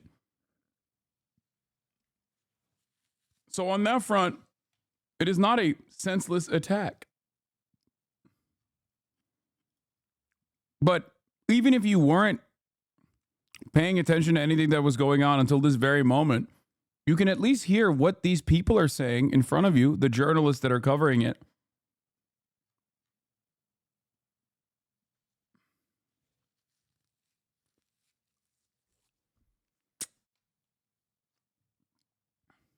Know that groups of more than 1,000 people are banned at the moment, assembling together. Right. We understand that schools and universities, any educational facility, is going to be closed for the next couple of days at least, and Israeli airspace is shut. Yeah, Rory, and those demonstrations that you were speaking of were taking place in Tel Aviv. So let me bring it. Elit News, update from the Golan Heights. Residents of a number of Israeli communities in the Golan Heights are ordered to stay near shelters.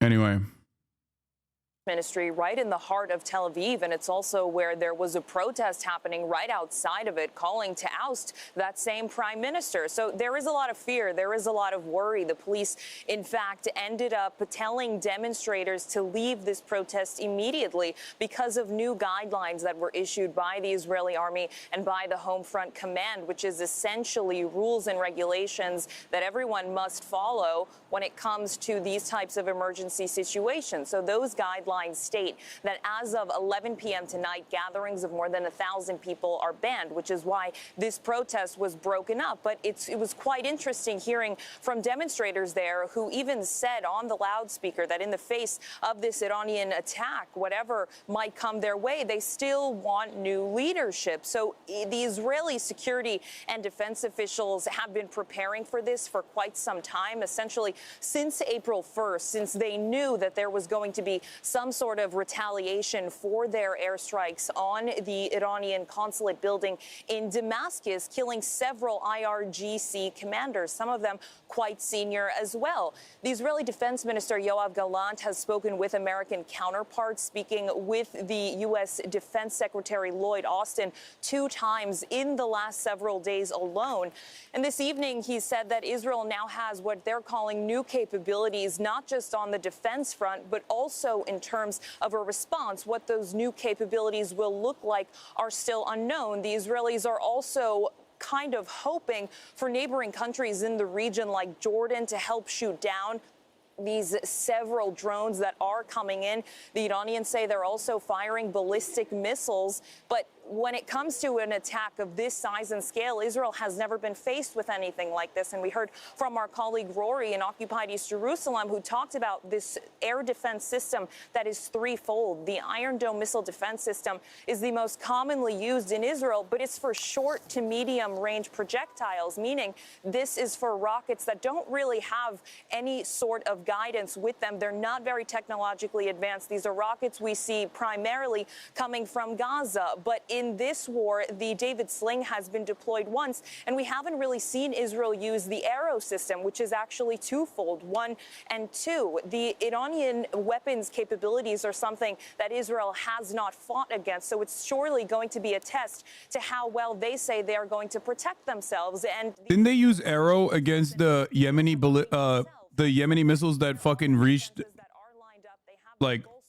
reached space?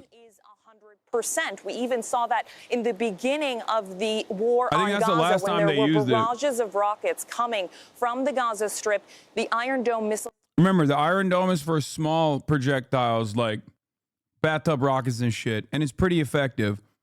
But they have obviously different they have different anti-missile systems beyond that for much larger capabilities that both Iran and Hezbollah have, and well, including, I guess, Yemen Joe too. Biden has now cut a weekend trip short. He's returned to Washington, D.C. to consult with his national security team. Heidi Jo Castro is joining us from Washington, D.C. And we understand that that meeting has now begun, Heidi.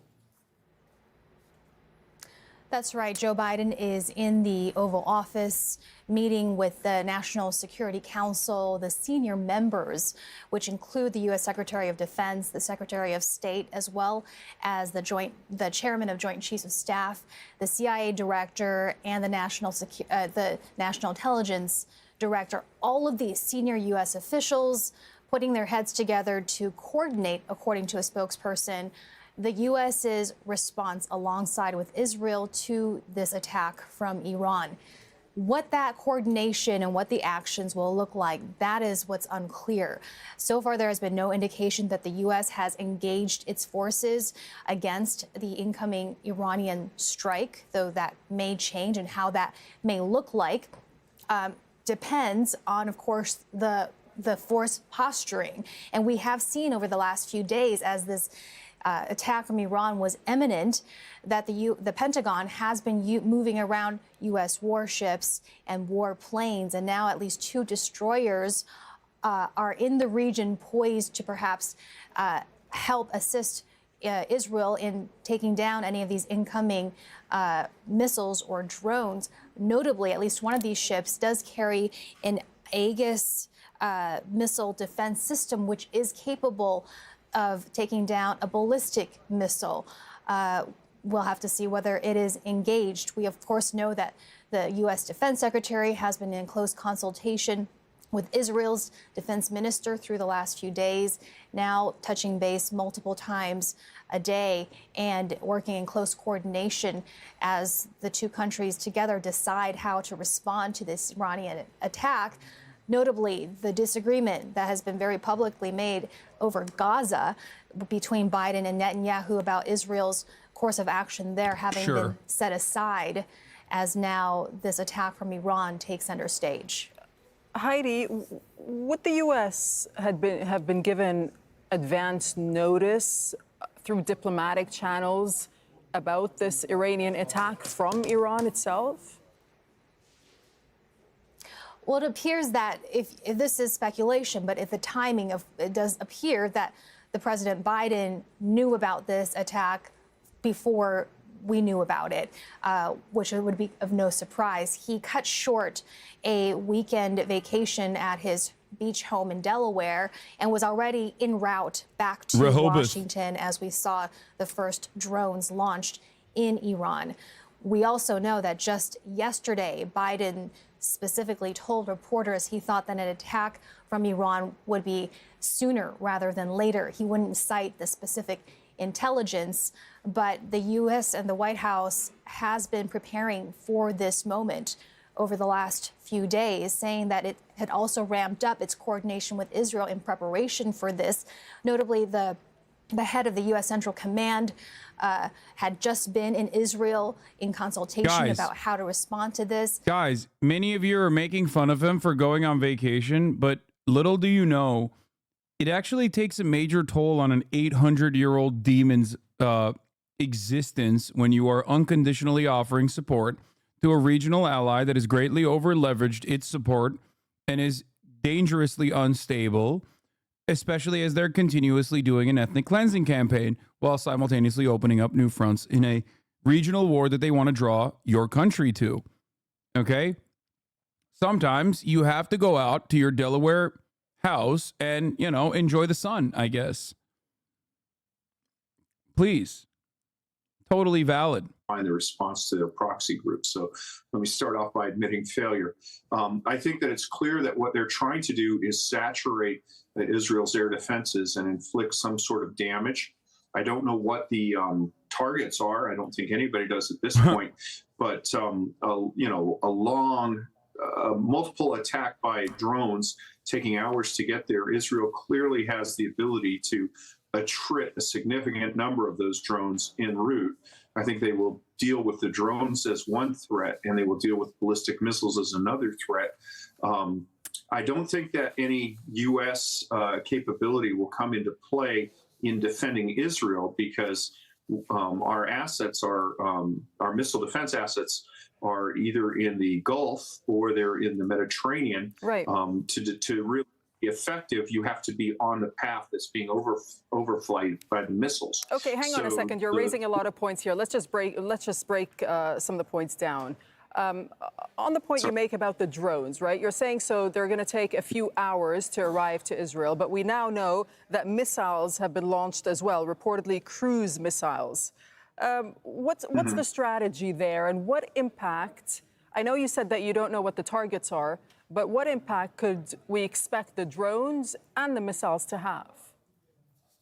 Okay, good question. So let me start. Well, so we don't know what they're looking at. Drones generally have a small, relatively small warhead.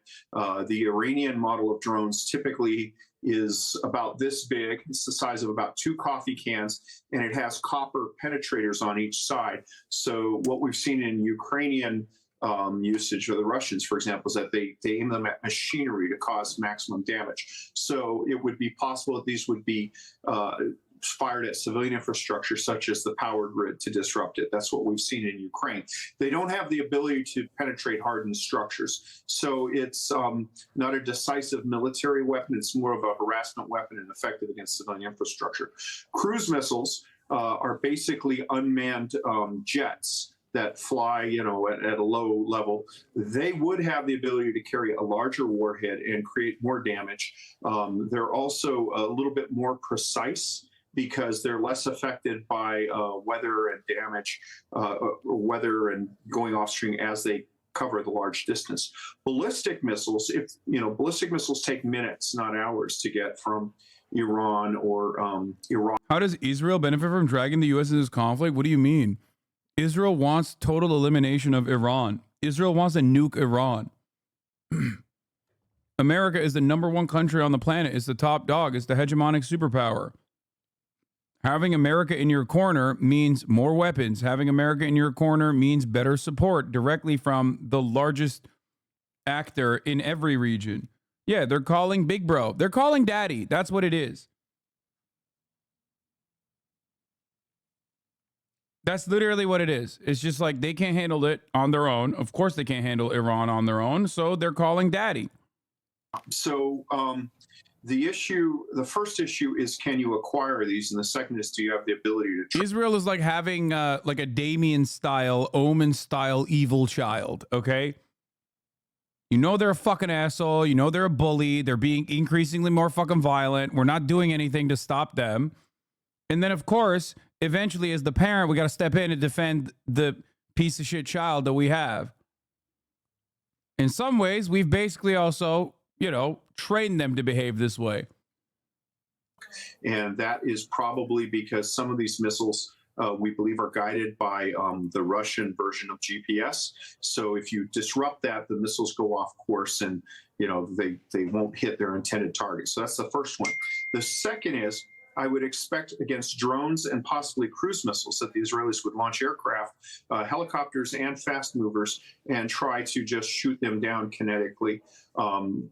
The challenge there is not so much can you do damage, it's can you find them, because, like the Shaheed is made out of fiberglass. It has a very low radar signature. So what you would have to do is project forward where they're coming from. And then against the ballistic missiles, I think that that's where you get into things like David's sling and arrow. Those are your defenses against ballistic missiles. There's the possibility of some electronic warfare defense. When you get to your terminal phase, Iron Dome may be of some use against drones and possibly cruise missiles, but only in limited areas. And I think that Patriot, which Israel has, would be used against ballistic missiles, but again, only in limited areas. Right. Cruise missiles, I think, would be dealt with as aircraft. Do you expect an Israeli retaliation? Boy, that's a good question. And as I said, I got the Iranian response wrong. I thought it'd be proxies. I think there will be. It depends on the damage. So, if Israel manages to intercept most of these and no serious damage is done, then it's quite possible that they'll just say, okay, and there'll be some pro forma action against Revolutionary Guard personnel elsewhere in Syria, which we've been seeing for months and indeed years. Yeah, famously restrained Israel. The famously restrained nation state of Israel. The only way Israel restrains itself after this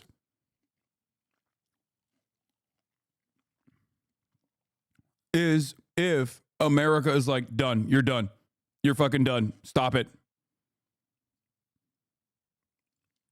Bro, they've been doing Air Force training in Cyprus for bombing Iranian targets on Iranian soil, okay? They literally, depending on the casualties, they will, the likelihood that they won't escalate is pretty low, all things considered, looking at their fucking current track record. Okay? The region, if Israel is able to restore deterrence through its defensive capabilities. And what about the U.S.? What's their role in all of this? I mean, we know. Yeah, go ahead. Go. Less than we think. So the ships in the Mediterranean will be unable to play any significant role in the defense of Israel. Their Aegis is only effective, it's most effective against missiles that directly overfly it. And the indications I'm seeing is that the Iranian missiles are not being launched across the Gulf, across Saudi Arabia. They're being launched along the border with Iraq. There is no high-level intercept capability for missiles at any U.S. facility in Iraq or Syria. So the forces would just watch them go past. I think that our role is to probably resupply Israel. To what extent would they be coordinating Israel's response, if there is one, and advising the Israelis? Yeah. One possibility is there may be coordination of electronic warfare and certainly threat coordination, sharing flight paths and capabilities. And then, of course, there'll also be resupply of Israel's surface-to-air missile inventory. I think that that's something that we can expect. Okay. But we're not going to be directly involved in shooting down missiles, I don't think. All right, we will wait to see how this develops. For the time being, David Dirash, we thank you for speaking to us from Washington, D.C. Dude, this is my favorite Olsen guy. Baited, got it. Okay.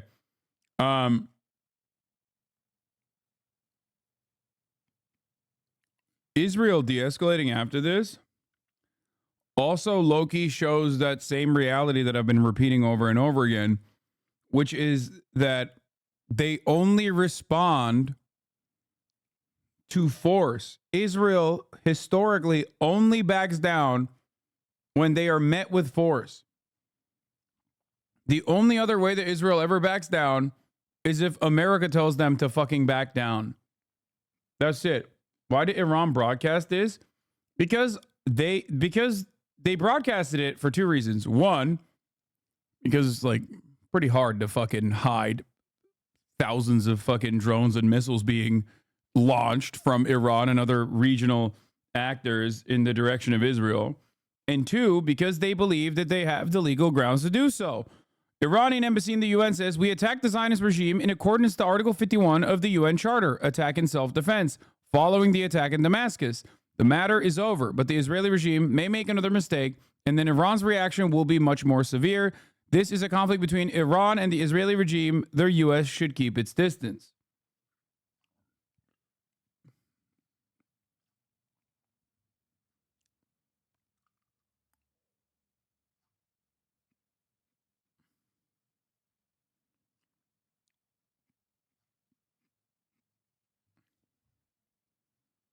Anyway,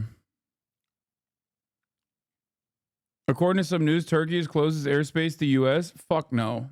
There's no way. Y'all are crazy.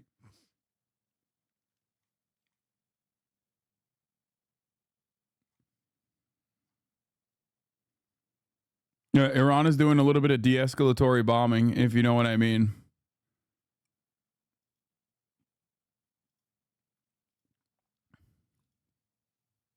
Around 2,500 U.S. troops. In Syria, you have about 900 U.S. military personnel.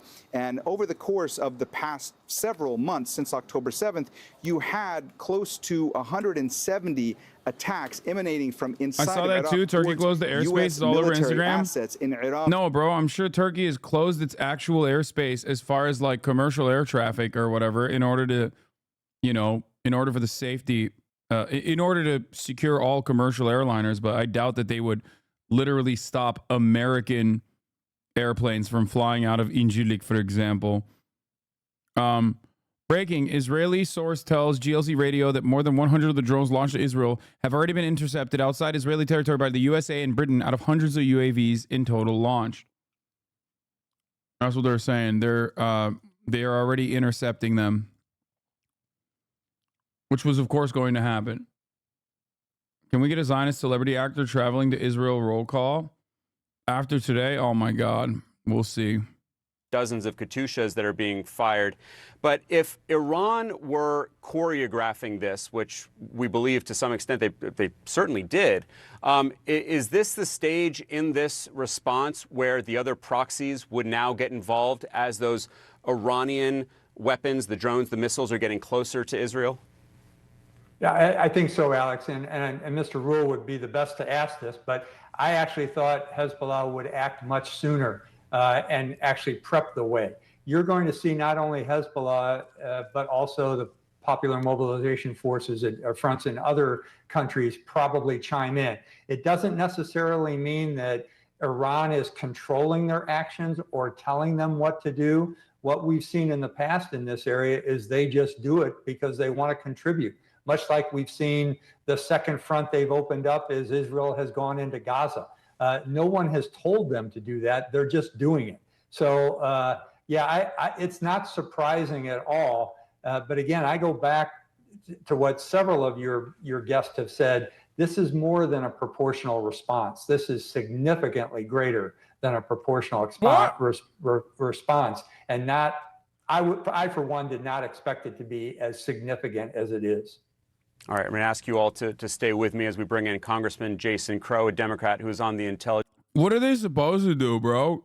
I mean, no matter what Iran did, he'd be like, yeah, it's completely unacceptable because they just don't want anyone to retaliate to Israel. Where General Hertling just left off in terms of his surprise about what we're seeing this evening with multiple waves of different kinds of weapons coming from Iran, and now it appears more rocketry, Katyusha rockets coming from Hezbollah. Your reaction, sir, to what we're seeing? Well, it's a significant response, Alex. Israeli chatter here. Do you believe Israel actually might not respond? No. I do think that it is very likely that Israel will respond. Just judging by like America's lack of interest in restraining Israel and Benjamin Netanyahu's interest of self-preservation at any cost, like that war cabinet is fucked. Unless like, dude, anything short of like a Shin Bet assassination of like all of the most right-wing institution, all of the most right-wing like war cabinet members, I don't think Israel is changing course. Either that or America just being like, yeah, you're done. Stop it. We're not going to help you at all. Because why would they? This is the whole point. Why else would they strike the fucking Iranian consulate compound in Damascus? Why would they do that? That's one step removed from directly striking Iran. They did that because they wanted to broaden the conflict and have this look at like it's a state versus state, knowing full well that, of course, Iran would retaliate and knowing full well that America would most likely defend Israel unconditionally. And that is precisely what's happening so far. Something needs to change. They said they didn't do it. I'm confused. Yeah, dude, definitely. It is always awesome when Israel will be like, yeah, we did it and it was awesome. And then they'll be like, no, I just kidding. We didn't do it, as a matter of fact. Come on, bro. They literally, why do you think mainstream media is like, it's actually totally valid to strike a fucking embassy because we've decided that there were like really scary guys talking about really scary shit about what they're going to do to the Jewish people in Israel or whatever the fuck. Like, why are they fantasizing about why it was a hypothetically justifiable act of war if it wasn't Israel? If it wasn't Israel, they just go, it's not Israel. Why are you blaming Israel? You must be anti-Semitic. Tolerance for a broader Middle East conflict changed recently? Are they now looking for a broader conflict with the United States and our allies? Because, before this, they really haven't been. They have been content to engage in destabilizing efforts, to use their proxies to conduct attacks. Yeah, I call bullshit on Israel because that shit happens in embassies and shit. No, that it's just embassies kind of just do that on their own. You know what I mean? Bro, you don't understand. Embassies always just kind of blow up on their own. Like, that's normal. Hello? Another very common thing, people that sometimes walk into the Saudi embassy, for example, find themselves chopped up with a bone saw. It's just a natural thing that happens, dude. It's like going in the water, you're going to get wet, right? Yeah, it's not funny. Embassies only do that when they're stressed. It's not funny, nor is it cute. Hello, embassy expert moved here. assets into the region. There were already ships in the Eastern Mediterranean, the Red Sea, the Gulf of Aden. Are you happy with the level of support? Do you think that the U.S. is going to do an effective job at protecting Israel, helping protect Israel from what is incoming right now? Probably. Well, time will tell that. What I can say is that we have been doing all the things in preparation to defend against an attack that I think were necessary, surging resources into the region. The Papa John's currently pretty busy by the Pentagon. Interesting. I wonder why. Qatari Dancer, thank you for the 100 community gifted subs, by the way. Qatari Dancer's just like, fuck it, YOLO, world is ending. Might as well dump all my remaining funds into you, Hasan. To actually arrive to Israel. What about, let's talk about actually the UK Prime Minister, who came out very quickly and condemned the Iranian attack on Israel. And we understand that President Biden will be giving an address to the nation at some point, we believe in the next few hours. The bombs haven't even fucking landed on Israel, and Rishi Sunak was like, how dare you, Iran? How dare you? Struck that Iranian consulate in Damascus, killing the 7 commanders. And this, in fact, is the reason why Iran says it carried out this retaliation. Absolutely. I mean, it's one thing that this is a reflection of the double standards on the part of the Western powers. So on the one hand, thank you, they give Israel the free hand. Israel can do whatever they want to. The Israel is going to do whatever they want to do with impunity. But when some other people retaliate, they immediately condemn that. And this is actually create a kind of anti-Western sentiments in this part of the world. Oh, yeah. But also it gives them ammunition. The Iranian. Everybody knows what the fuck is up, bro. Everyone in the Muslim world, everyone in that region in general, everyone sees what the fuck is up. Everyone. It's like, really, dude? Ethnic cleansing happening for 6 months? I sleep. Israel strikes Iranian consulate? I sleep. Iran retaliates after literally saying that they're going to retaliate for a fucking week. Whoa, whoa, whoa, whoa, whoa. Chill out, bro. Chill. That's condemnable. Yeah, of course. Of course. Everyone sees what the fuck is going on. Oh my God. The U.S. House to consider legislation to support Israel next week. Republican Majority Leader Scalise.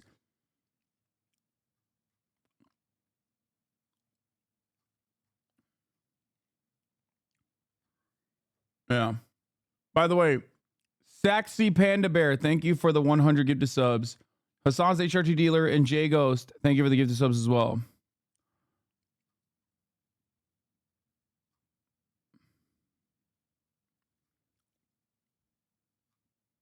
When will I start The Walking Dead season finale today? I don't know. I feel like we may have fucked that up. Eliza Ames. A1's is day one. Thank you for the 10 gifted. Fishy, thank you for the 20 gifted. Yeah. Let's see what the latest developments are. France on Saturday condemned the strongest possible terms the Iranian strike on Israel by taking such an unprecedented action. Everyone is like, dude, wow. Wow. I can't believe you guys did this. Like, you're not supposed to retaliate, dude. Everybody knows you're not supposed to retaliate. Calm like a Tom. What the fuck's going on right now? Thank you for the 20 gifted. Yeah. More severe. It is a conflict between Iran and the rogue Israeli regime from which the U.S. must stay away. I think this is an olive branch being extended by the Iranian officials at the UN, saying that this attack that is happening at the moment is going to be the response that Iran will have to the Israeli act, the strike in its consulate section in Damascus on April 1st, and warning at the same time that the United States should not get directly involved. Any kind of assistance provided to the Israeli military will be seen as direct interference by the United States, and that is something Iran has warned against, saying that this is a conflict between Iran and Israel, and they want it to stay that way. There is no desire for the Iranians to further expand this conflict. You know, for Iran, Dorsa, we heard over and over again that they felt like they had no choice this time around but to respond to Israel, despite this having happened before. I mean, it's not the first time that Israel has killed Iranian commanders on Syrian soil. No, just since October 7th, in Syria alone, 18 Revolutionary Guard members have been killed by Israeli airstrikes alone. Now, that is not even considering Lebanon and also attacks that have happened over the years inside Iran. And of course, this is something Iran felt like was just crossing a red line. The Iranians had said that this was an attack on their... Yes, if like full-scale nuclear war happens, how are people celebrating this? Real easy for you to celebrate this shit, safe on the other side of the world. Let's not forget Hamas. Wait. Was that an Israeli chatter talking about how fucking afraid he is? Wait, hold on. First of all, you shouldn't celebrate this. Okay. Oh, shit. It is an Israeli. Yo, chat. Hold up. We got one. Why would you ban that guy? Come on. Come on, dude.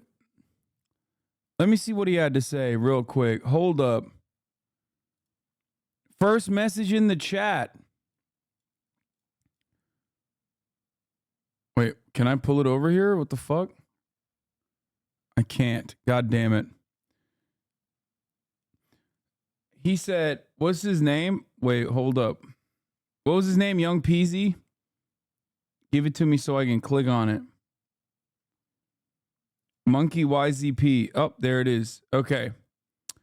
Couple things to address here. How are you people celebrating this? Real easy for you to celebrate this shit safe on the other side of the world. Let's not forget Hamas started this war. Israel retaliated. Iran had no reason to attack other than anti-Semitism from an Israeli currently shaking. Okay. So, 1, welcome to the broadcast. 2, stay safe. 3, there are plenty of other Israelis in here as well. You're not alone. But one thing you have to understand is that, 1, Israel is an apartheid state. So, no, October 7 isn't the first time that this war started. It was an apartheid state for 75 years of its existence. Started off with the Nakba, which was a pretty deadly and devastating attack anyway, pretty violent overall. The inception of the Israeli state was a pretty violent one. But beyond that, if you feel right now in this very moment genuine fear for your safety and your life, and that's totally understandable because there are currently missiles being lobbed in your direction, remember that is the existence that you're defending every single fucking day for every single child in Gaza. Okay? Every single child in Gaza has lived with that fear in perpetuity. There's never been a single moment. And you at least have a standing military, you have bunkers, you have bomb shelters, you have all the amenities, you have billions of dollars of support from the West. You can go to different places. Okay? The reality of the matter is, and there are plenty of Israelis in here, plenty of anti-Zionist Israelis in here who recognize that pain and the suffering that their government causes, just like there are many Americans in here. This is primarily an American community who understands the pain we cause globally. You can't come in here and expect sympathy in this very moment while simultaneously justifying that it was actually Hamas that started it and that Iran decided to retaliate because of anti-Semitism. Okay? Was it anti-Semitism? Was that the reason why Israel chose to strike Iranian soil in Damascus by striking the consulate compound in Damascus? Because that's the reason why Iran is retaliating. That's bullshit. You can't do that. But be safe regardless.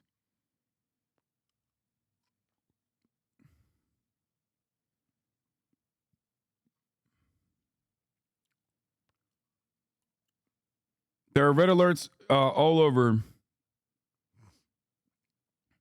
Massive air raid alerts across Israel are happening now. Maybe he just fucking stopped. Maybe he had to go and shelter.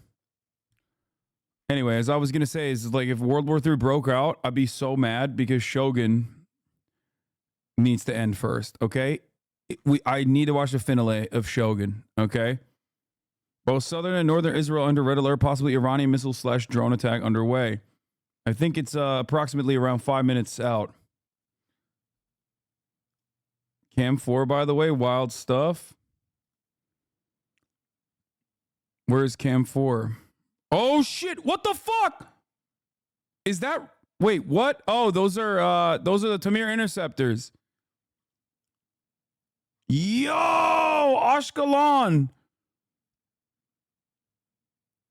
Dude, that was scary as fuck. I don't know why. Bro, I don't know why it felt like, yep, they're in. They're on. This is a they're in the familiar Israeli sight for you, airspace. Nick, and for those of us who've been following this war.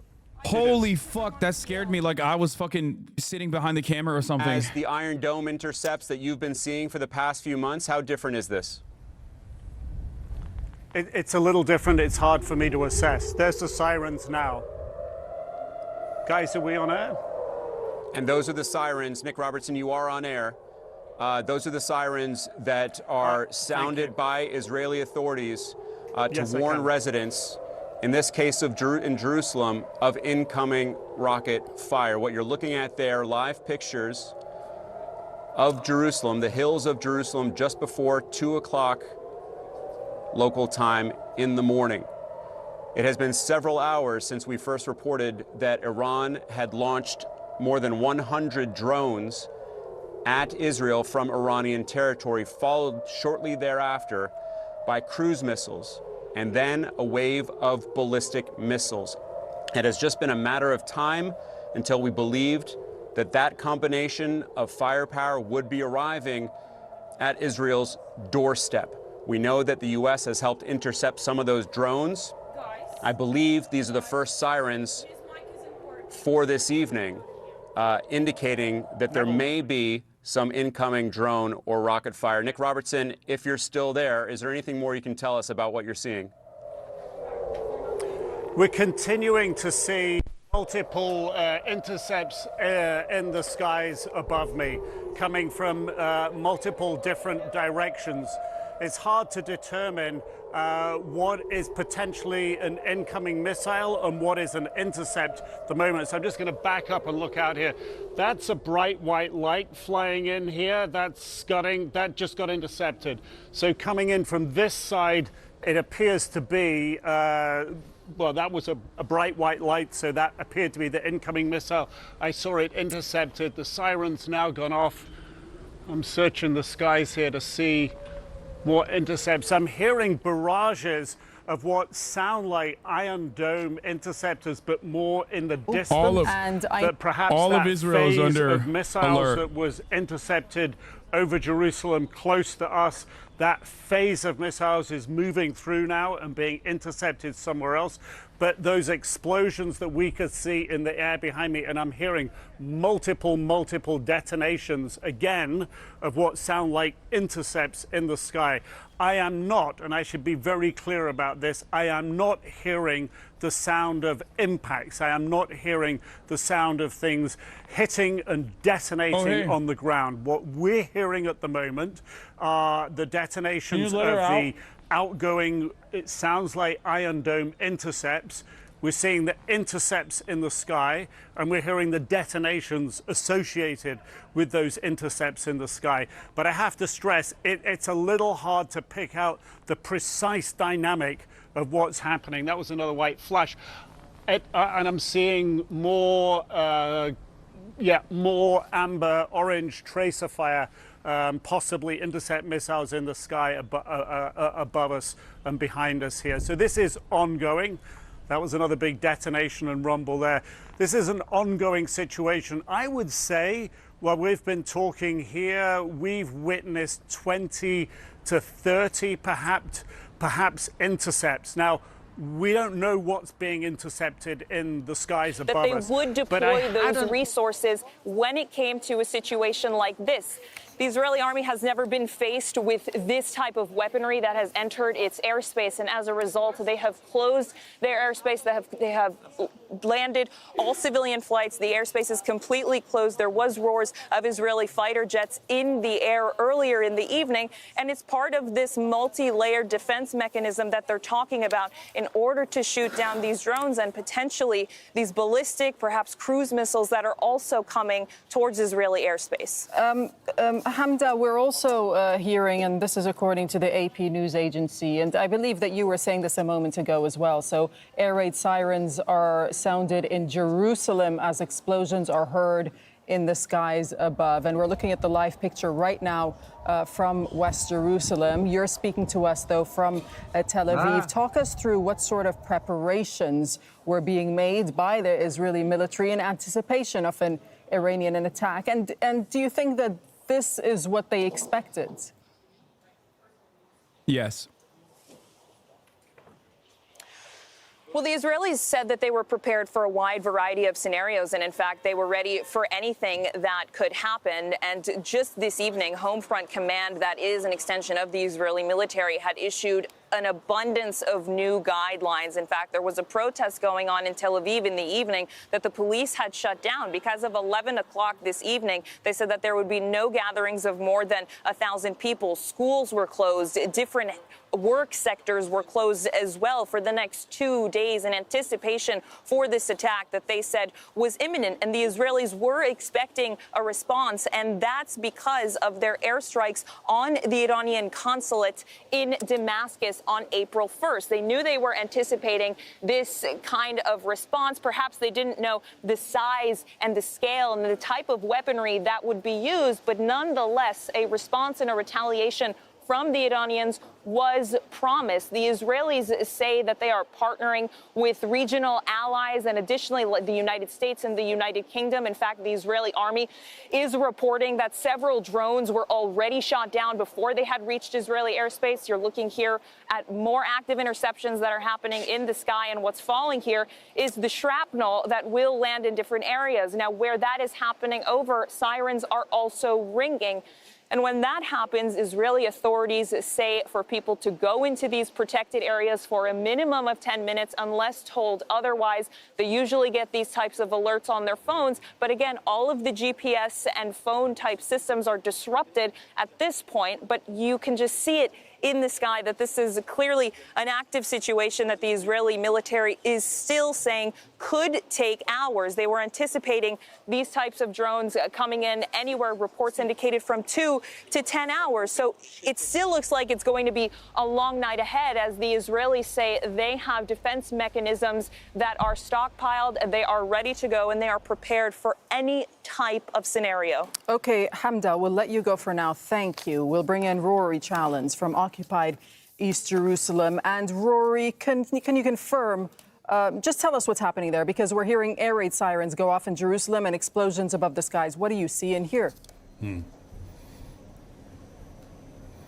Yeah, exactly that. For the last 10 minutes or so, we've been looking out from the balcony here across the Jerusalem skyline. We've seen a succession of air defense interceptors going up from various points around the city to meet targets in the sky. And then still going on, there's a sort of dull thud going around the skyline across the city as well as interceptions are made.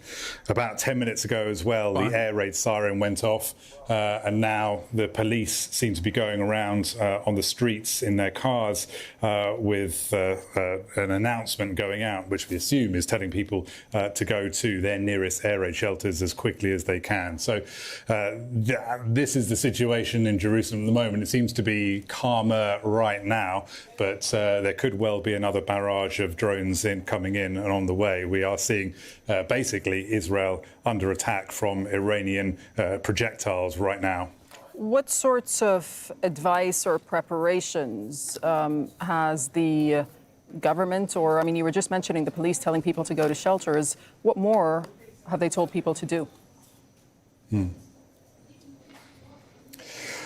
Well, I mean, they've basically been telling people not to panic. They have been issuing various restrictions on movements and things like that. They have told people that they shouldn't be gathering anywhere in Israel in groups larger than 1,000 people. They've been saying that schools, universities, daycare, etc., is going to be closed for the next 2 days. And they have been saying to everyone to listen to the advice for when the air raid sirens go off, to go to those shelters and to take shelter for as long as is necessary. But the advice has been just to sort of take it calmly and not to get too worried about things. The military has been telling people that the air defense systems that Israel have, that's the Iron Dome, that is David's Sling, and that's Arrow 2 and 3, are very capable systems designed to deal with multiple types of threats. It's a layered air defense system to deal with rockets, to deal with missiles, ballistic, to deal with missiles that are cruise missiles, and to deal with drones as well. And that is what we're likely to be seeing over the next few minutes and hours as these different waves of projectiles come in. The big test, of course, is for this layered air defense system. Can it cope with an assault of this magnitude? Because this is not something that Israel has faced before on this scale. It has its assistance coming from the United States, providing overwatch, providing electronic jamming, electronic warfare, and shooting down projectiles before they even get to Israeli airspace. But this, as I say, is a test that Israel has not faced before on this scale. Rory, it's Darren Jordan here. I've just taken over from Dareen, so you're with me now for the next few hours. Navy. For those viewers, Rory, who are just joining Al Jazeera now to take in this developing story as it's happening, talk us through again what you're hearing from Israeli Army radio, from officials there, about the incoming drones, because we're hearing, as you've been telling us throughout the evening, it may also include... Guys, the reason why they launched 500 fucking drones is not because they wanted to hit 500 targets. Of course, they know that.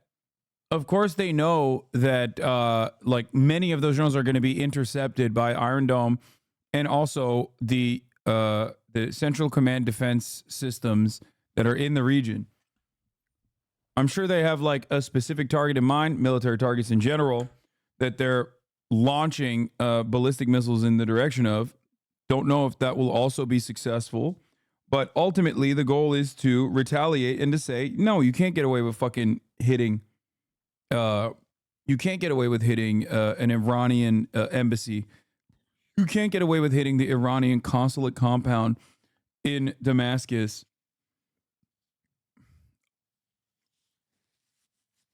Ultimate goal is to wear out the defenses.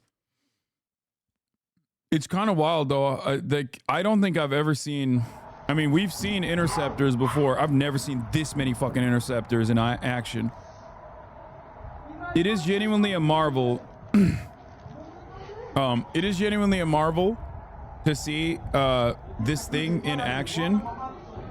Low key, high key. How does this work? It looks at the trajectory. It looks at the trajectory of the ballistics and tracks it and then sends an interceptor, a Tamir interceptor missile in its direction. Ultimately, obviously, if these fucking drones hit like not all of these drones are directed in directed towards like military targets. Some of them are there to exhaust the military systems. If they were to fucking actually hit,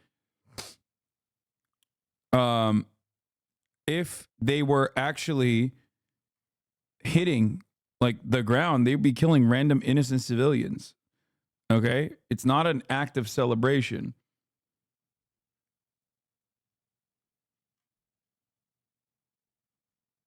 Israeli senior command, very significant retaliation to come against Iran. Oh no, they're so fucking stupid, bro. They're so dumb, bro. Israelis, you're on your own. Hasan, you're watching a video game. Tweet again. What? Bro, what are you talking about? We're literally watching like direct fucking live coverage. What the fuck do you mean? Arma 3 memes. Like there are actual interceptor footage that we've seen.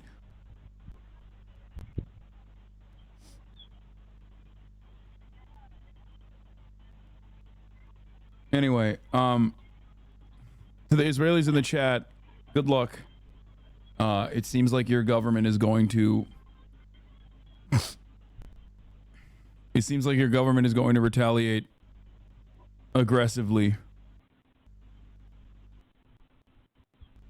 Dude, chatters that don't give a fuck about the genocide at all only come in here, only chirp in here specifically to be like, yep, doesn't matter if World War III is gonna fucking start, depending on how Israel retaliates, depending on how America moves forward.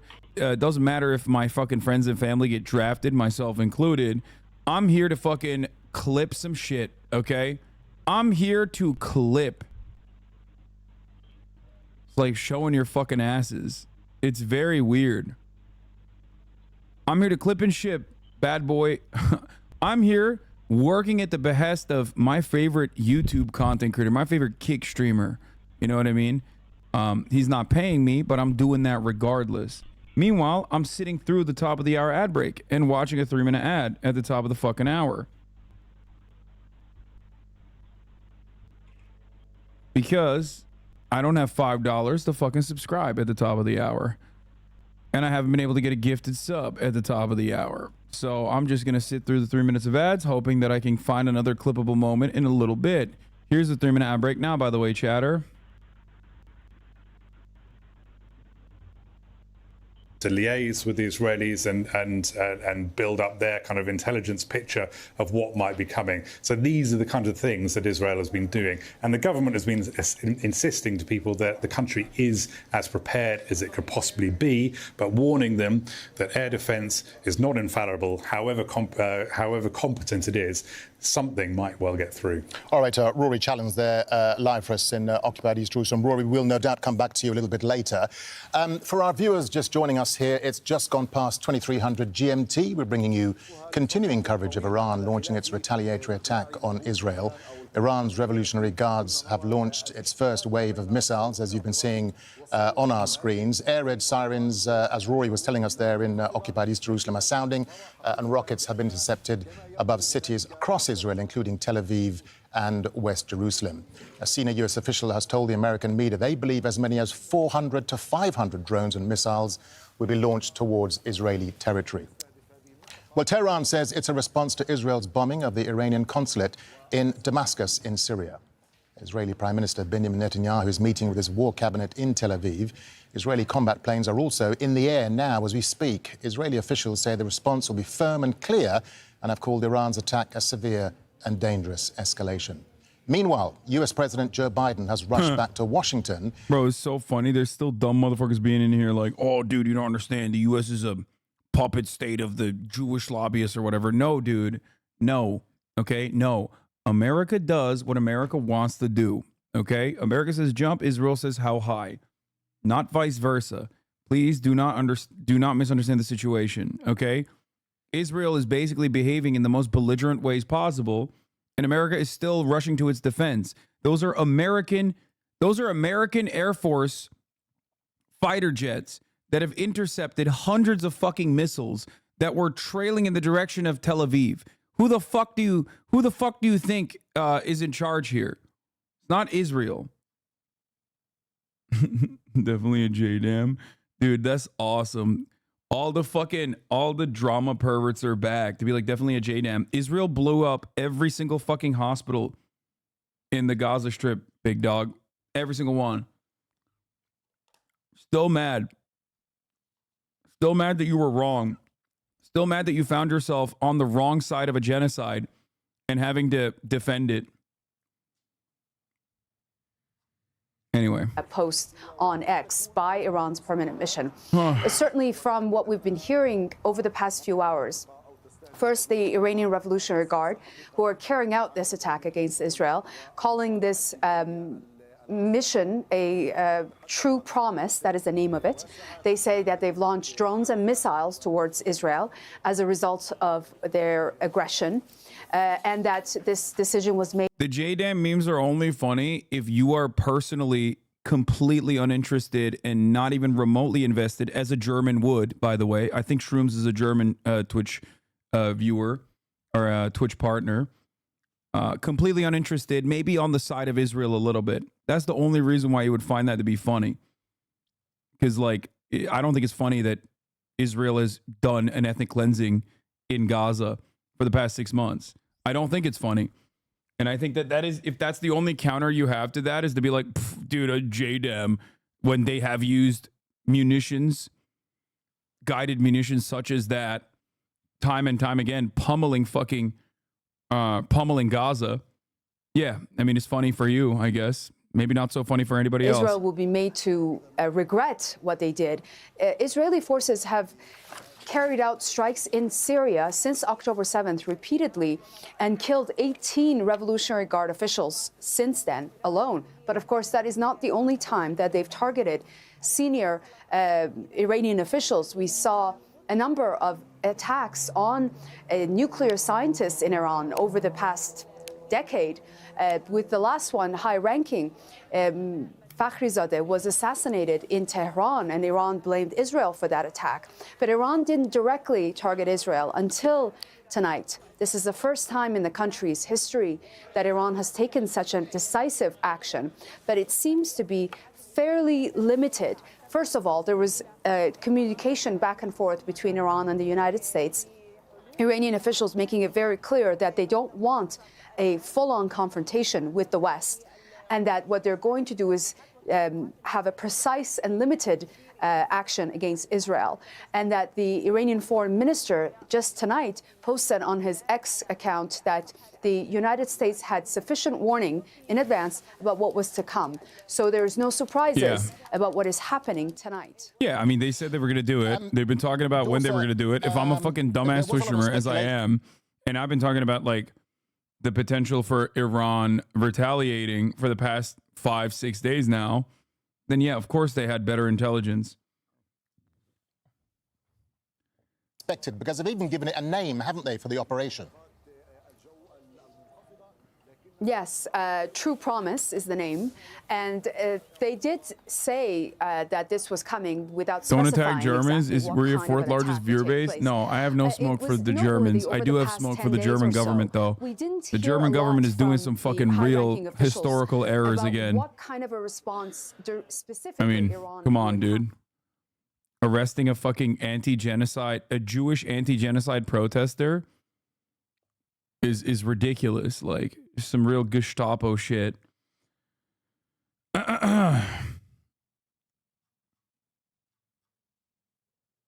Clear is that Iran was very careful about what they were going to do. This was a very much calculated response, because it took them so long to actually do. Many people here were doubting whether or not there will be a direct response from Iran. Many believe that the Iranian proxies in the region, in Iraq, in Lebanon, in Yemen, would be the ones to respond to Israel. But Iran has decided now this is a very critical point in this country's history and relationship, or lack thereof, with one of its... Bro, the Western world is pretty crazy, honestly. Like, Western officials only condemned Israel when they killed white people. 7 white World Central Kitchen workers were executed, 3-tap by the IDF. And that's the only time when I've seen unequivocal, universal condemnation against Israel. Israel struck the Damascus compound, the consulate, not a fucking peep. It's only when either foreign white people die, white aid workers die, because Palestinian aid workers had died, 200 prior to the World Central Kitchen. Almost 200 UNRWA aid workers had been mercilessly executed by the Israeli state. Not a single fucking peep. A month prior to the World Central Kitchen attacks by Israel, ANIRA, an organization that we've raised millions of dollars for in this community, ANIRA had an aid worker get killed as well. ANIRA stopped their actions. ANIRA's aid worker, of course, was Middle Eastern, so it didn't make news out here. ANIRA had to stop its actions after the World Central Kitchen attack. It's crazy that, like, the only time when there's any sort of condemnation is when, you know, either Westerners are killed Or, of course, the foreign adversaries retaliate.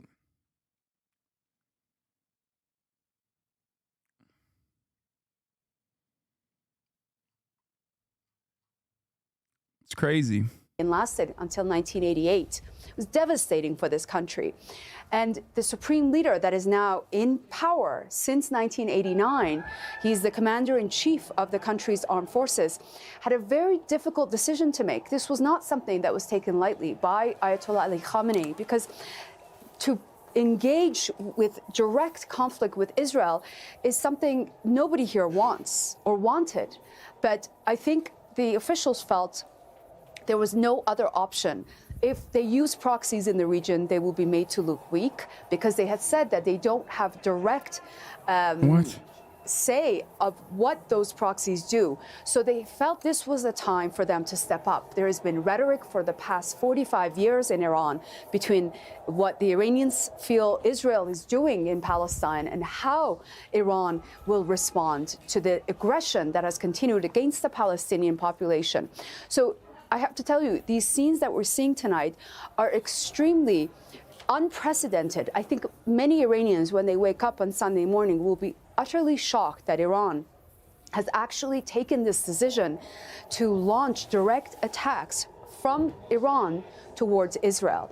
These are threats that we've heard over and over again over the past 4 decades.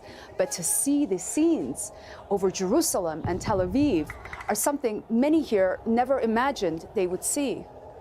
All right, Jorsa Jabari there reporting live for us from the Iranian capital, Tehran. As we're looking at some of those earlier pictures of those interceptions, we understand there have been explosions and interceptions throughout, across Israel. Again, David Adum, ambulance service says his medics are shooting a 10-year-old boy, the boy from a Bedouin town near Arad. Seeing on your screen now. Let's bring in Sean Bell. Always. Here's another real piece of shit thing that Israel does. The Bedouins are in disastrously underserved areas. They're technically considered Arab under the Israeli demographics designation, and they literally fucking mistreat them. The government straight up does not develop the areas that they live in. Sometimes they are also purposely fucking displaced. And every single time there are these sorts of attacks, whether it be like Palestinian Islamic Jihad or Hamas rockets being lobbed into Israeli territory, there's surprisingly, more lies? Really? You think the Bedouin do not shoulder the major burdens of not having enough Iron Dome defenses over their areas?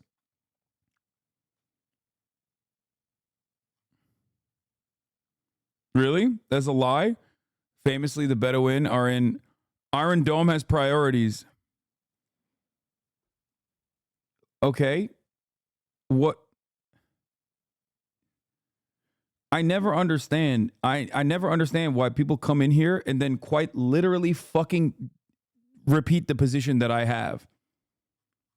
Yeah, forced transfer of the Bedouin is the latest example of apartheid cruelty. Yeah. So when rockets do actually go through the Iron Dome, it's usually on Bedouin communities. Bedouin people face the highest rates of poverty in Israel. 80% of residents are in unrecognized villages, and they live in poverty. Bedouin adults face numerous physical and mental health disparities compared to other groups in Israel. And in a lot of instances, they do actually get hit. Not only that, but part of the reason why we know about this was also because the victims, the survivors from Kibbutz Be'eri, were specifically talking about them on like October 8.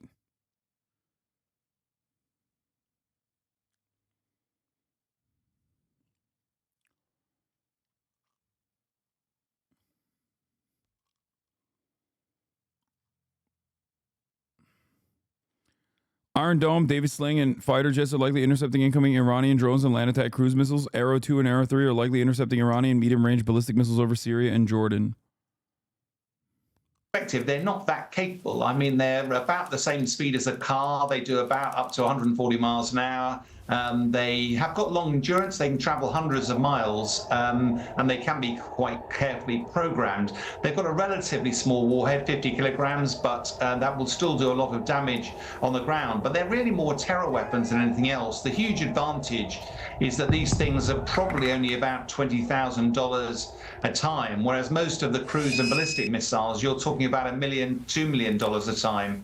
So the great thing about drones is that you can afford quantity, and sort of quantity has a quality all of its own, because you can actually start to deluge air defenses, and that's what these weapons are trying to do. They're a terror weapon more than actually physically be able to do material damage, but they are, as you said, very widely being used out in by the Russians against Ukraine targets. No, what he means is they're terror weapons in the sense that, like, their sole purpose is to cause fear amongst the civilian population and not to actually hit a target. And he's right, because the only targets you can hit with those drones are civilian infrastructure targets. That's why they're being heavily used in by Russia in Ukraine.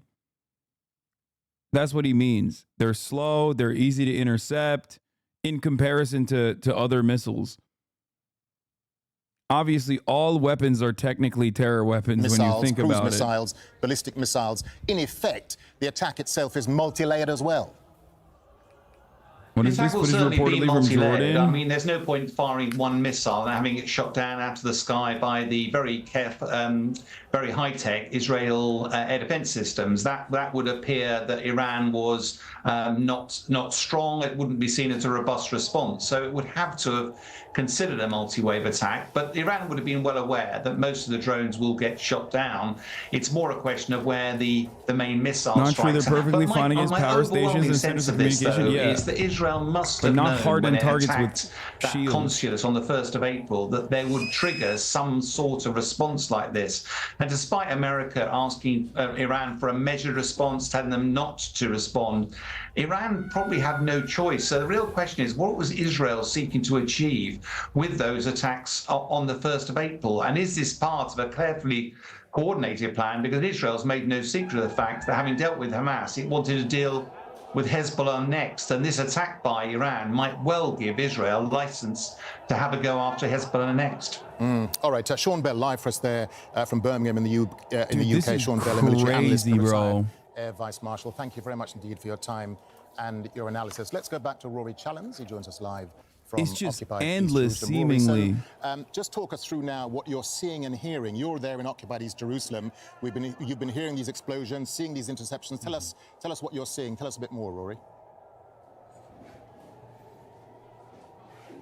Well, there have been extraordinary scenes, I have to say, over the skies of Jerusalem this evening. Just a half an hour ago, it looks calm now. It is calm.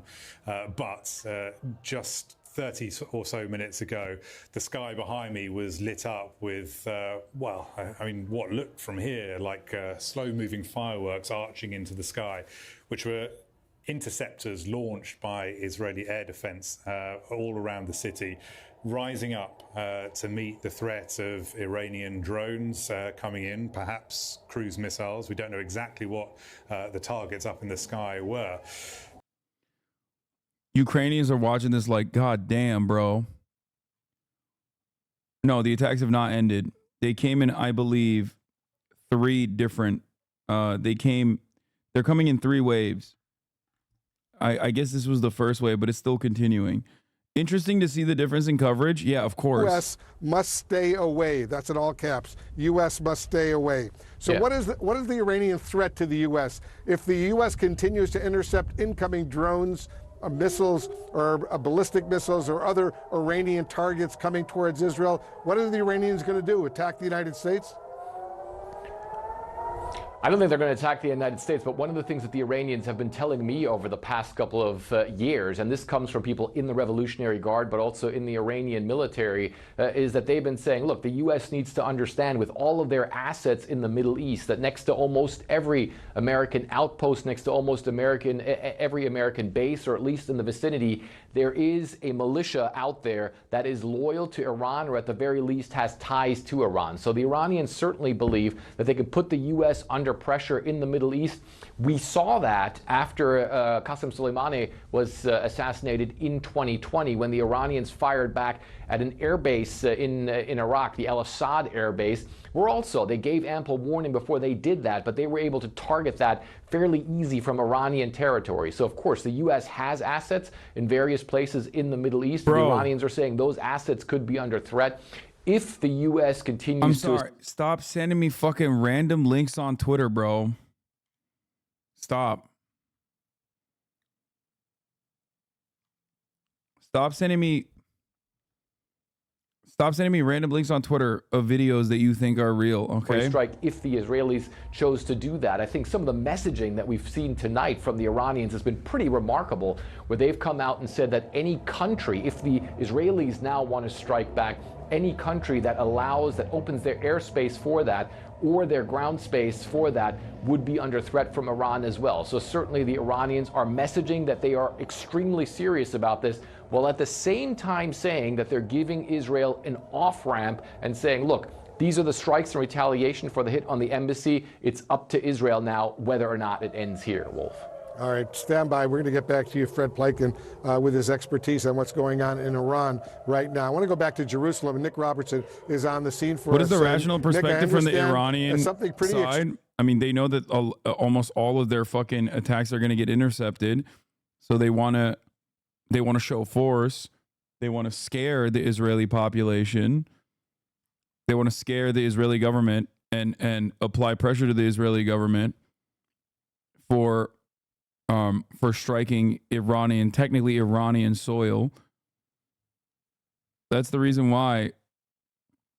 That's the reason why they have said that they're going to do this for a week now. Flying in the sky over Jerusalem at this time is unusual. It is clearly related to what's happening here right now. We intercepted 99% of the Iranian response. That we saw before, General Hertling suggested that he believed that they were being, some of the intercepts we were witnessing were intercepts by fighter jets. The fact that we're seeing the fighter jets up there now certainly brings additional credibility to his already very credible words. But I think that's what we're witnessing here tonight. Multiple layers and levels of Israeli air defense systems. But again, the fact that these missiles, these Iranian... When you guys ask, why did they fucking hit the Iranian embassy? I told you why. Because they want to open up a new front, I think. I think they knew that, of course, Iran has to retaliate. Iran is going to retaliate. American forces and European forces are going to absolutely intercept missiles.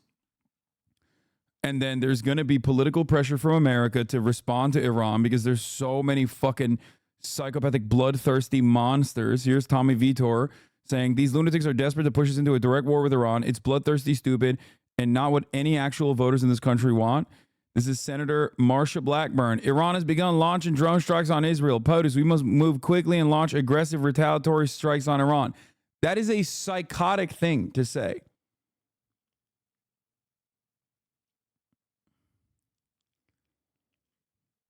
But the goal from Israel is most likely to draw the United States into a broader conflict against Iran, directly against Iran. Notice, too, of the Islamic Revolutionary Guard Corps, after more than 10 days of silence and negligence of international organizations, especially the UN Security Council, to condemn the aggression and criminality of the Zionist regime in the attack on the consular section of the Iranian embassy in Damascus as a part of our country's territory. And the testimony of 7 of the country's legal advisors in the non-punishment of the criminal regime under the 7th paragraph of the United Nations Charter, John Barkfon of the Revolutionary Guards, in response to these crimes and the realization of previous warnings and the fulfillment of the demand for the right of Iran, and in order to punish the aggressor,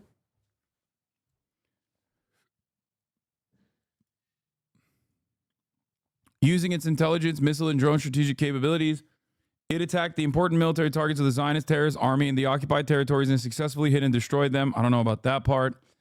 Following the strategic policies of the Islamic Republic of Iran, the Islamic Revolutionary Guard Corps announces the terrorist government of America is warned that any support and participation in harming Iran's interests will result in a decisive and regretful response from the armed forces of the Islamic Republic of Iran. 2, also, if America is responsible for the evil actions of the Zionist regime, and if this child-killing regime is not contained in the region, it must accept its consequences. 2, while emphasizing the policy of the good neighborliness with neighbors and countries in the region, it is stated that any threat by the terrorist state of America and the Zionist regime from the origin of any country will be followed by a reciprocal and proportional response of the Islamic Republic of Iran or the source of the threat. We assure the heroic nation of Iran and the Islamic Revolutionary Guard Corps and other armed forces of the country will stand to the death in defense of national interests and will neutralize the enemy's efforts to disrupt the security and peace of the people.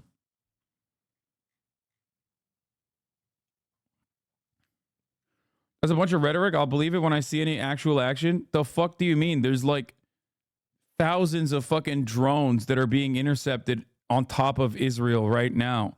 What actions? What do you mean? Nuke fucking Tel Aviv? What the fuck are you talking about? Western leftists are so funny. They're like, bro, me, I'd be doing something different. Like, what would you be doing? Would you be nuking Tel Aviv, dude? What would you be doing in this situation?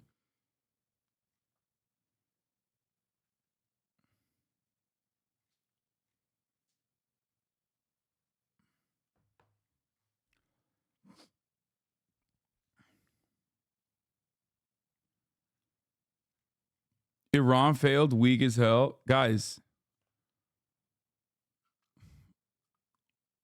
Yeah, they're tweeting praxis. See, Iran is tweeting as well. That's also praxis. Oh my God. Did bro say the terrorist states of America? Lol. I mean, they're not wrong. America is a terrorist state in the Middle East. This is true. I don't know if they actually hit any targets. They said they did, but that's PR. I just met my national security team for an update on Iran's attack against Israel. Our commitment to Israel's security against threats from Iran and its proxies is ironclad. Thanks, Joe. Joe, thank you.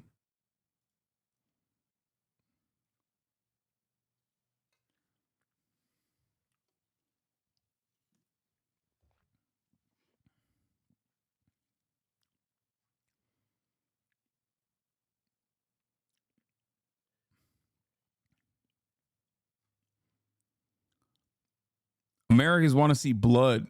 They're like, oh, dude, this is not enough. On the Israeli side, I suspect that they feel a different way. Some Israelis, obviously, are way more angry now than ever before and want blood and want to attack Iran. Other Israelis recognize that, holy shit, the night sky lighting up with missiles, albeit intercepted, is still a very fearful position.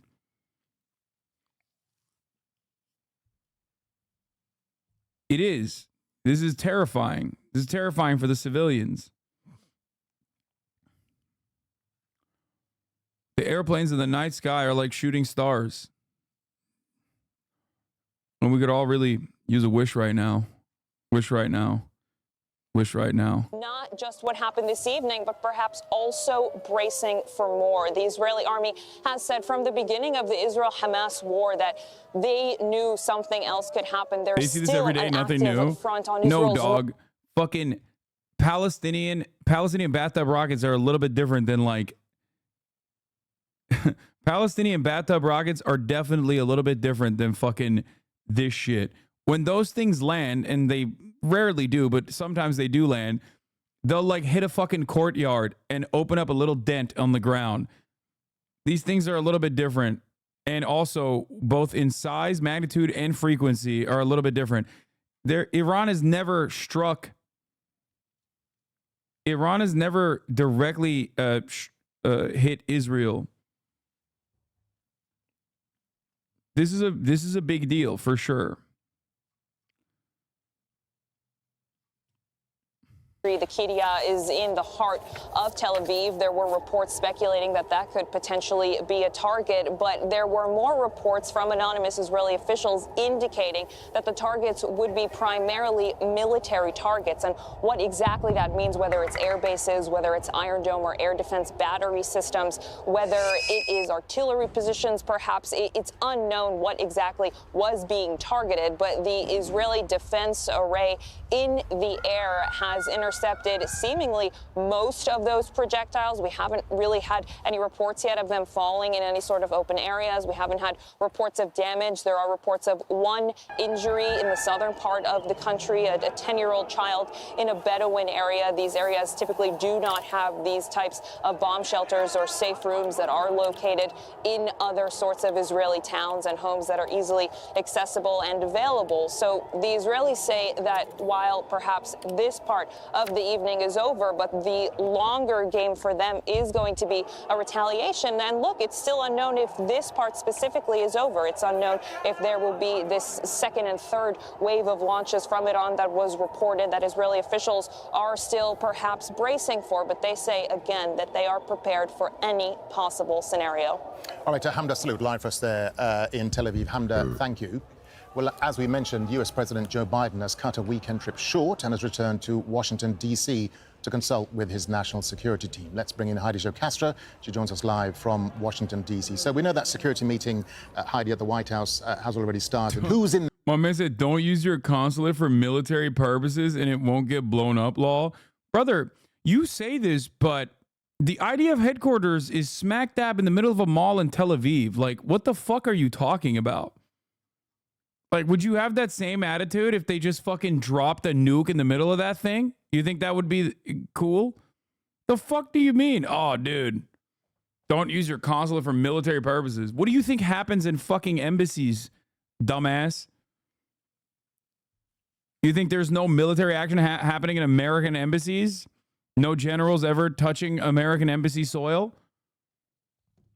It's not in a mall. It's across the street from a mall. Sorry. It's not in the mall directly.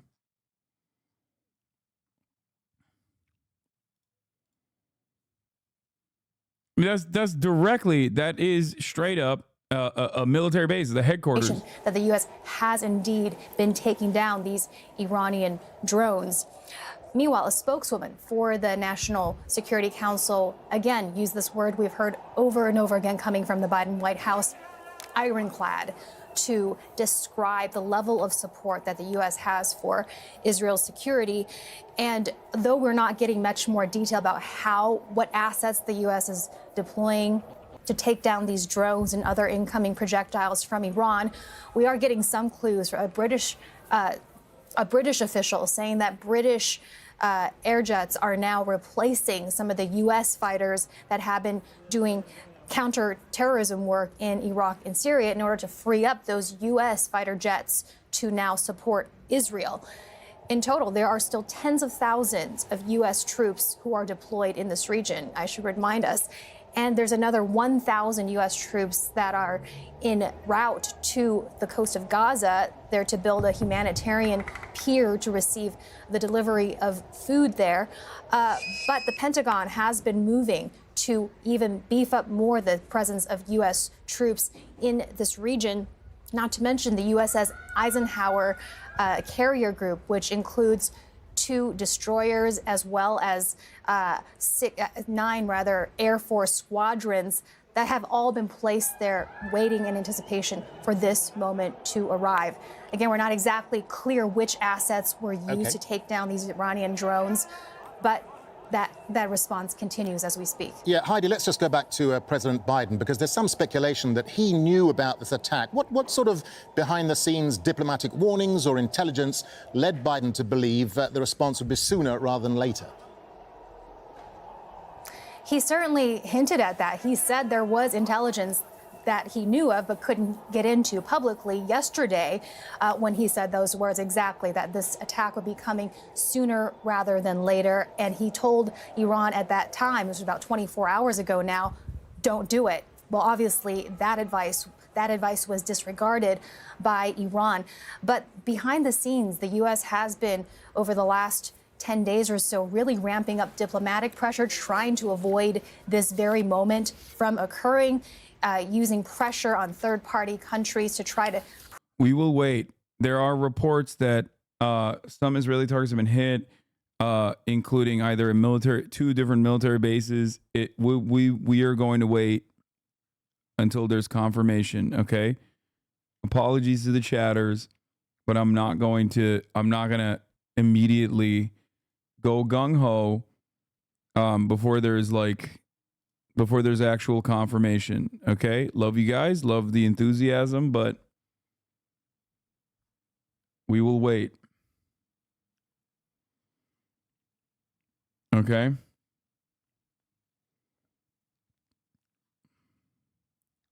It's very clear that the fighter jets are involved in shooting down these slow-moving drones and other missiles that are incoming. It's a very effective tool for the Israeli Air Force to do that.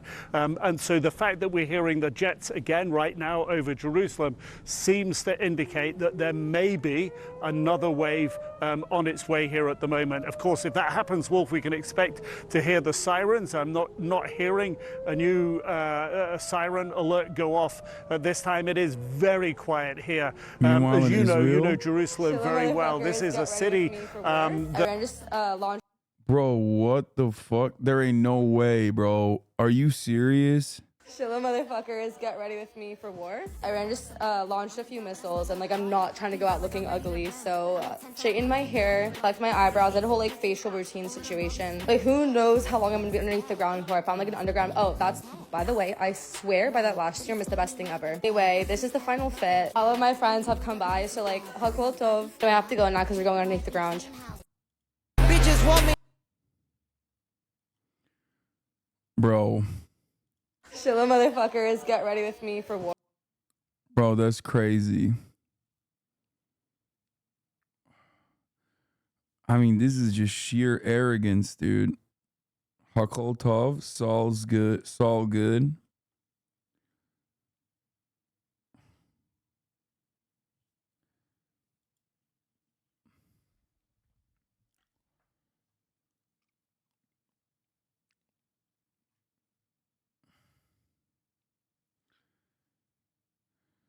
Oh my God. Why aren't you talking about how this relates to the book of Revelations? Because, dude, honestly, you're not even fucking wrong at this point, okay? I don't know, bro. I don't know. The eclipse is happening. Now fucking Israel's being attacked in retaliation by the Iranian forces. Who knows, man? Maybe these fucking psychopathic white evangelical Protestant freaks are not wrong for that Israeli strike in Damascus. How would Iran go seek Mercury's in Gatorade? Arguably the most dramatic option that Iran chose tonight of the various scenarios that could have played out. Iran tonight directly attacking Israel from Iranian soil. In anticipation of something like this, the U.S. military had moved more assets to the Middle East. A Chinese we understand that they strengthened air defenses. Of course. Hello? Because she's awesome. I love watching TikToks about what's going on Chinese internet. She keeps me up to date with the Chinese netizens. We saw tonight. But Wolf, we have been talking to our sources for the past 2 weeks trying to figure out what Iran would do. And it really only came into focus yesterday that Iran could indeed carry out tonight's attack from Iranian soil. CNN reported yesterday that a number of military assets, including drones and cruise missiles, around 100 cruise missiles, were being moved in Iran. That was certainly an indication of what we saw tonight. And I'm really struck by this, the two facts, Wolf, that Iran is claiming that this is over. That's according to their mission at the United Nations. At the same time, Israel and the U.S. in the support role very, very much dealing with what is still incoming. Those drones, we believe they're also cruise and ballistic missiles. It remains to be seen whether Iran is done firing everything that it intends to. So far, as our correspondents have noted, it does not appear that anything has hit its target. No craters, no blasts, no destruction, death. But this is far from over. Despite those Iranian claims, what you're hearing there, those sirens, those interceptions. Dude, Americans are so funny. They're like, dude, not a single fucking missile got into Israel, bro. It's like, listen, do you want them to? Like, I don't understand. As far as I understand, yeah, there are reports that there are multiple impacts at the Nevatim Air Base in the Negev Desert. But it's like, you're just over here. You're over here in America, in Iowa. You'd be fucking shitting You shit bricks when you see like a brown dude walking in your fucking neighborhood and you're immediately like, grab the fucking weapons, boys. There's a takeover happening. Meanwhile, you're like, yeah, I can't wait. Oh, yeah. In either direction, even if it's like vengeance, which is not, again, not justice for the Palestinians, but also beyond that, even if it's just like, man, Iran is no smoke, bro. What the fuck? Hasan shocked his audience hates Israel. No, dumbass. Many of those people that are fucking talking in here are not even, no, they're not anti-Israel. They're pro-Israel. They're like flexing. They're like, haha, not a single Iranian missile struck a target, bro. Big L for Iran, bro. And it's like, okay, like, I don't know what you want me to say here. Like, do you want me to be like, yeah, no, I hope all fucking Israelis die or some shit? What the fuck's wrong with you? It's not my position.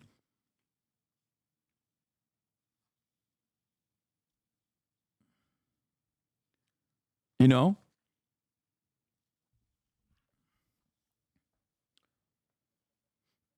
Yeah.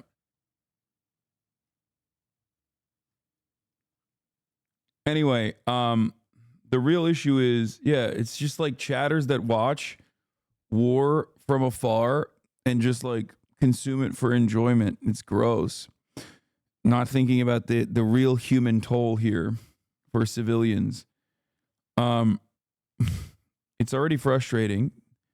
I think like Russia's invasion of Ukraine really fucking brought this up to a higher degree because it was like a just cause on the Ukrainian front, considering that they had the moral reason to want to defend their country from an invasion, from a Russian invasion. So a lot of people started just like genuinely cheering on death,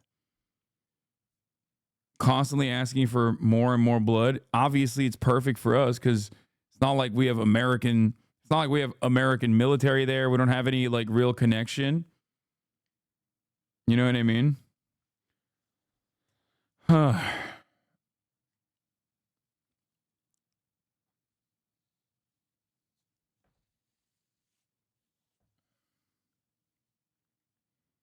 But we're also told it could reconvene later. They're watching all of this very closely. The stakes for the United States right now are enormous.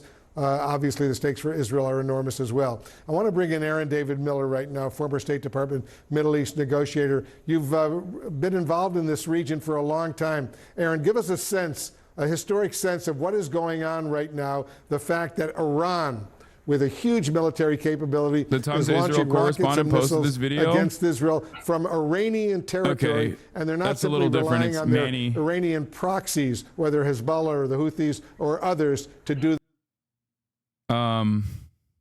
I can't read the Gideon Levy article from Haaretz.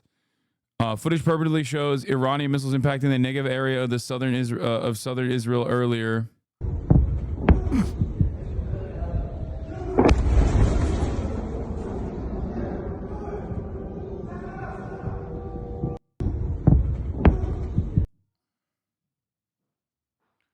Trump is live.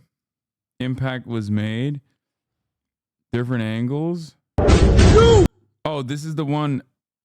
What is this? Suppressed news. Breaking confirmed. Direct impact made on Israel by drones missile fire from Iran. Video to the Bedouin diaspora near Arad.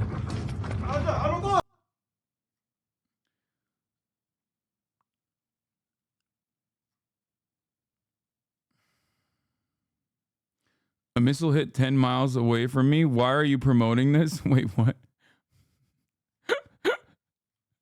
Bro, why are you fucking...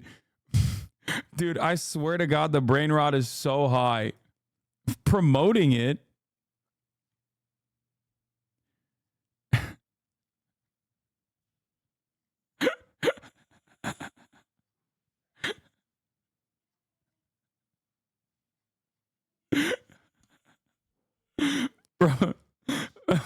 Bro said I'm launching the missiles, dude. Yo, somebody needs to check in on CNN with their promotion of these missiles, dude. It's fucked up. I'm sorry, chatter. I'm gonna stop it real quick, okay?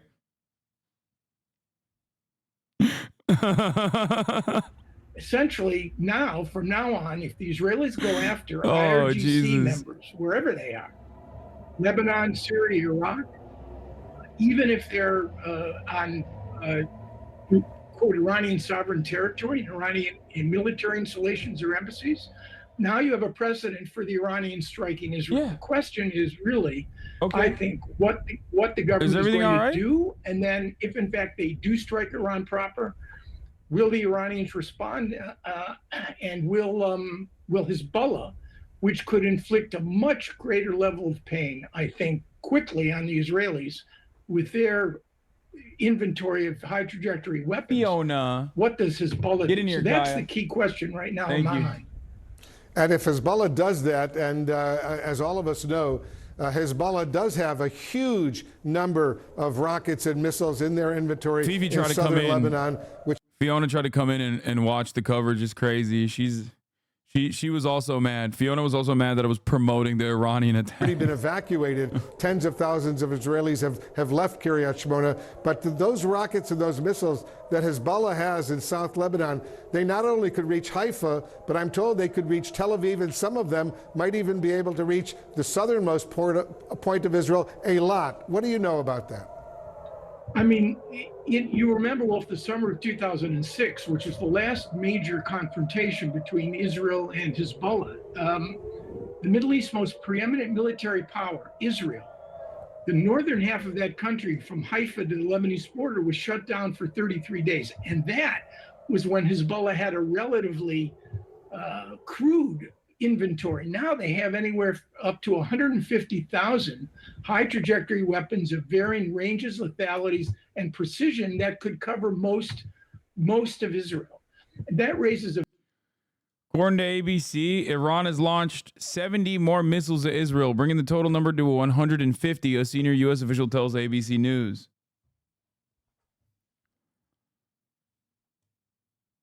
You think the Arab countries were debating when they said they would intercept? I think some of them probably did. Most likely not openly. Considering that Iran said that if you interfere in our affairs, we'll come for you too.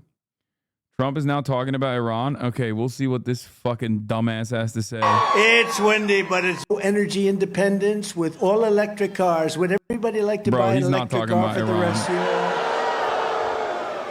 But we will return the world to peace through strength, and it'll happen very quickly. I will revive American strength abroad, and we will restore American strength at home. We were respected 4 years ago all over the world. Today, we are considered a joke. It's not going to be for long. Believe me, it's not going to be for long. We will quickly rebuild the greatest economy in the history of the world like we had it just 4 years ago. Big bro is not talking about nothing, okay? He's not talking about anything, bro.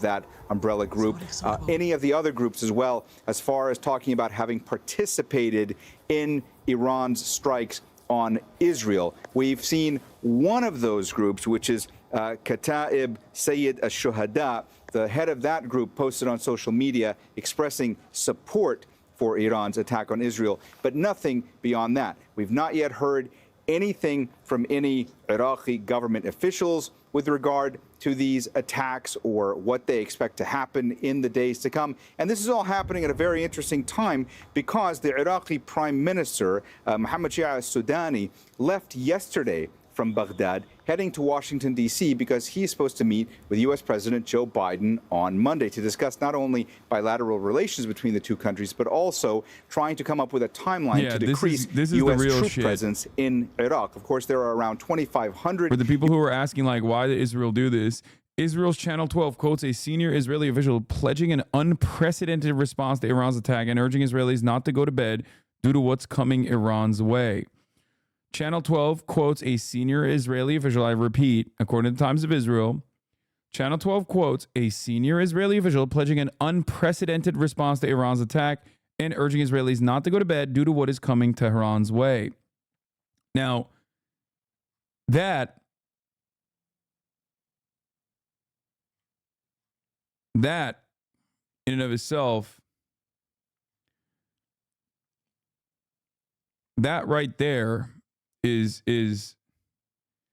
you're saying cope, but Israel's insane, brother. Israel is insane. Why did they fucking strike the embassy is the question that many of you have asked.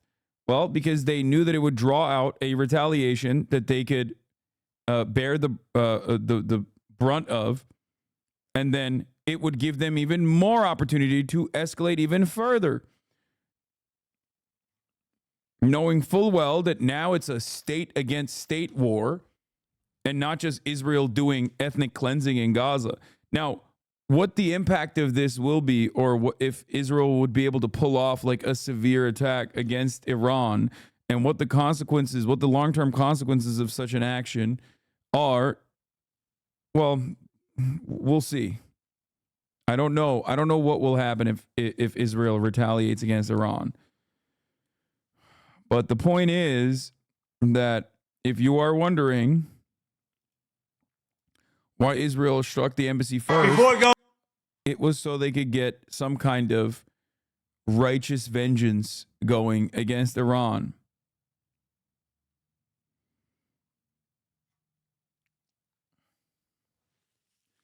What does Israel get from escalating? I mean, they want to wipe out Iran. They want to fucking nuke Iran. That's it.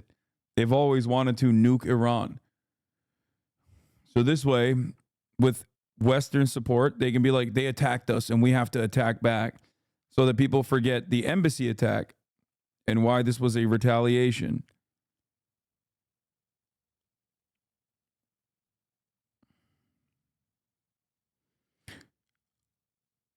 The part that worries me is Netanyahu's likely going to jail, or at least being out of power as soon as Israel's no longer in conflict, which gives him a pretty big incentive for him to escalate things for the rest of his life. Pretty much. It's definitely another major cause. Military call-ups are happening now in Tel Aviv. 17-year-old family friend just received the message. This is at least 5 decades of joint U.S.-Israel foreign policy coming to fruition. I mean, this is definitely what America has been gearing up against for a very long time. This is what Israel has wanted for a very long time.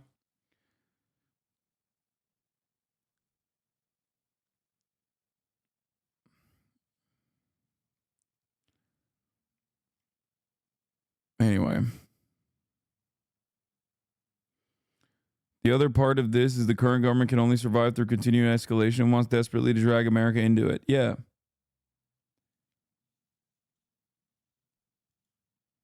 Oh, yeah. We saw this earlier. We were looking at this earlier. In the midst of a genocide, on the eve of a possible regional war, this is what the anti-Netanyahu bloc has to offer. A demonstration under a large banner that says enlistment for all. This is why I was asking the Israeli chatters, like, how they've, like, what the public sentiment is overall. You know what I mean? Because it does feel like, it doesn't feel like things are going to get better.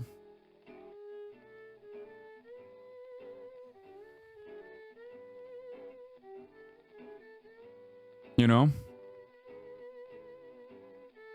Would it be different from Russia and Ukraine? Wouldn't it be just two-country war if it escalates? Dude, what Israel... Bro, today, as we are watching rockets perish in the night sky like shooting stars, whose weapons are those that are actually shooting those rockets from the sky, you think? You think those are Israeli rockets? No. Who's intercepting other missiles on top of Iraqi and also Jordanian airspace? Do you think those are Israeli fighter jets with Israeli fighter pilots? Or do you think it is the United States Navy and also the Allied forces, Allied Western forces in general? Israel does not have the capacity to defend itself or behave in the way that it has been behaving without. This is who's those rockets. The content is no longer available. Israel can't do any of that without America, without the Western world.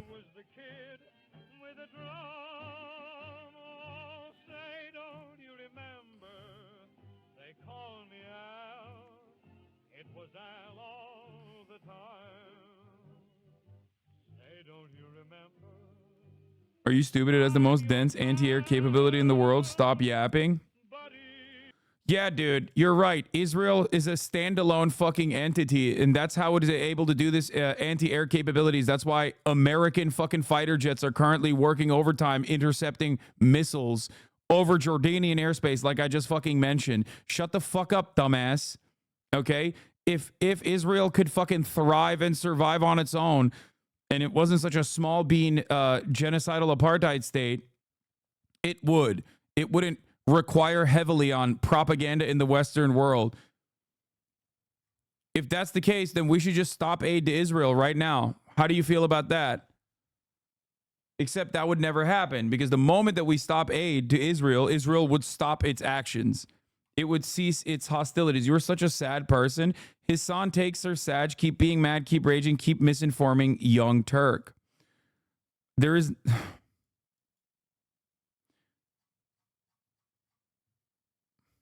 None of these are actual retaliations or counters to what I'm saying. You're just vibing on the aesthetics, bro. On God, for real, okay? You're not being a W person, you're being an L nerd right now, okay? Trust me, Lenny Pie. Absolutely no argument ever from these people. Yeah, it's always like, man, I don't like the fucking vibes in here. On God, for real, okay? A 50-year-old man just called you Hasan. I hope that person is not 50 and actually just 15 instead. Before going any further, I want to say God bless the people of Israel. They're under attack right now. That's because we show great weakness. This would not happen. The weakness that we've shown is unbelievable, and it would not have happened. He did mention TYT. That's probably a fucking 30-plus-year-old person. Like, Iran has launched a second salvo of 70 missiles towards Israel. First salvo was 80 missiles per senior U.S. official. Yeah.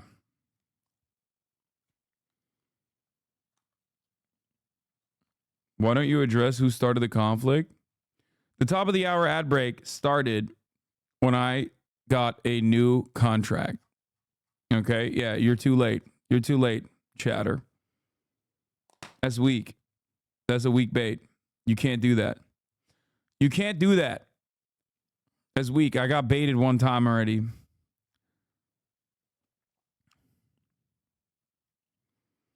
Weak bait. But regardless, at the top of the hour, there is a 3-minute ad break. And if you no longer want to see those ads, all you need to do is subscribe for $5 or for free with a Twitch Prime. Here's the 3-minute ad break now.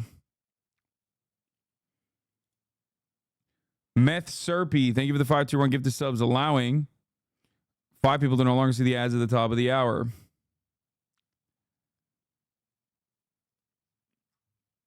Anyway. And if we were in office, you know that, they know that, everybody knows that. But America prays for Israel. We send our absolute support to everyone in harm's way. This is an attack that would not have happened. I mean, to think about what we have to go through and the things we put up with the border, with no energy independence, with all electric cars. Would everybody like to buy an electric car for the rest of your life? Oh my God, it was literally right after he talked about the electric car. What the fuck is a Schnecksville, by the way? Sorry, no disrespect to the Pennsylvania chatters, but these naming conventions got to go, okay? But we will return the world to peace through strength, and it'll happen very quickly. I will revive American strength abroad, and we will restore American strength at home. We were respected 4 years ago all over the world. Today, we are considered a joke. It's not going to be for long. Believe me, it's not going to be for long. I'm in Philly, and I don't know this area.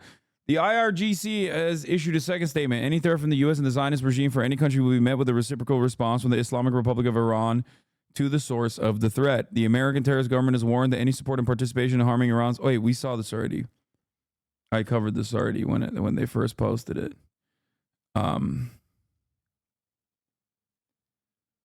Shecksville is slang for oral sex. Cool.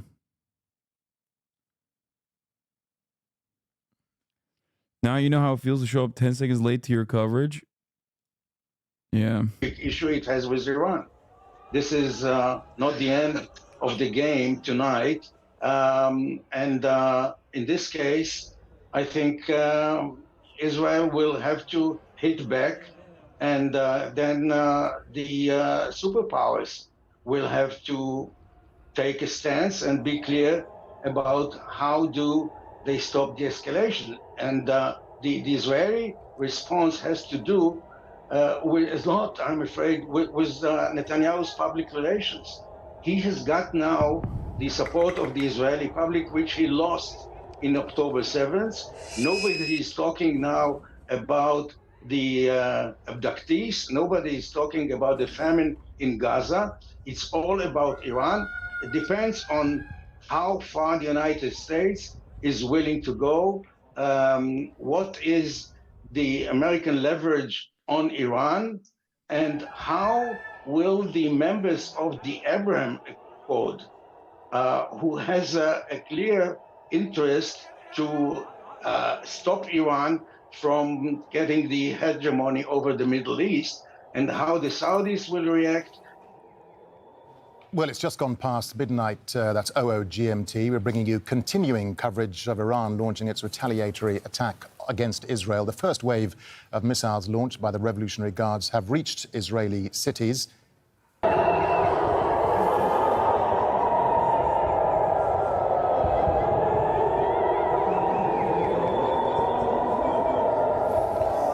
Well, air raid sirens have sounded in more than 720 locations, and rockets have been intercepted above Tel Aviv and Jerusalem. There are reports a 10-year-old boy has been killed in southern Israel. Tehran says the strikes are in.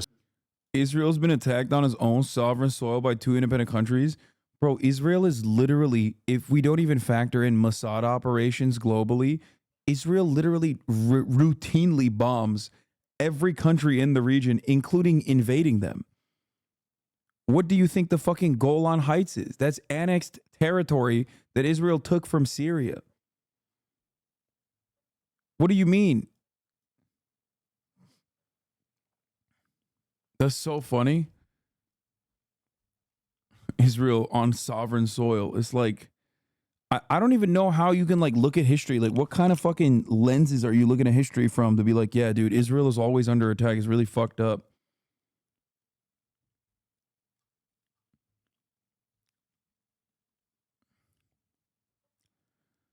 I don't think this guy is saying that fucking Gaza is foreign land to Israel and the Palestinian resistance forces on October 7th were like invading from a foreign territory and not like occupied territory. Towards a response, Netanyahu and Biden will talk in the next few minutes. Oh no.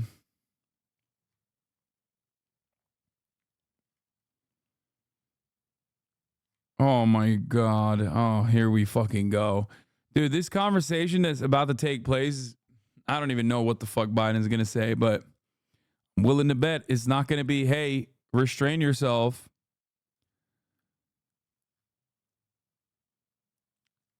You know?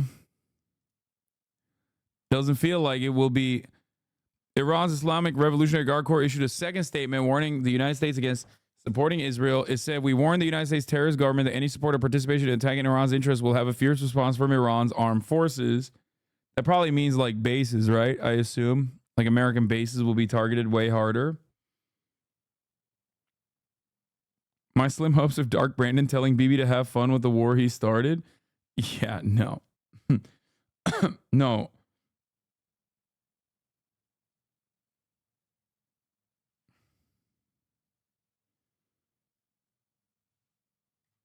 It's just,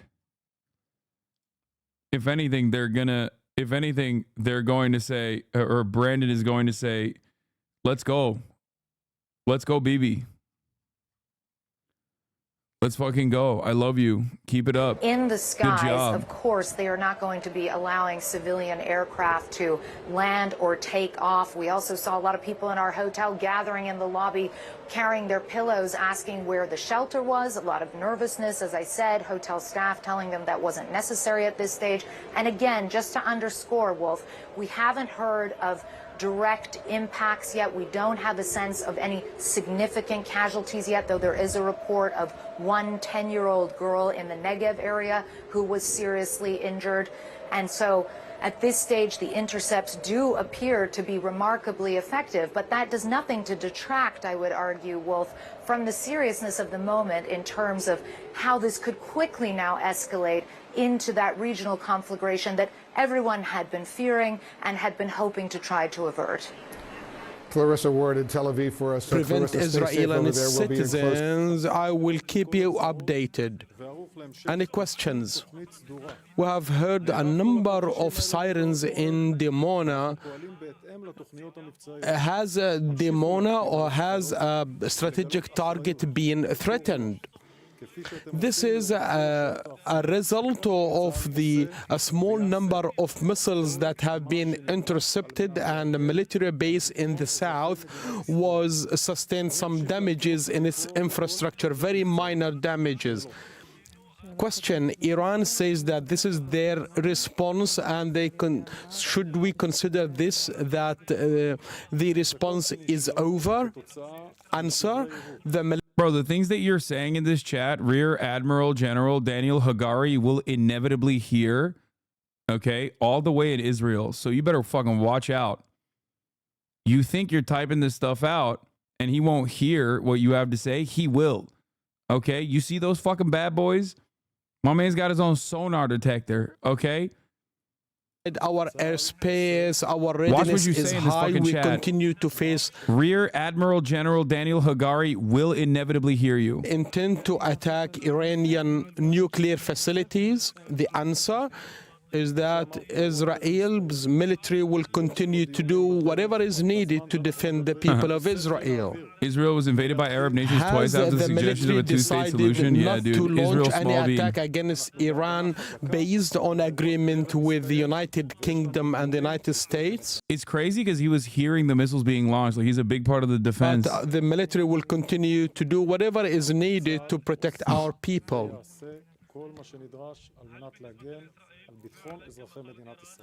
Is it true that, as Iran stated, that the event is behind us?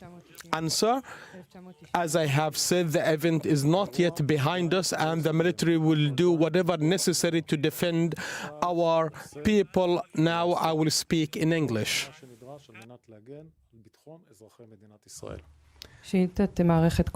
Big ears, a classic anti-Semitic trope. Wait, what?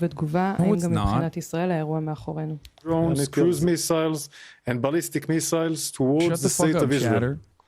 Together with our allies and partners across the region, we are operating at this very moment to defend Israel from Iran's attack. So far, we have intercepted the vast majority of incoming missiles by Israeli systems. So far, we have intercepted and are continuing to intercept dozens of attack drones, as well as cruise missiles and ballistic missiles outside of Israel's border. A number of Iranian missiles fell inside Israeli territory, causing minor damage to a military base with no casualties. Only one little girl has been hurt, and we hope she will be well. The Iranian attack is ongoing. Our plans are in the air. Tonight, wide-scale attack by Iran is a major escalation. Together with our allies and partners, we are operating at full force to defend the state of Israel and the people of Israel. We will continue to fulfill this mission. Questions, please. CNN is asking, what type and how many projectiles have been fired towards Israel tonight so far? And how many drones and missiles have been intercepted? And can you specify by region? The event is still occurring, but until now, over 200 different kinds have been fired to Israel.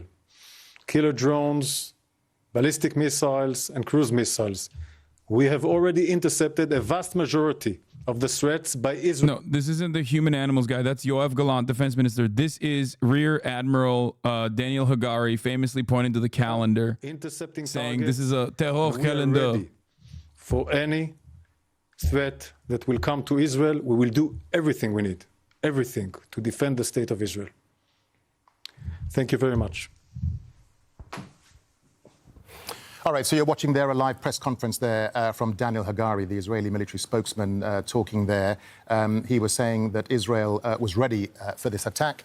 He said the public must remain cool and calm and not panic. He was asked about what was happening in Dimona, which is an area where Israel, we believe, has a nuclear facility. So there was some minor damage caused from a drone there, but nothing major. He says the Israeli response isn't over yet, even though Iran says that's the end of their response. He was saying they still have planes in the skies and their response will continue because the Iranian threat still exists. What was the little girl doing in the base? Chat, I don't think you understand. There are areas that aren't going to get broad coverage. Some drones are going to get through the defenses. Two things could have happened at the same time. Not only, it's not one area that was targeted and successfully striked, okay? I think that what he's saying, the one little girl, is consistent with the reporting that we've seen so far. It probably is like an interceptor, like it could be remnants of a missile outside of Israeli airspace that the 10-year-old was struck with. Like it could be debris, it could be anything. Points, and that is the thing concluded. I think from the Israeli standpoint, it's not someone said bro's getting progressively more strapped. Yeah, it's kind of wild. He did not have the vest on at first. He put the vest on, now he's got the helmet on. Next time we see him, he's going to have the Fat Man suit for Metal Gear Solid 2. And basically sort of maintain that kind of home front command list of what they should and shouldn't be doing. So, you know, we know that the airport, the Ben Gurion airport is going to be closed indefinitely. We know that schools, universities, daycare, etc., that's going to be shut for the next couple of days. And nobody is allowed to gather in numbers greater than 1,000 people. But I think generally the Israeli military and its friends and partners can conclude that this was a pretty successful defense of the country, as long as there is no further waves that significantly degrade the air defense's capabilities to deal with the situation. They say that there were... Yeah, see, the systems are not programmed to protect certain areas like open fields and farms, and I won't be surprised if the Bedouin villages are also excluded. Some areas where the Bedouins live are not provided adequate coverage from the Iron Dome. Few got through and caused some damage at a military base in the south of the country. And Daniel Hagari said that as far as they're aware at the moment, there is only one casualty, a small girl, who they say they hope to get better soon. All right, Rory Challen's there live for us in occupied East Jerusalem. Rory, for the time being, thank you. Let's bring in Oren Ziv. He's a journalist and commentator at the Israeli magazine 972. Oren, good to have you with you. I believe that you're in Tel Aviv. We understand you've seen some of the interceptions of these drones. Tell us what you've been seeing and hearing there where you are. So it's the middle of the night here in Tel Aviv. We've seen some flares and airplanes on the sky. It's hard to say if it's Israeli flares or other things. There's not like shooting stars. Any hits in Tel Aviv or in the area. Earlier today, there was an anti-government demonstration and also for release of the hostages. During the demonstrations, the organizer got the orders from the army, from the police, and they asked the people to leave. And since then, since around 10 in the evening, we've seen the streets getting empty, people leaving to their homes, not only the demonstration, but also other crowded area. I've seen people buying a bit of food, some mineral. Bro, what is my man saying? Governor Phil Murphy, we're closely monitoring the situation in the Middle East. New Jersey stands with the people of Israel. Dude, we are such a fucking joke of a nation. Okay? We are such a fucking meme country, bro. I swear to God. Bro, you're the governor of New Jersey. What are you saying? What do you mean you're closely monitoring the situation in Israel? New Jersey stands proudly with Israel is like such a wild take.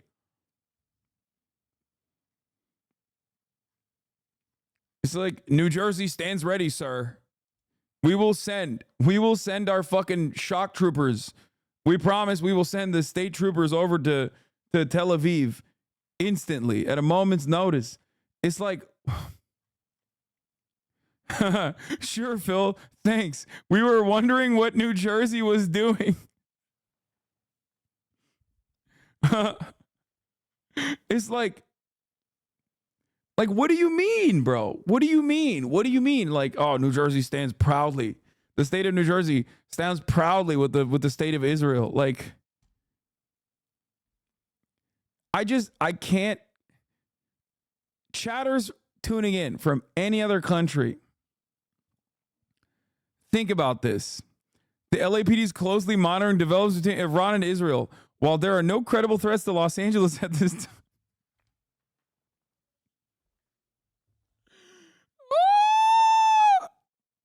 It's just. Yo, we're so stupid, bro. We are such a dumb country.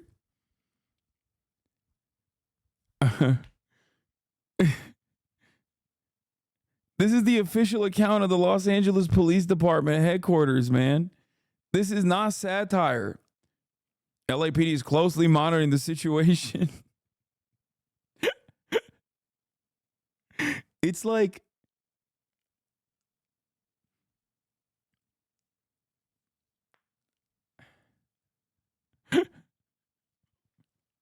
what do you mean?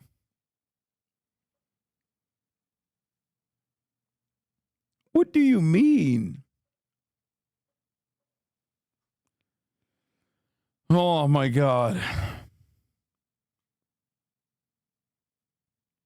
While New Jersey is distracted by Iran, Pennsylvania and her allies in New York will make plans to return the occupied cities of Camden and Jersey City to their rightful homes.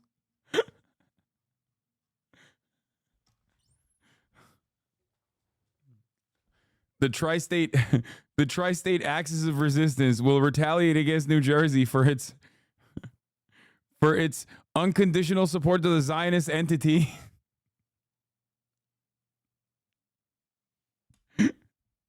We here in the tri-state will not stand idly by and watch New Jersey offer unconditional support. Know that the U.S. president, as recently as in just the last couple of days, repeatedly iterated to Iran that he was. Yeah, this is the other part of it. It's like, but I was being awfully quiet. Do they stand with Iran or something? Yeah, we need to hear from every governor in this fucking beautiful nation, okay? Because if I don't hear from my governor, my mayor, and my police department that they are unconditionally and firmly committed to defending Israel, I'll be honest, I'm going to start thinking a little differently, okay? Seems to me your silence speaks volumes, okay? Gruesome Governor Gavin Newsom, your silence, sir, equals violence, okay? Where does Wisconsin stand on the matter? Where does Arkansas stand on the matter? We need to know. The Keystone State wants a beach and no longer wants to be Keystone. Goodbye, New Jersey.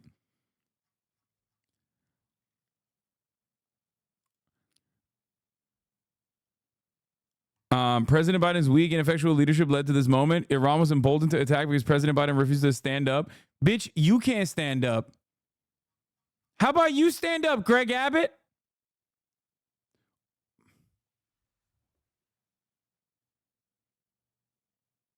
Fuck you mean stand up? Excuse me?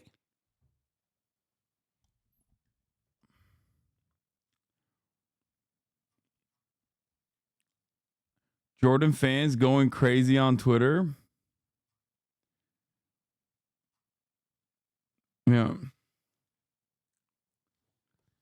Dude, I'm waiting. I'm waiting for the beautiful state of Michigan to make a statement that they are actually in favor of the they're sending support to the brave Iranian Revolutionary Guard, okay? Big Gretch, come on now. Come in, Big Gretch. U.S. President Biden and Israeli Prime Minister Netanyahu are currently holding a phone call to discuss response options to tonight's unprecedented Iranian attack against Israel.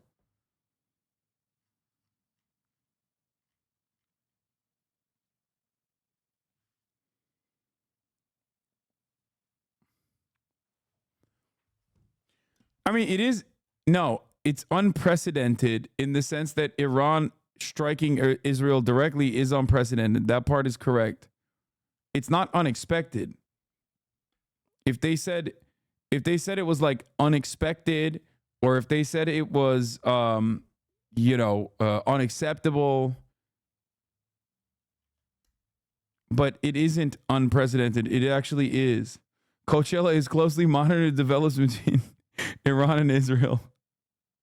Oh my God, that'd be so funny if Coachella was like, we need to do a moment of silence. Everybody, not to bum the vibes here at Coachella. Our beautiful, as you guys know,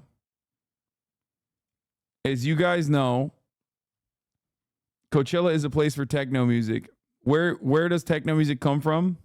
Where does the worst like house music you've ever heard come from? Israel. Of course, we have to do a moment of silence. Don't you think got the right to defend itself? That's a great way to ask that question. You mean Iran? Because yes.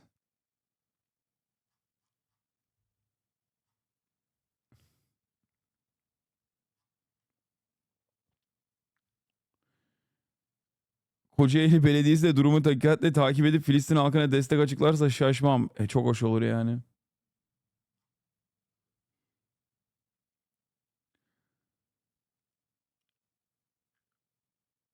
Anyway.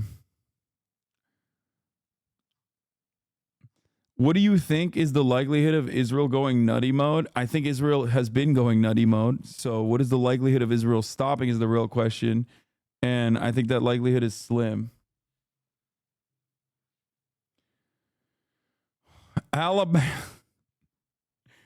Alabama stands with Israel. America stands with Israel. Please continue to join us in praying for Israel, the Jewish people, and our fellow Americans and allies in the region. Governor Greg Gianforte, the great state of Montana. Susan and I are praying for the people in Israel. Montana stands with them against this unprovoked attack. Unprovoked attack from Iran.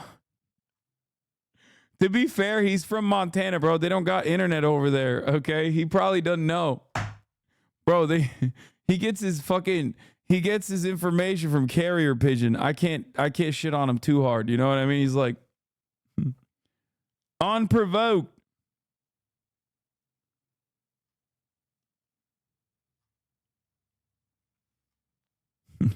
Here in the beautiful state of Alabama, we are praying for the Jews, praying that they leave and go to Israel. We do not want them here. We want them in Israel instead. We are a very anti-Semitic but pro-Israel state, as you guys know.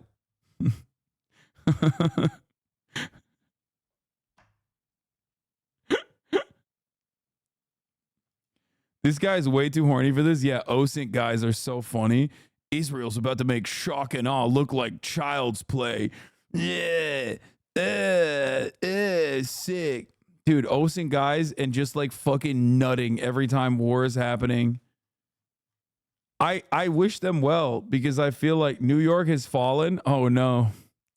New York stands with the people of Israel as they face a horrific attack by Iran. We are not aware of any domestic threats. As a precautionary measure, the police are on high alert to protect houses of worship in high-profile locations.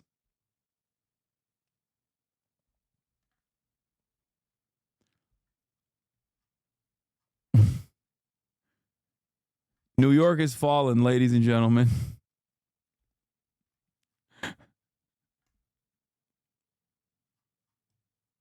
response to the Zionist regime's aggression against our diplomatic presence in Damascus. The matter can be deemed concluded.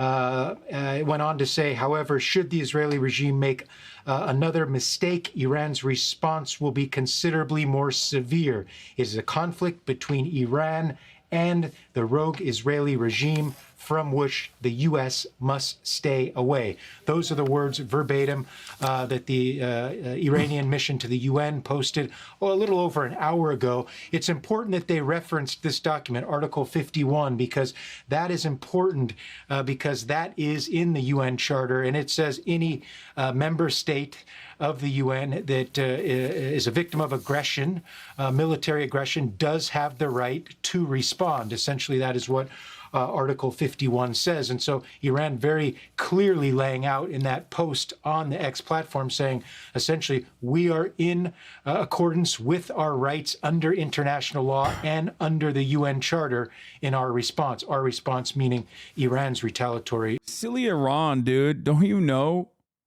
Silly Iran. Don't you know international law doesn't pertain to Iran? What the fuck? So dumb. The Security Council, and this is important, the Security Council, of course, is tasked with overseeing peace and security in the world. We've been told by diplomatic sources that Malta, and they are the president of the Security Council for the months of April. As of right now, we are told by diplomatic sources, Malta has not received any request from a Security Council member to hold an emergency meeting. However, that could change. Bro, the greatest response came from Lebron. Okay.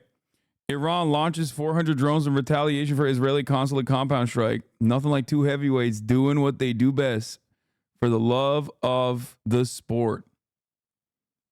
You know? He said that. Check the fucking date, dude. Check the date. He said it right then and there, okay?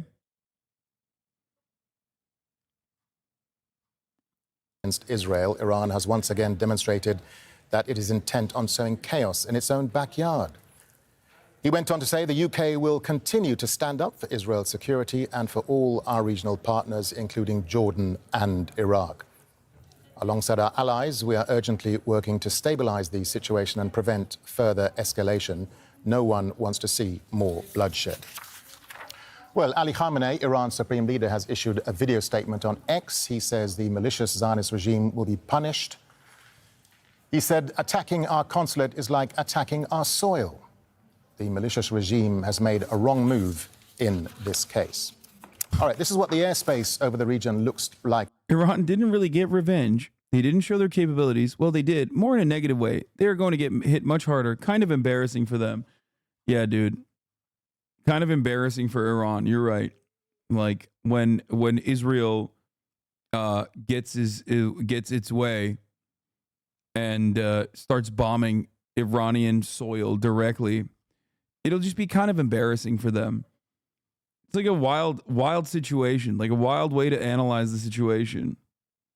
How can anyone look at this crazy Iranian leader and give him any credit? What, like vibes alone? What do you mean? Because he's got like a scraggly beard and he's not dressed up in a fucking suit. I mean, there's plenty of monkeys in suits in the Western world. Let me tell you something, brother. Okay, they're making really fucking bloodthirsty and vindictive and barbaric acts just on the aesthetics alone. You're not gonna really understand the situation. Also, ultimately, Iranian domestic politics aside, you have to understand something very important here. Okay? You have to understand something very important here. Benjamin Netanyahu dresses in a fucking suit all day, every day, but that doesn't change the reality that he is a violent, bloodthirsty barbarian. You know what I mean? Wearing a suit doesn't change that reality at all. See the U.S. involvement now in any retaliation by Israel against what's happening tonight? There's one thing very important that I heard in the news, that when the American administration told the Israeli that they cannot or they should not retaliate without coordination. And this is very important. Sure, Israel's genocidal doesn't change the fact that Iran used the consulate militarily. Oh my God. retaliate in a way that would probably lead to a regional war because the Americans have. Bro, is there chatters who say, sure, Israel is genocidal? Is there like an action that supposedly, you know, you're allegedly saying Israel is genocidal? Is there an action that Israel takes that you actually have an issue with, though? Like, how can you say the same thing at the same time? Like, you're on the one hand, you're like, sure, Israel is genocidal, but like they were using the consulate militarily. Like, why do you even have to say, sure, Israel is genocidal then? Just fucking say Israel's always valid. That's what your actual talking point is. That's what you want to say. Israel can have a little genocide as a treat. Because if you truly believe that Israel is genuinely genocidal, then shouldn't every regional actor that surrounds Israel be operating in the exact same ways that like Yemen has been operating? Like, what do you think genocide is? Do you think genocide is just some fun games? Or do you think it is the systematic ethnic cleansing and displacement of an entire population? Because I think it's the second thing, right?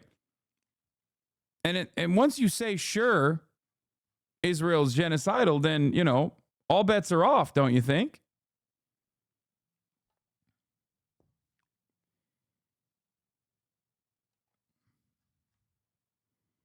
Let me just get another thought from you, Hasan, because I want to ask you, you know, it's easy to focus on what's happening tonight and lose perspective in terms of the broader geopolitical situation in the Middle East. So what are the implications and the regional implications for things like oil production, oil prices? I mean, it's not just the Red Sea, it's the Persian Gulf. So what does this mean then for global shipping and the oil market? Well, it has been a problem until this moment because of what happens in the Red Sea and the Gulf of Aden. Because the Houthi has been targeting all these shipments through the strait, and this actually led to a big problem because of the prices are going up. Now, if this back and forth between the Iranians and Israelis continue unchecked, I think this will also have a very grave implications for the prices of oil, and because you know Iran is one of the main exporters, but also it impacts probably everyone around the region. Let me get a final thought from you, Hasan, because we've been talking to our guests tonight who've been telling us that they were surprised that Iran made this direct attack on Israel and that they didn't go through their proxies, which then put some distance between Tehran and what's happening on the Israel's in the calling for an emergency meeting for the UN Security Council over the Iranian attack. Hezbollah? I mean, there are many other fronts which so far have calibrated to some extent their response. Could we now see an escalation then from those proxies?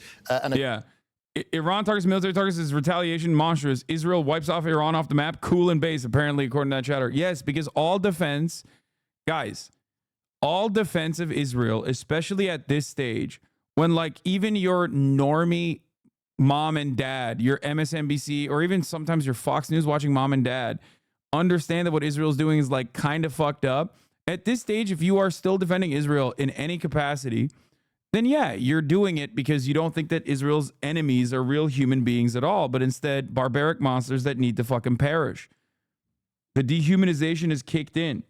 There's no way that you can have this attitude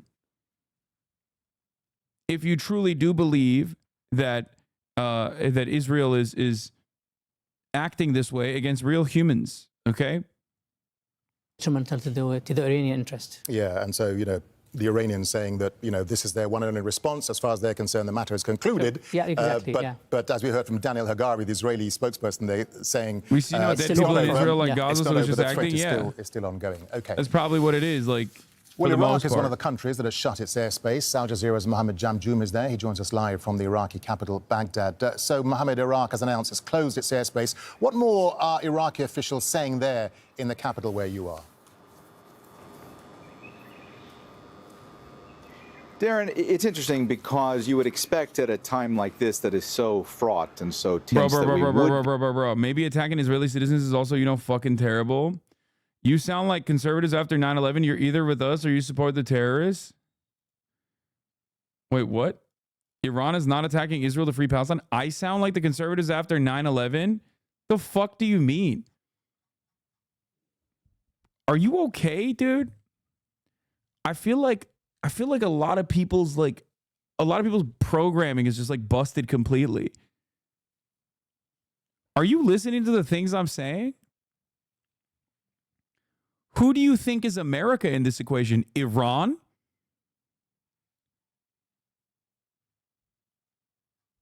Is that what you think? America is closer to Iran in this circumstance? Like, the fuck do you mean? You're either with us or against us. You said personally that Israel's doing a genocide.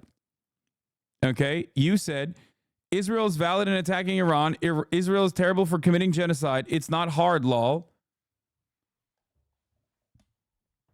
Bro, if Israel is committing genocide by your own admission, which I definitely think it is, then don't you think that it is valid to attack Israel in that situation? Like, fuck you mean? You're literally, by your logic, you are straight up stating that, yeah, Israel's doing a genocide. It's fine. It's bad. It's terrible. But, like, also, you know, they can fucking strike against those who attack it.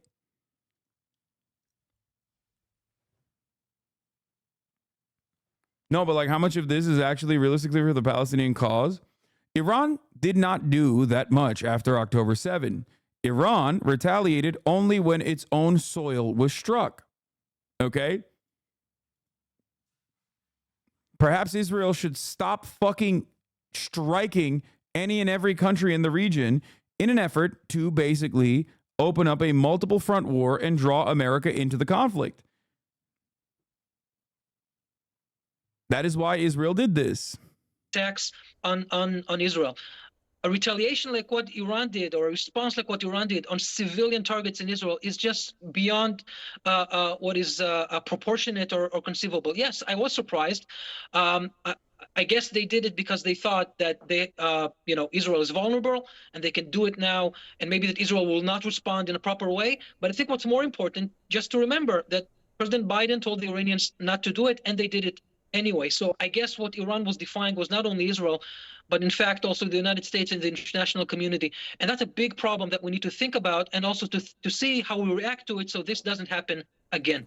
A former Israeli National Security Advisor, Eyal Hulata, thank you so much for joining us. Appreciate it very much. A very dangerous time in the Middle East right now. I want to go back to the White House right now. MJ Lee, our correspondent, is standing by. MJ, I'm told you have some news out of the White House involving a phone call between President Biden and Prime Minister Netanyahu.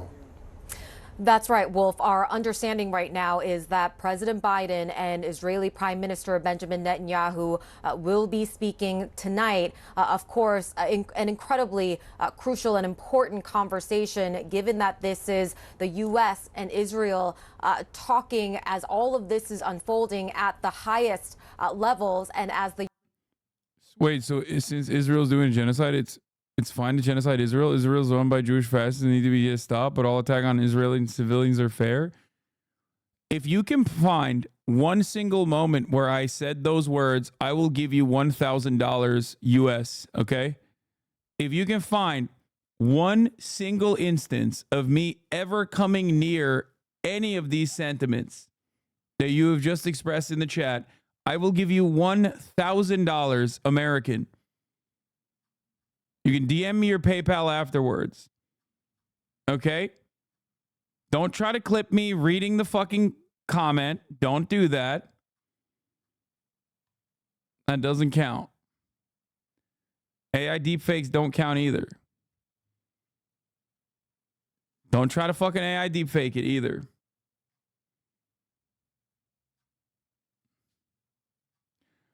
Do you feel like you don't have a fucking argument? That's why you're just making up stuff in your mind? He's saying that all countries should attack Israel. That's not what I'm saying at all. The fuck are you talking about? I've said the exact opposite a million times over, especially as it pertains to Israeli civilians. Oh, dude, at a certain point, I don't know. I don't know what it is. It's just like, I don't think I'll ever be able to get to a lot of people. Days. Again, as soon as we have a readout from the White House on President Biden's conversation with the Israeli Prime Minister, we will bring that to you. But it is hard to overstate, of course, the importance of that conversation, given the gravity of the situation right now. Wolf. MJ, very quickly, earlier tonight, there was some speculation that maybe President Biden, would go before cameras and address the American people on what's going on between Israel and Iran right now. I take it that has gone away, right? That is not our understanding, at least right now. But Wolf, I have to say the situation is certainly really fluid. The president did meet with his national security team in the Situation Room for at least a few hours. And when that meeting concluded a little while ago, a White House official was quick to say, yeah, bro, I wonder how this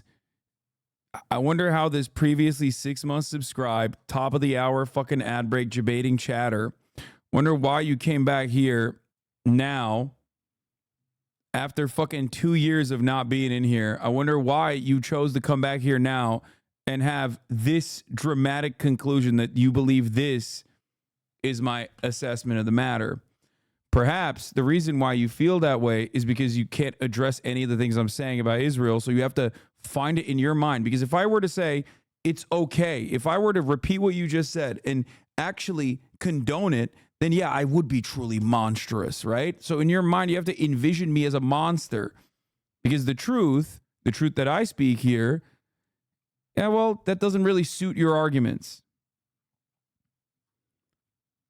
It's sad. I urge you to reconsider your stances. I urge you to see the humanity in people. Please. MJ Lee, our senior White House correspondent. MJ, I know you're going to be busy. We'll stay in very close touch with you. Thank you very, very much.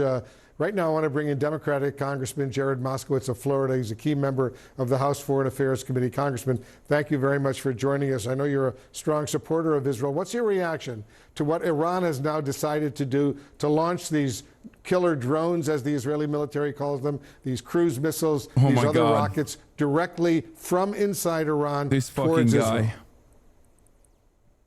No, thanks, Wolf. Thanks for having me. I'm literally at a bat mitzvah at the moment, which is what Iran is trying to destroy. Make no mistake about it. This is a unprecedented attack from Iran direct into Israel proper. It is beyond proportional based on their response. Hundreds of missiles into Israel, and by the way, not on a government or targeted site like Israel did, but on civilians and on holy sites.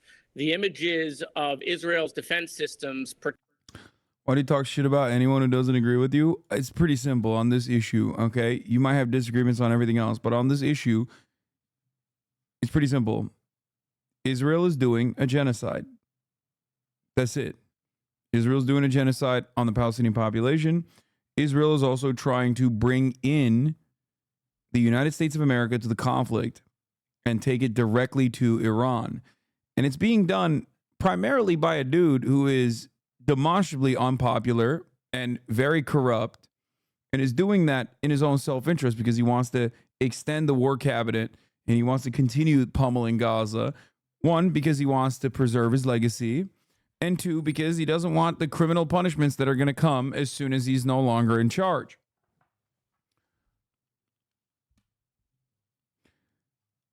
In this circumstance, if you're still trying to defend Israel, it's pretty bad. Like it's hard for me not to feel like you're defending unspeakable things. I'm not saying you're right though. You are not right though, but people have different opinions. Yeah, dude, if people have different... Brother, when a Nazi comes in here and talks about the Holocaust and acts like it didn't happen, I fucking shit on them and I ban them. Okay? So why would I have a different perspective when it comes to literally ongoing genocide right in front of our eyes? You just want inconsistency from me because you feel like it is a more acceptable opinion in your eyes. It is not for me. Okay? This is not a simple disagreement on what kind of ice cream flavor you think is the best. I think it's chocolate chip cookie dough. You might think it's Cherry Garcia. I disagree. I think you're wrong. Your opinion is morally repugnant for that take, but it doesn't matter. You say mint chocolate chip, I'll probably ban you. But, we may have our disagreements, but it's not that big of a deal. But when it comes to genocide, it is kind of a big deal. It's kind of the biggest deal. So it's not just like an honest and simple disagreement that we're having with chatters. We're talking about chatters who are trying to defend a genocidal state. And this chatter, who has been chirping this entire day, is still chirping, and I still haven't banned him. You're just proving his point, numbnut.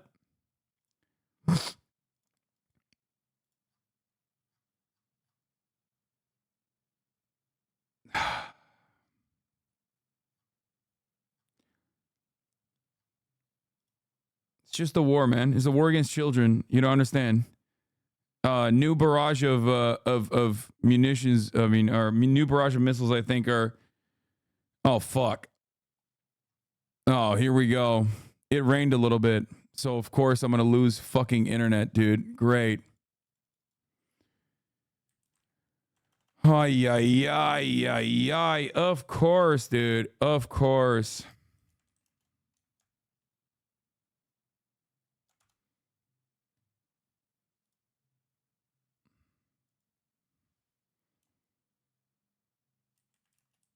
It's back. It's back. It's back. It's back. It's back. Classic. Guys, it started raining in Los Angeles, so you already know what that means. Iran that means says, look, the matter is concluded. Israel says, no, it's not. The threat is still ongoing. I think it's quite clear just by the size and the scope of this attack that this was primarily aimed at enabling the Iranians to save face, to show that they did something, that they deliberately violated Israel's red line, because the Israelis said that they would view an attack from Iranian soil as something that would further escalate the situation. But they've also done it in a manner that clearly puts an end to it. If they really wanted to inflict far greater damage on Israel, there would have been a far large number of ballistic missiles, as well as drones, not shot from Iran, but much closer to Israel, in order to make sure that they would get there faster. They didn't choose to do this. They did something to be able to say that this is now concluded.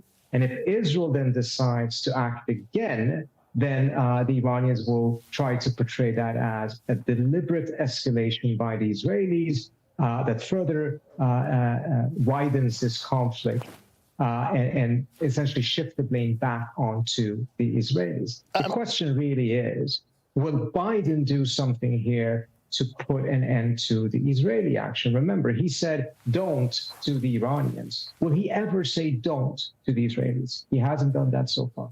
Yeah, and what do you make then of the US response? I mean, as you say, Biden said don't. The Iranians went ahead anyway. What more should the Americans be doing now? Are they likely to calibrate the Israeli response? The Israeli Security Cabinet authorized Prime Minister Netanyahu and Gallant and Benny Gantz to decide on the Israeli response. Condemn the Israeli War Cabinet convened tomorrow to discuss the issue. So Benjamin Netanyahu had a conversation with Benny Boy, had a conversation with Joseph Robinette Biden. The War Cabinet gave him the authorization alongside Defense Minister Yoav Gallant, who's the one who said Palestinians are human animals. We're fighting human animals. Their water, electricity, and food must be shut. And Minister Benny Gantz, the liberal America's guy in the room, are going to decide on the Israeli response. On top of that, Israel also called for an emergency meeting of the UN Security Council over the Iranian attack. They're going to do this, I suspect, and say, we have been brutally attacked by a foreign nation and our sovereignty has been violated by the foreign nation of Iran, which is an adversary to many members of the Security Council with certain exceptions, and therefore we should have the legal right to retaliate in kind. That is precise. I suspect that is what they're going to ask for. Obviously, the UN Security Council is going to be like, fuck no, get the fuck out of here. And then they're going to turn around and simply say, we're doing it anyway because America's backing us. And also do propaganda and be like, see, they're obviously very anti-Semitic. They are obviously very anti-Semitic for not giving us the authorization. Obviously, this is retaliatory in nature. However, do you think this was the smart move from Iran? I mean, Netanyahu's been trying to sabotage talks since they began. And while Haniya shows some restraint, Iran bit the bullet, literally. Israel is committing genocide and ethnic cleansing. Pogroms took place today. But do you really think this will help Palestinians now that the U.S. and Israel will commit? I don't know. I guess the one silver lining in that circumstance would be that like they won't be able to focus as much on Palestinians, on completing the ethnic cleansing on the Palestinian population, including like the invasion of Rafah, if they are trying to launch forward operations on Iranian soil. So there is that, but I don't believe that Iran retaliated against Israel because they care so much about the Palestinians. I believe Iran retaliated against Israel because it's a regional actor that had to fucking put their foot down, or else they felt as though Israel will continue increasing the pressure and violate their sovereignty further. I think that's the reason why they did that, not because they care about the Palestinians or anything like that. Now, having said that, there are pogroms in the West Bank that are not going to stop and will only increase. You are correct, time without an OWO. What you're talking about is the recent ones that happened over the course of the past couple of days, including where I believe an American, or not an American, a U.S. aid worker was shot.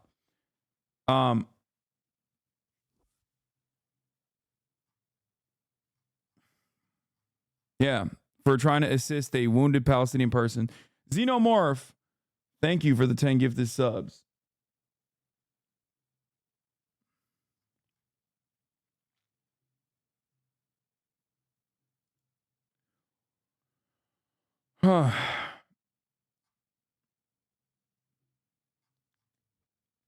Overall, though, I think the Iranian retaliation, there's a reason why the Iranian retaliation came in the way that it came. The Iranian retaliation only happened after Iranian sovereignty was violated under international law. And I do believe that Benjamin Netanyahu did that deliberately. I think his war cabinet attacked and violated Iranian sovereignty, specifically so they would withstand some kind of retaliation, and then they would go back and even up the ante and directly attack Iran on Iranian soil, hopefully getting the United States, in their perspective, getting the United States to join the fight as well, drawing them in. What? Oh, that's a good one. Hasan, why is it so hard for you to admit that Iran is obviously the aggressor? They literally bombed civilian centers, didn't warn civilians, claimed to want to hit military targets, blockaded Israel, built a wall around. Oh, wait. Yeah.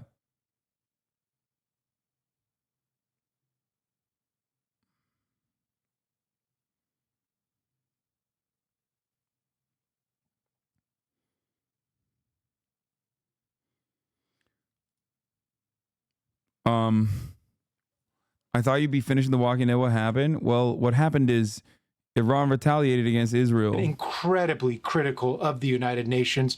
In fact, this same Israeli ambassador to the UN has called for the Secretary General to resign in shame because of how Israel thinks he is handling the situation in Gaza. So, but listen, Israel will use the UN for how it wants to use the Fucking UN to its psychos. advantage, and you clearly see that they want to elevate this situation, and they're saying that this is a violation of the UN Charter. Interestingly enough, though, in Iran's post on the social media platform X, Iran says their response is in line with the UN Charter, Article 51, which says any member state that is attacked, in the case of Iran, it was their diplomatic measure. I don't think that, but for the record, for people asking like, well, what's Israel's end game here? What's their end goal? How do they feel as though they can, like, you know, bring Iran the heel? I don't think they're thinking about an end game. I think that they just are not thinking about an end game at all. I think they just are going to continue trying to pummel Iran and see where it goes.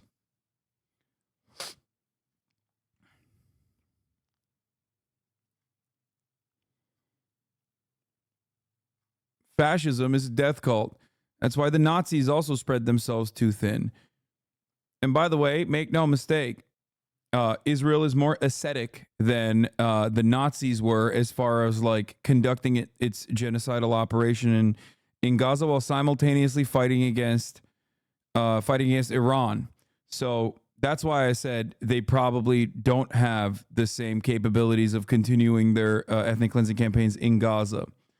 The Nazis had already put all of the people, Jews, trade unionists, communists, socialists, Roma people, LGBT people in concentration camps by that point, and they were already facilitating at least parts of the final solution. So for them, I mean, it's both fascist ideologies, and you're watching it unfold. Okay, you're watching fascism in action, fascism in display. The most realistic outcome is that, you know, it goes the way of Nazi Germany and continues to expand, continues to open up new fronts. And yeah, we'll see where it goes 51 of the from UN there. Charter. Sorry. Iran does have a right to respond to an attack on their territory. So the Secretary General saw I think probably saw a little bit of the writing on the wall of what potentially could be happening. What we are seeing happening right now, he is basically calling on all parties to restraint because he is really worried about a spillover effect from Israel's war on Gaza. And he's been talking about this for months now. Well, this spillover effect is very much happening. It's no longer a worry. Could it happen? It very much is happening. Yeah, right it absolutely now. is. Gabe Elizondo, live for us there at UN headquarters in New York. Gabe, thank you. Seraphim, can't wait for you to call Israel targeting Iranian law-slice genocide because it fits your agenda. Are you comparing Israel with Nazi Germany? I'm comparing Zionism with Nazism. Yes, they are both fascist genocidal ideologies. Yeah. Yeah, 100%. I mean, make no mistake. I'm not alone in this comparison. There are Holocaust scholars that also make this valid comparison. It is analogous. Israel is currently doing an ethnic cleansing campaign. Israel also is an apartheid state. Hopefully you will one day recognize that truth.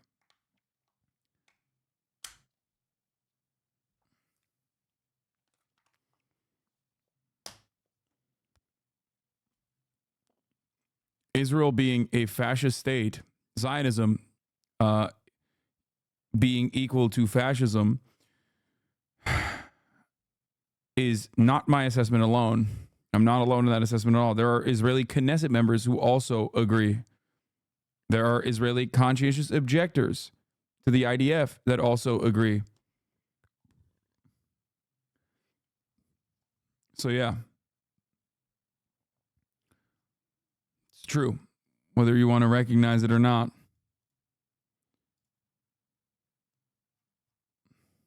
Explosives, but the explosives have copper penetrating plates that are not just on the ends but also on the sides, and there's also around the side of the warhead metal fragment that's sort of in like a little band that can create damage.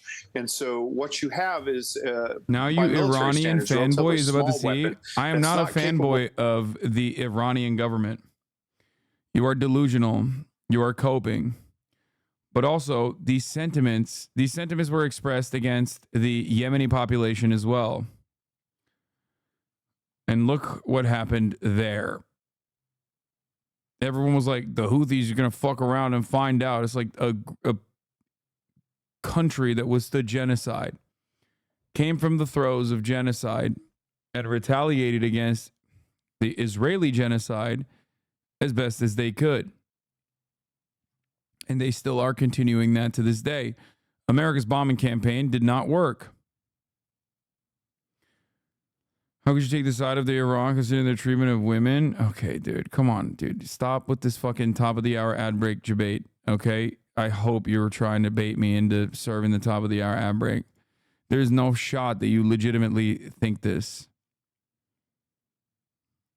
I don't make assessments on genocide based on the virtue of the people that are, you know, yeah, there you go. Of course. Stop.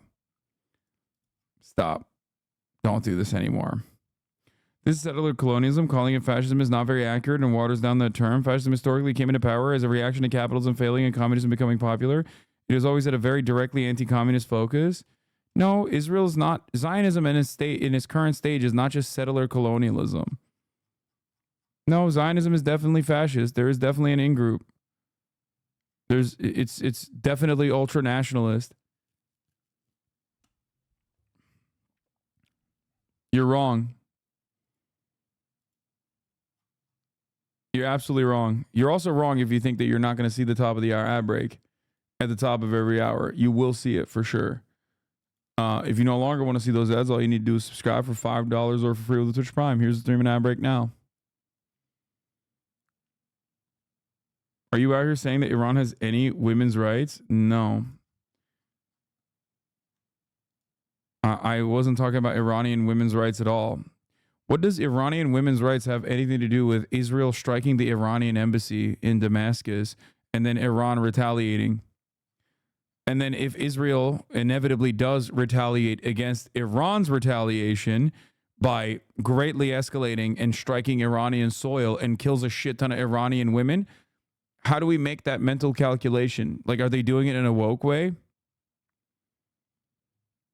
Are they doing that in a woke way, you think? Like, where they're killing Iranian women, but like this time in a woke way, in a way that like respects them or something?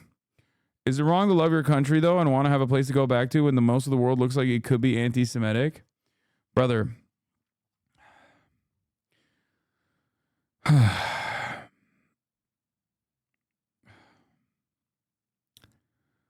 That's a very favorable assessment of how Israel has operated. Okay? There are certainly issues with anti-Semitism in the United States of America. But by and large, as an American,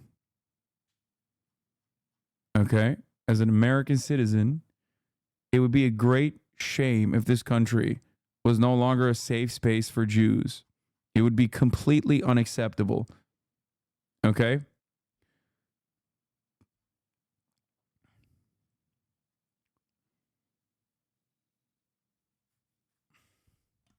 Israel does not make Jews safe. Israel can't even keep Jews in Israel safe. We are literally watching what is happening in Israel right now.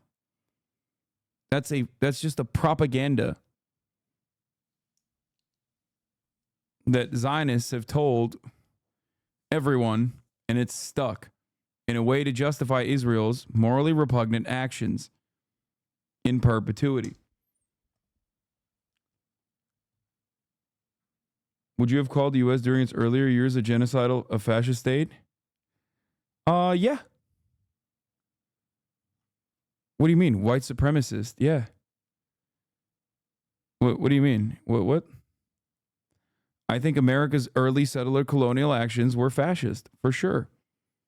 The fascist ideology that, like, Anglo-Saxons were more deserving of this land, with the purposeful exclusion of the indigenous population, with the enslavement of black people. Yeah. I think that early settler colonialism in the United States was definitely fascist. I would go so far as to say America currently is a proto-fascist nation. I don't get this. It's true that independent of more messianic strands, Zionism's intentions were political in nature to find a homeland for Jews so they'll be safe. Independent of more messianic strands? Yes, Zionism's intentions were political in nature to find a homeland for Jews so they'll be safe. Except the homeland was built on top of a fraudulent idea, as you know as well as I do, which is that a land without people for a people without land. There were people there. And everyone obviously understood that, you know, those people had to be dealt with.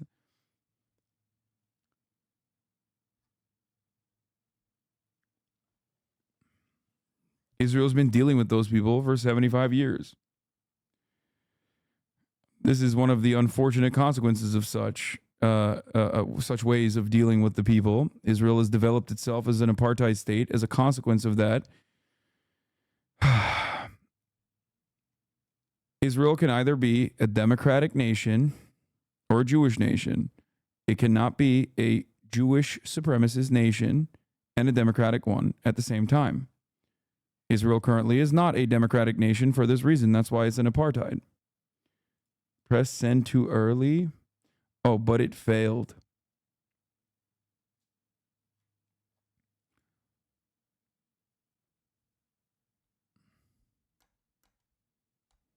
Said that it conducted this strike, or strikes, I should say, on the strength of Article 51 of the UN This guy Charter. keeps talking about the Article 51 over and over again. It's so funny to see Al Jazeera being like, Iran is attacking Israel on the basis of international law as a retaliation for its sovereignty being violated by the Israeli nation state. Meanwhile, we go to CNN and they're like, how many Iranian children should we assassinate with nuclear weapons? That they're going to be confronted with now a very significant new reality for them. And of course, as we're now hearing, that the Prime Minister Biden reportedly asked Israel not to retaliate. The Security Cabinet has deferred to the Prime Minister's much smaller War Cabinet to make a decision. Biden reportedly encouraged Israel not to respond with an attack on Iranian soil. They did not encourage Israel to not respond. They just simply said, do not respond on a Iranian soil. Also, he encouraged Israel. He didn't demand, or he didn't say red lines, do not fucking attack Iran or Iranian soil. What is this? Iran's labor movement coming out against the attacks on Israel. With firing in Israel, the Islamic Republic has adventurously began a war which is hurting a nation of 90 million. This regime is losing its last mission to destroy Iran, Independent Iranian Workers Union. The eventual victims of these attacks will be women, children of the oppressed whose livelihood have been attacked. In an all-out war, interests of neither of these two nations who are saddled with religious and fascist governments will be secured. Another Iranian trade union. I'm confused as to why Iran was attacked. Can someone explain to me what the deal is within Iran and Israel? Israel attacked Iranian soil by striking an Iranian consulate. You hate the Jews. That's it. An anti-Semite like Hitler.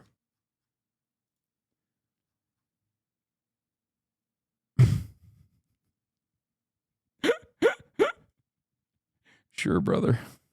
Whatever you say, okay? Daniel Hagari said Whatever you say, in big his dog. press briefing that there are still intercepts going. One man sees the name Hasan and goes, "Oh, this is another anti-Semite, Hitlerian anti-Semite."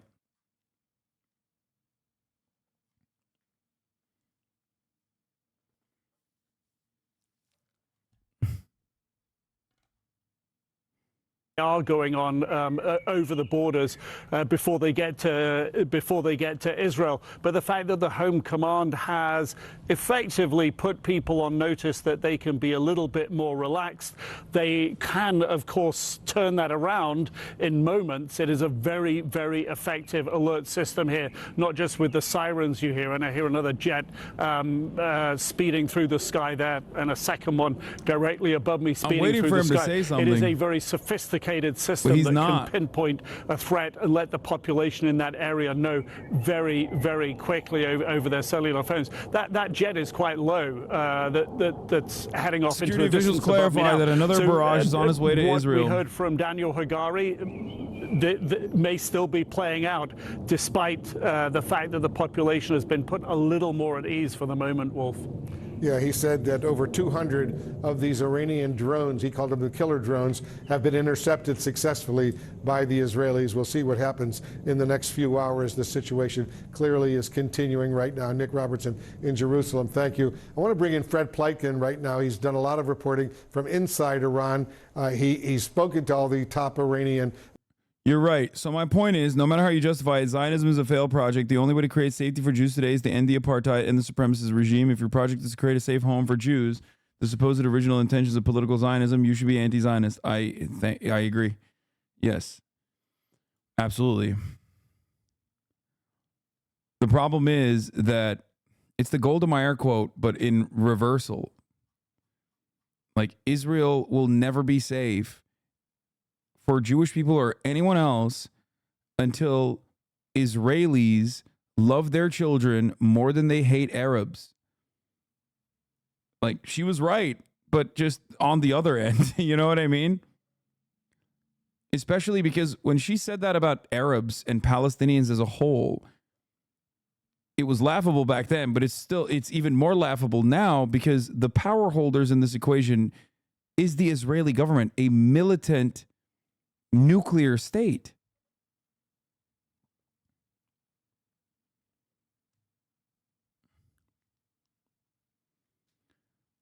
A lot of what you hear from like early Zionists and Zionists now is just pure projection. This wouldn't have happened if Biden didn't send billions of dollars that funded the attack on October 7th. Biden gave billions of dollars to the Palestinian resistance groups.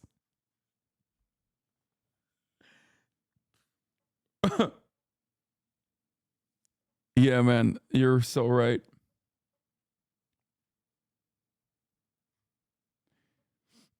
Yeah, Biden is Hamas. This is true. Ben Shapiro was right. Already looking forward to what could happen next. It's been quite interesting to see some of the messaging that we've been seeing out of Tehran. We've seen some from Iran's representative to the representation to the UN saying that the matter could be concluded here, or that the matter could be deemed as being concluded. Obviously saying the Iranians believe that the Israelis struck the embassy, killed a bunch of Revolutionary Guard top personnel inside that embassy compound, even though the Israelis obviously said they didn't consider that to be an embassy compound. The Iranians now saying we've struck back and it can end here. But then, of course, you also have that threat from the Iranians telling the U.S. not to get involved in all of this. And of course, Wolf, we've been reporting about this matter over the past a little over a week since it happened. And we have seen the Iranians on several occasions, be it the foreign minister, be it others, telling the U.S. or urging the United States to stay out of this, to stay away. And that's the exact messaging that we're seeing tonight. This will be the end of Iran. Yeah. One of the other things that we've also been picking up, Wolf, was that the Iranian foreign ministry has put out a statement also in the middle of the night, which is quite unusual for them, calling their actions tonight, calling the strikes by the Iranians, calling their targeting of Israeli territory self-defense, and saying they believe that it's covered by the UN Charter. I want to read you some of that statement of what the Iranians put out. They say that if Israel strikes back, and this is what they're referring to in that statement, they're saying, quote, if necessary, the Islamic Republic of Iran will not hesitate to take more defensive measures. So they're calling all this a defensive measure to protect its legitimate interests against any aggressive military actions and illegal use of force. So the Iranians are saying that they consider the attack on their embassy compound in Damascus, which of course Israel has not claimed responsibility for, that they consider that to be an aggressive act, and they consider this their retaliation. And again, the Iranians are saying it could end here, but of course right now the messaging is that the ball is in the Israeli court. At the same time, the Iranians are telling the U.S. to stay out of it, especially with the threats that the Iranians could make very real for the U.S. in the region. Of course, the US has a lot of military assets in the Middle East, and the Iranians are saying they have a lot of proxy forces near those military bases, Wolf. Yeah, and the statement that the IRGC, the Islamic Revolutionary Guard Corps, just put out, it said it will hold the United States responsible for what it termed the evil actions of the Israeli government. So they're clearly warning the United States, if the U.S. does get involved in helping Israel at all, the U.S. will pay a big price for this. Is that right? Yeah, that's exactly what I think they're saying. And it's a threat that we've been seeing from the Iranians really over the past couple of years, and a threat that they've also made good on a couple of times. If we look, for instance, back towards the Trump administration and even the months before the U.S. Yeah, I was talking about this earlier, but it is a good time to remind people that Ukraine could have had this level of air defense if Netanyahu didn't block them from getting the Iron Dome tech. I forgot to mention that as well. Like when we were watching the Iron Dome in action, which is genuinely incredible. I mean, it is an incredible piece of technology for sure. Because remember, it is purely defensive in nature. Even if it's being defensively used by an apartheid regime, it's still a defensive weapon.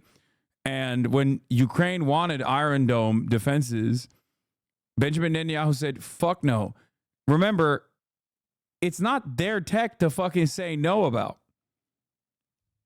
Like, we played a big role in the development of the Iron Dome. Okay? It's ours. And yet Benjamin Netanyahu said, no, you can't have it, Zelensky. Suck my dick.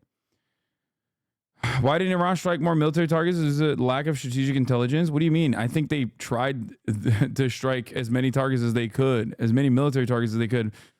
And it's still ongoing, but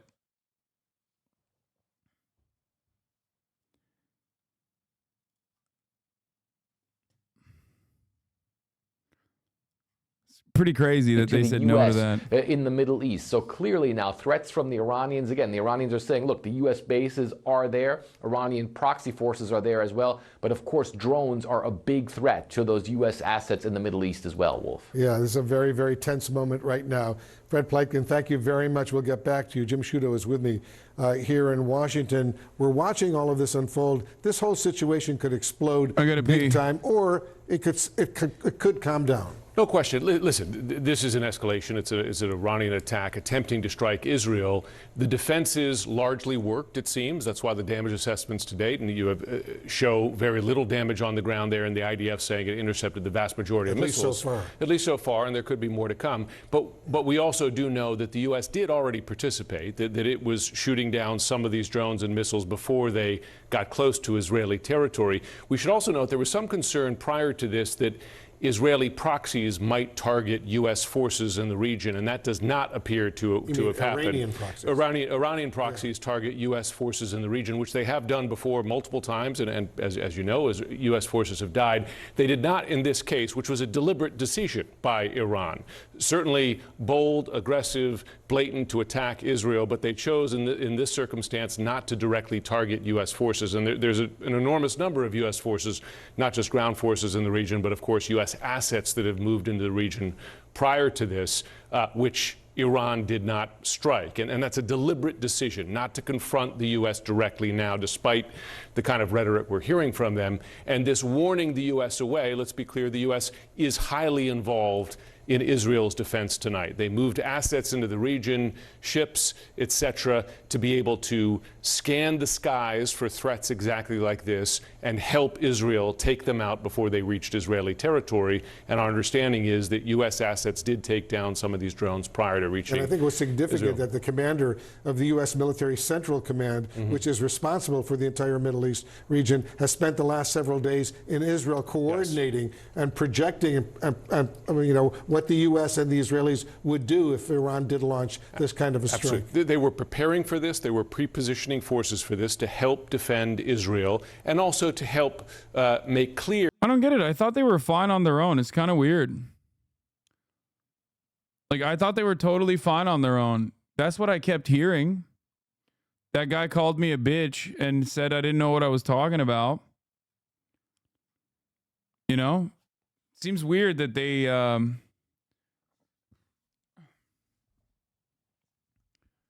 Seems really weird that they don't seem to be super fine on their own and are needing help. Attack, but those defenses held. And we should note, folks I think are familiar with the Iron Dome, which is really the low altitude defense system for Israel. The drones are going to be intercepted by the Iron Dome. Iron Dome, but some of the other threats that were intercepted by Arrow, which is a higher altitude defense system. You have the David Sling, which is for medium range missiles. You have a multi-layered defense with the U.S. involved as well, and that multi-layered defense appears to have worked tonight. Now, Israel's going to retaliate. I've been speaking to Israeli officials. It's clear that they will. The question now is, what does that retaliation look like? And like with any attack like this, you're always concerned about escalation ladders, because one side attacks. You have this, what we presume to be an Israeli strike in Damascus against the Iranian officials a number of weeks ago. You have this Iranian response. People keep saying, why did Israel attack Iran?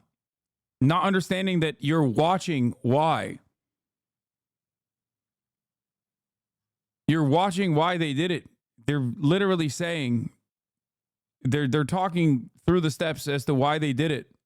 An assessment going back to October 7th, even when there were great concerns about escalation beyond that. As involved as Iran is, that the U.S. has assessed consistently it does not want a direct war with the U.S. Even Hezbollah does not, the assessments has been, want a direct war now with Israel. So there are assessments that they want to attack. They want to exact a price. They don't want it to escalate. That doesn't mean... Dude, these guys, they don't think these are people, right? Like, there's no way. Biden's unconditional support to Israel gave all the confidence to a corrupt fascist madman like Bibi to broaden the conflict in an effort to draw the U.S. in. Israel struck Beirut and then the Iranian consulate compound in Damascus.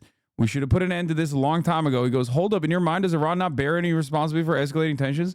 What's Iran supposed to do? Like, Israel wants to do to every other fucking country in the region what it's been doing to the Palestinians. What are other countries in the region supposed to do? Just sit back and take it? Roll over? The fuck do you mean? This is such a fucking idiotic assessment of the situation. I just don't get it. I genuinely don't understand. What are they supposed to do? What is any country supposed to do? What is anyone that's not Israel supposed to fucking do in this situation? Only Israel gets the punch. They determine how hard they punch. They determine when they punch. And when they do punch, you can't do anything. You can't defend yourself. You can't punch back. You have to roll over and take it. Submit and fucking die. What do you mean? Why is the question not, why did Israel attack a fucking embassy? How do you, like, Israel, while in the midst of its ethnic cleansing campaign, chose to open up wars on different fucking fronts.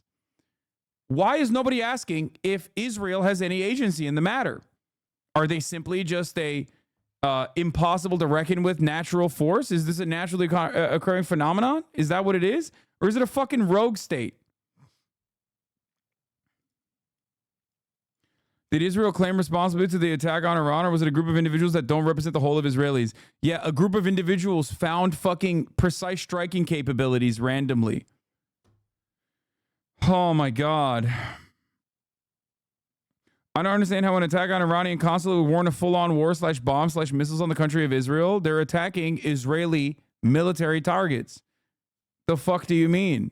What like, I don't like it either. Okay, but what is there to do in this situation? Israel has demonstrated that they will not stop.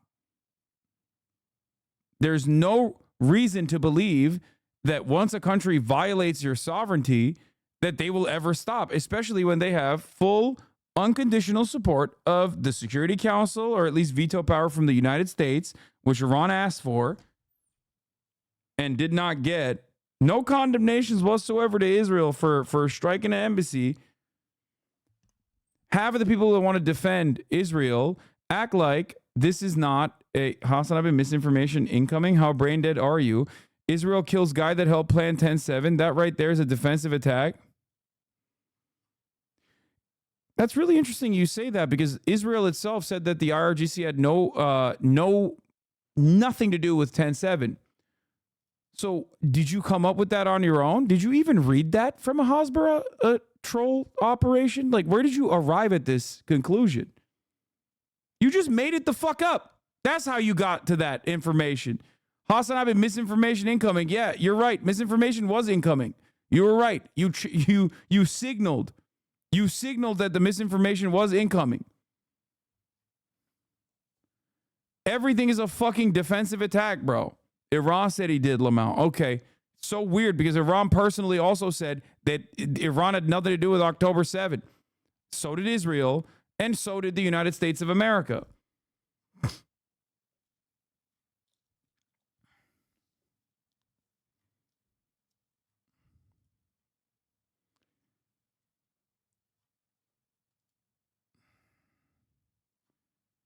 Ridiculous. Bro, you called it beforehand. Why are you surprised? This coverage is disgusting. Like, imagine if Gaza got this coverage. This is one of missile bombardment. Gaza experienced thousands of these. Yes.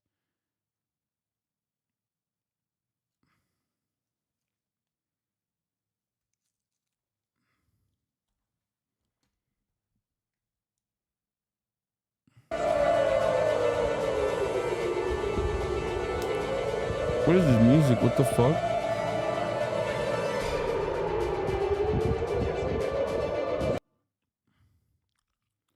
You know that Chatter's going to get his point proven wrong and then immediately turn around and say, I'm spreading misinformation? Yeah, he has to say that. Targeting of Qasem Soleimani.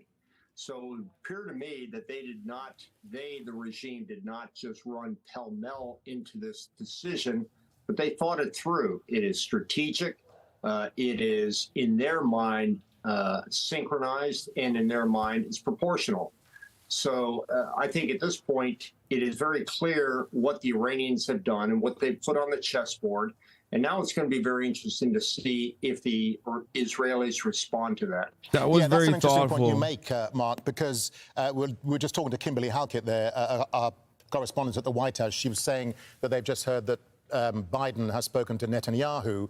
There is a sense, perhaps, that they are trying to roll this back and calibrate the response. How do you see the response playing out then? Israel kills 30,000 plus Palestinians while openly stating that they're doing a genocide. Everyone's like, that's defensive, dog. Israel strikes Beirut, okay? A whole different country's blossoming city, okay? Israel's like, that's defensive, dog. Everyone's like, all right, I guess we got to shut the fuck up. Israel strikes the top dog in the region as far as their major foreign adversary, a whole ass country with 100 million fucking population, okay? A country that is outside of the influence of the Western world for decades, a country that has built its own defensive capabilities for damn near a century at this fucking point. Again, defensive. That's not a violation of their sovereignty whatsoever. That's just a defensive measure. It is so insane. It seems like Israel never does anything that's wrong. Oh, well, sorry. Except for when they fucking murdered 7 Western people. That's right. That was the one time when I saw collective condemnation from the Western world, when they fucking murked those World Central Kitchen humanitarian aid workers, when they 3-tapped them over a 2-kilometer span across 3 different vehicles, correctly marked with World Central Kitchen logos. That's the only fucking time Israel done a little bit of wrong. Just a little bit. Just a little bit of wrong. 200 aid workers were massacred up until those last 7. Israel has a right to defend itself. Israel seemingly always has a right to defend itself against Palestinian babies. Premature babies that were born and had to be placed in incubators. They had to fucking rot on hospital beds because Israel had a right to defend itself against them. You know, grandmas walking out of the fucking Palestinian church. Israel had a right to defend itself by using drone snipers. Don't say that's war, man. That's not war. It's ethnic cleansing. Israel does not have a right to defend itself in an offensive campaign in Gaza. As a belligerent occupier, Israel, under international law, does not have a right to defend itself by doing the things that it's doing. Okay? It does not. Just because mainstream media is not covering it correctly, it doesn't change that reality. Okay? It's so odd. Israel always happens to be on the right side of history. We just simply don't understand it. And guess what? That attitude was so prescient for so long that there's a tremendous amount of fucking arrogance. There's a tremendous amount of arrogance from Israel, so much hubris that caused October 7 to begin with, thinking that they could maintain an apartheid without any kind of cost. Okay? Getting so comfortable, continuously oppressing, brutalizing, humiliating millions of Palestinians.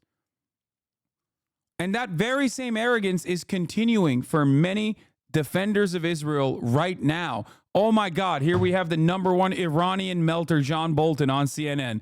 Let's hear what this fucking asshole has to say. I'm sure he's got some great takes. To immediately convene following these attacks. What's your assessment of what's going on right now?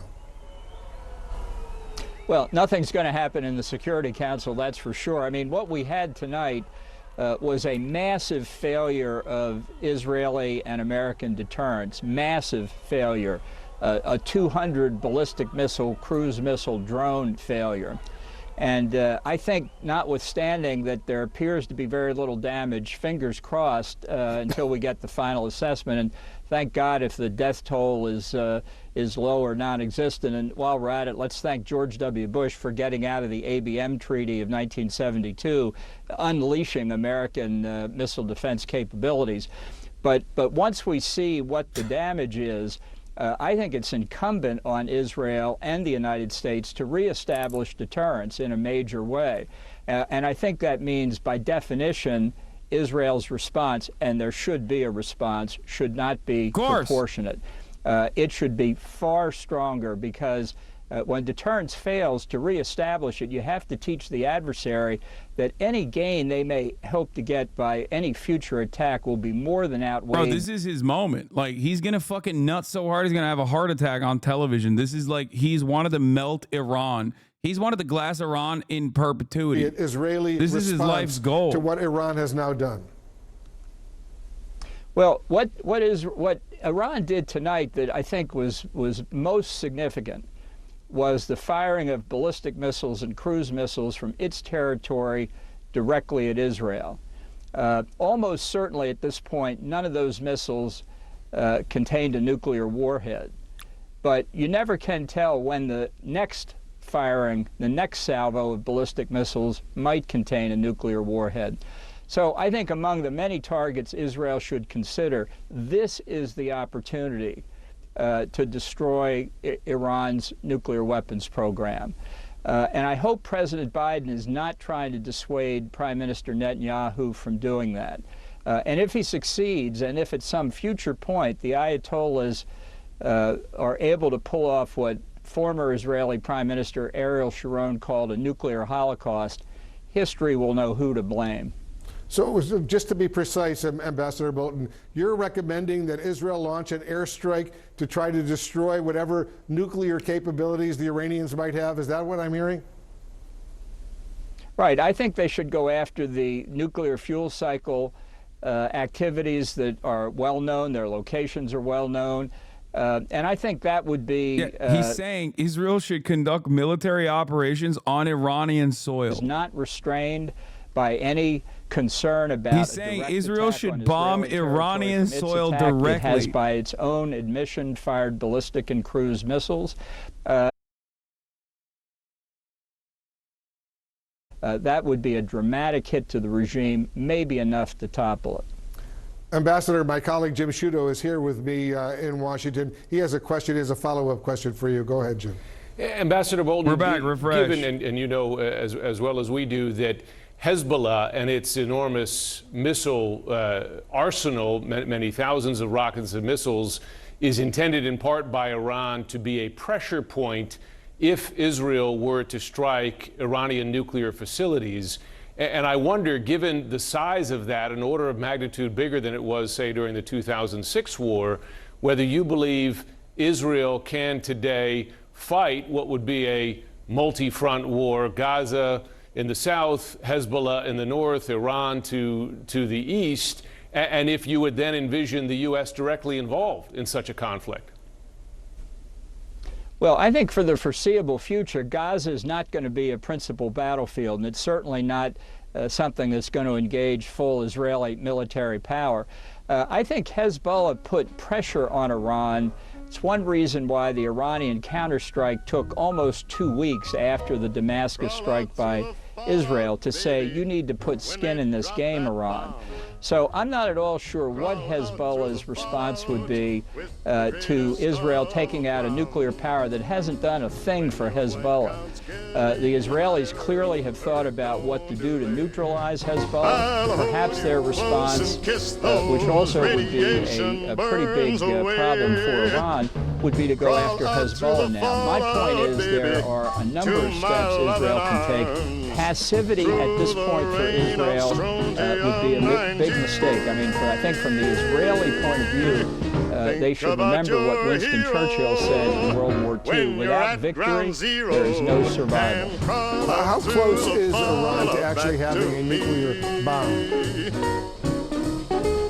Well, I think about 72 hours that they can get if they send a wire transfer to the central bank of North Korea in Pyongyang and give the North Koreans enough time to put a couple warheads on an airplane and fly them to Tehran. You know, there's a lot of talk about how close Iran is compared to how close they were 4 or 5 years ago or before the Trump administration pulled out of the nuclear deal, all of which assumes perfect knowledge of Iran's nuclear weapons program. I think we should have enough experience with faulty intelligence by now not to be so sure, not to know how much of Iran's uranium enrichment program so evil, is it's really kind of hilarious. No, he is a cartoonish depiction of an evil person. Like, he is cartoonishly evil. The nuclear deal of 2015 was flawed from the start by allowing Iran any uranium enrichment capability whatever.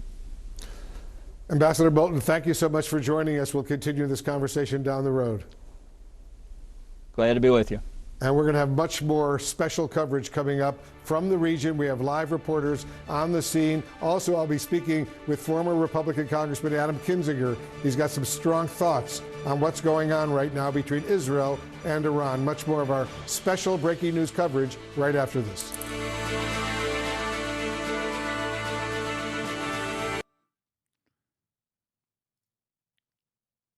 Itamar Ben-Gvir, by the way, and Bezalel Smotrich voted in the cabinet against authorizing Netanyahu, Gallant, and Gantz to decide on the response. All of the other ministers voted in favor, according to two sources that comment on the details. I don't really know what the reasoning for that would be. Like, they want to go harder than Netanyahu or something? Like, what the fuck?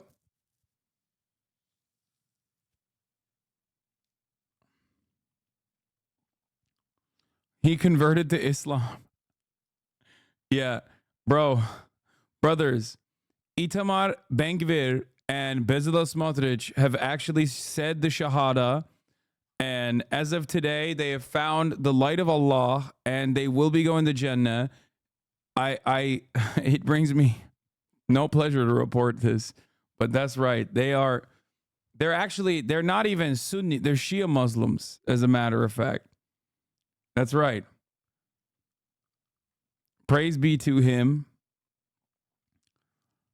That's what happened. That's why they're doing that. How will the members of the Abraham Accord, who has a clear interest to stop Iran from getting the hegemony over the Middle East, and how the Saudis will react? Well, Jordan, Iraq, Lebanon and Israel have all temporarily closed their airspace. And this is what the airspace over the region looks like right now. And you can clearly see the areas that planes are avoiding. So there's big blank areas in the middle of... How should Israel consolidate its situation between these fundamentalist Islamic governments? Bro, Israel is a fundamentalist government. Like, what do you mean fundamentalist Islamic governments? Because it has to be solved for the sake of Europe in the long run. What? I think this problem has to be talked about. Should they just move away from their holy land? Bro, how can you say this is Israel's holy land and simultaneously be like, but the Islamists are the fucking fundies? So you're saying that, like, you're perfectly fine with Israel being fundamentalist? Like, I'm so confused. Also, why is this a problem for Europe? Do you think these guys are just like fundamentalist and therefore it's the Islamic fervor in them? That's the reason why they want to destroy Europe or something? Is that what you think? Or do you think constant war and destabilization plays a big role in their existence? What is Israel doing to defend Europe also? Like, what's happening here? Zaza. Bro, I'm just asking a question. Yeah, but the question is so loaded. It's like a wild fucking question to just ask on its face. So I'm asking you questions to clarify what you mean. If you're just asking questions, I'm just asking questions. How is that a problem, Zaza? Zaza. Fuck you mean about Israel's position in defending Europe from Islamic fundamentalists?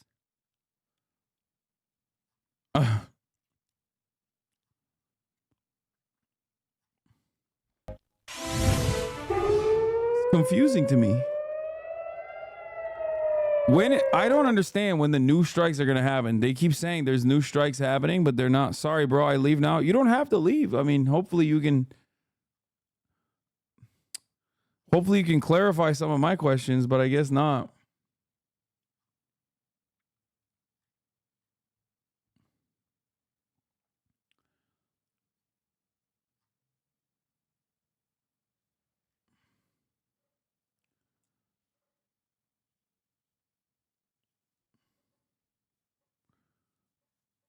Anyway, bro, stop spamming the Netanyahu foreign policy article about how Israel's problem is larger than Netanyahu. I understand you're getting some new information on the defense secretary's conversation with his Israeli counterpart.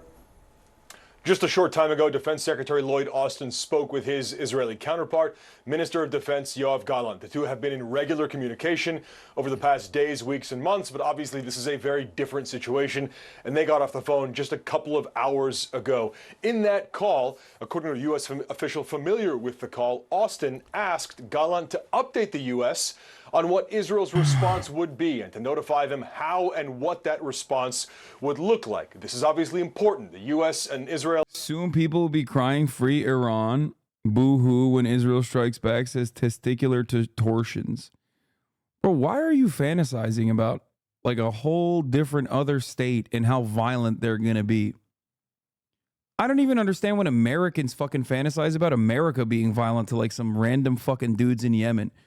It's just like, it genuinely is so strange. Like, you think this is helping you? You think killing a bunch of dudes in Yemen is going to help you? Like, is going to advance your life in any meaningful capacity? No, dumbass. Every fucking dollar that went to that bomb could have gone to fixing the fucking potholes down the street. Could have helped tackle the crisis of homelessness in this fucking country. But no. Some of you dumb fucks are so excited at the prospect of war. Straight peasant brain, straight peasant mentality. My lord, I will join the ranks, my lord, your army. My liege, your army must be grand. It's like, bro, what are you talking about? You're dying, okay? You will never be able to own a home. You will never be able to retire. And you're sitting there fantasizing about how hard Israel is going to strike Iran. Don't get diabetes either, because you ain't going to be able to afford insulin. And it's crazy. It's like, it's just like, why? Why is this such major cope?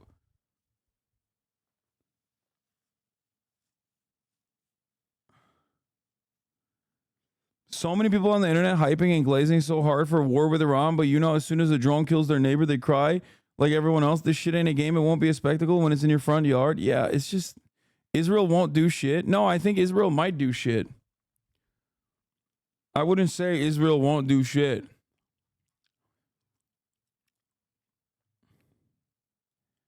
The Americans spent nearly $1 billion on interceptors tonight. That's right, baby. You know what I mean. Crawl out through the fallout. Remember, they said this bomb was Israel, strong nation. Israel, big. Israel, powerful. Israel, mighty military. Israel ain't shit without our fucking tax dollars. all your life, although that may not be too long. Okay? Crawl out through the That's your fucking student loans, dumb fuck. That's your fucking health care, stupid. Hell yeah, brother. Hell yeah. I can't wait for my dumb fuck fentanyl addicted cousin to join the military and go get his dick blown off in Iran. That's right, I have nothing to live for. Why? Because Netanyahu wants to avoid criminal liability. You stupid fuck. You do. Many of you dumb fucking American baboons do deserve that. I honestly, you do. You're so fucking stupid. Stupid fucking Americans. God damn.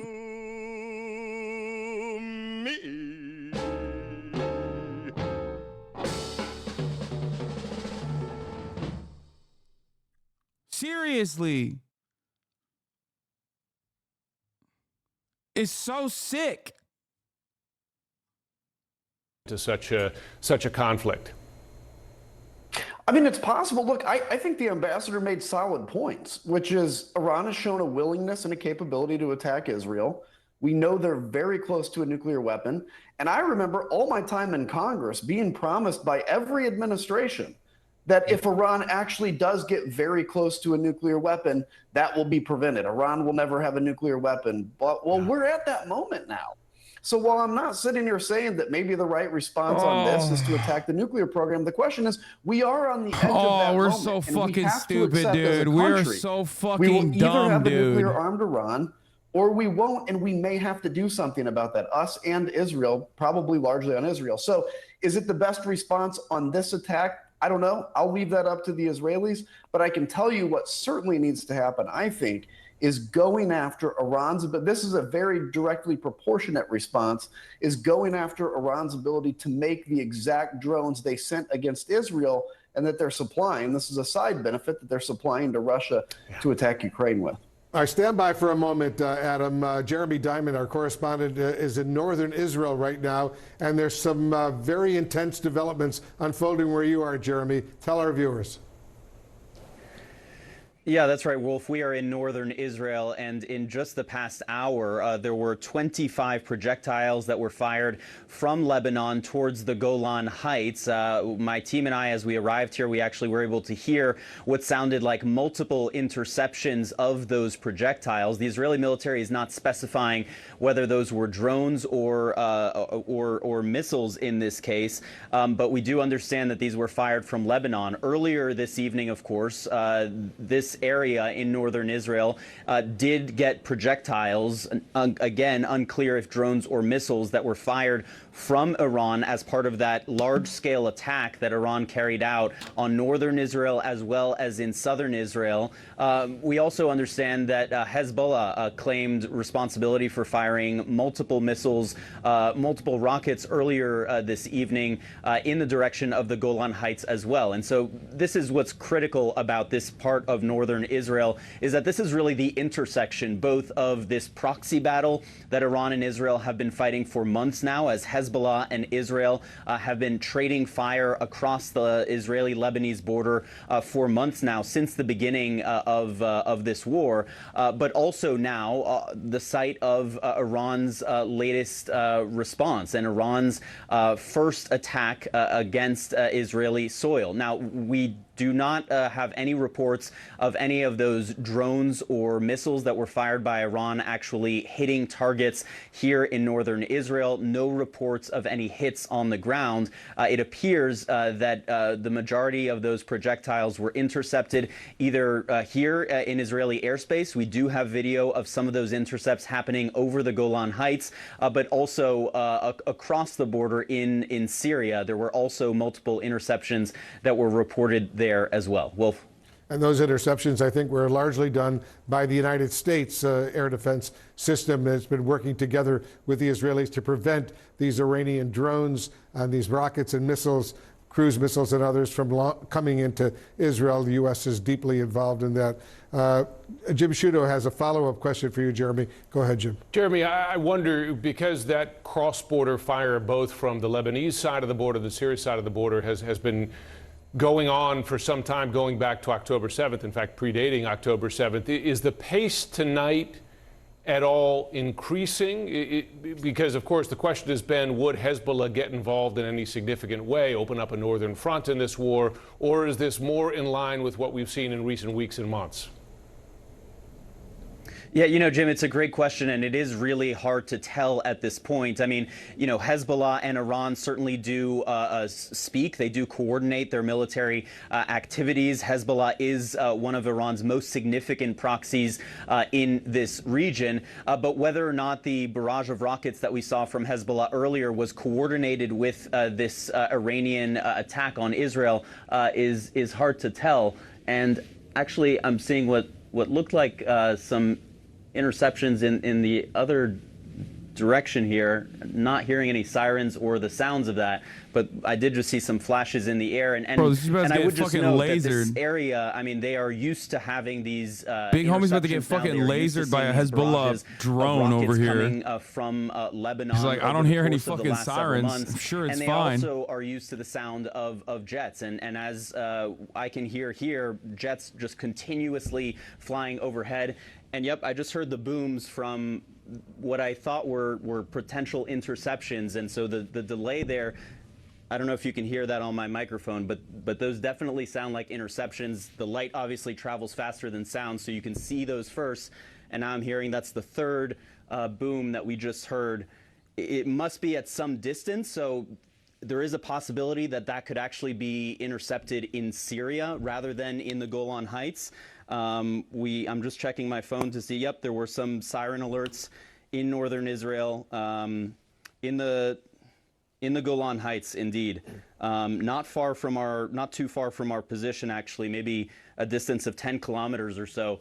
So what's also interesting is that the Home Front Command here in Israel, actually before this latest barrage that we had over the past hour, they had actually told residents in both northern Israel as well as southern Israel who had earlier been instructed to stay near shelters that they could return to normal, indicating that that large-scale attack from Iran, that the threat, for now at least, was over. And yet what we are seeing instead is more rockets being fired from Lebanon, likely by Hezbollah, indicating that this is going to continue on as it has for months now, as you were just mentioning, Jim.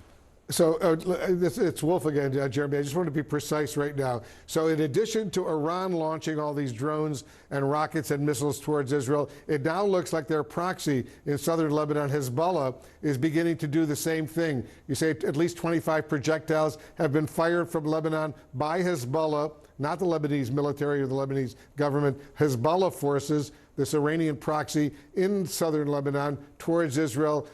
So it looks like they're getting involved directly in this Iran attack against Israel. But is that what I understand?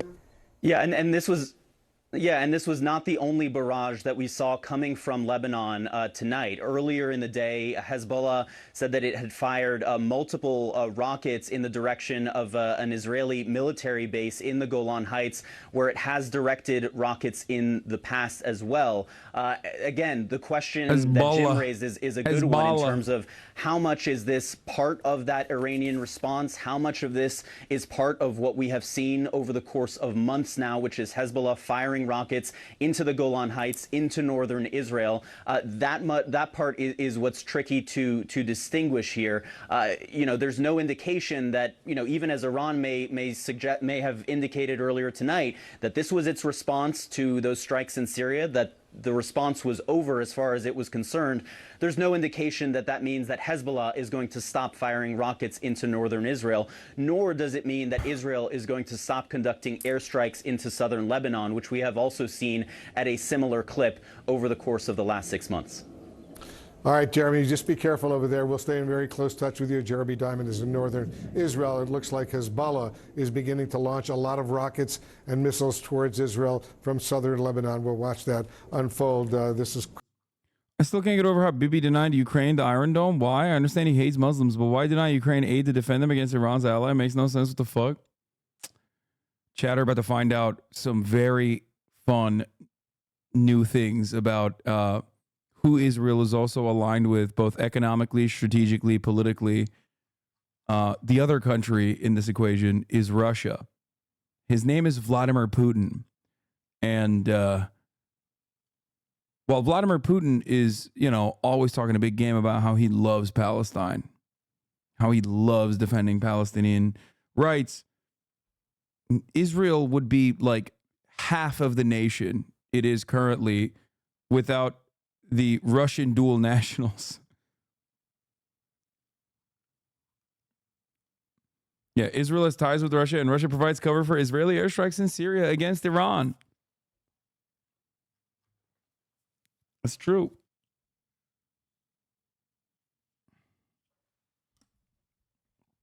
Putin stands for Palestinian emancipation, of course. Yeah, sure, dude. Sure. Every fucking actor on that side of the goddamn planet is playing both sides, okay? Turkey, Russia, Netanyahu. Come on, guys. Against Israel. The biggest purchaser of Iranian petroleum is China. It's why we passed the SHIP Act through the House in November, and I'm calling on Senator Schumer to pass this through the Senate immediately.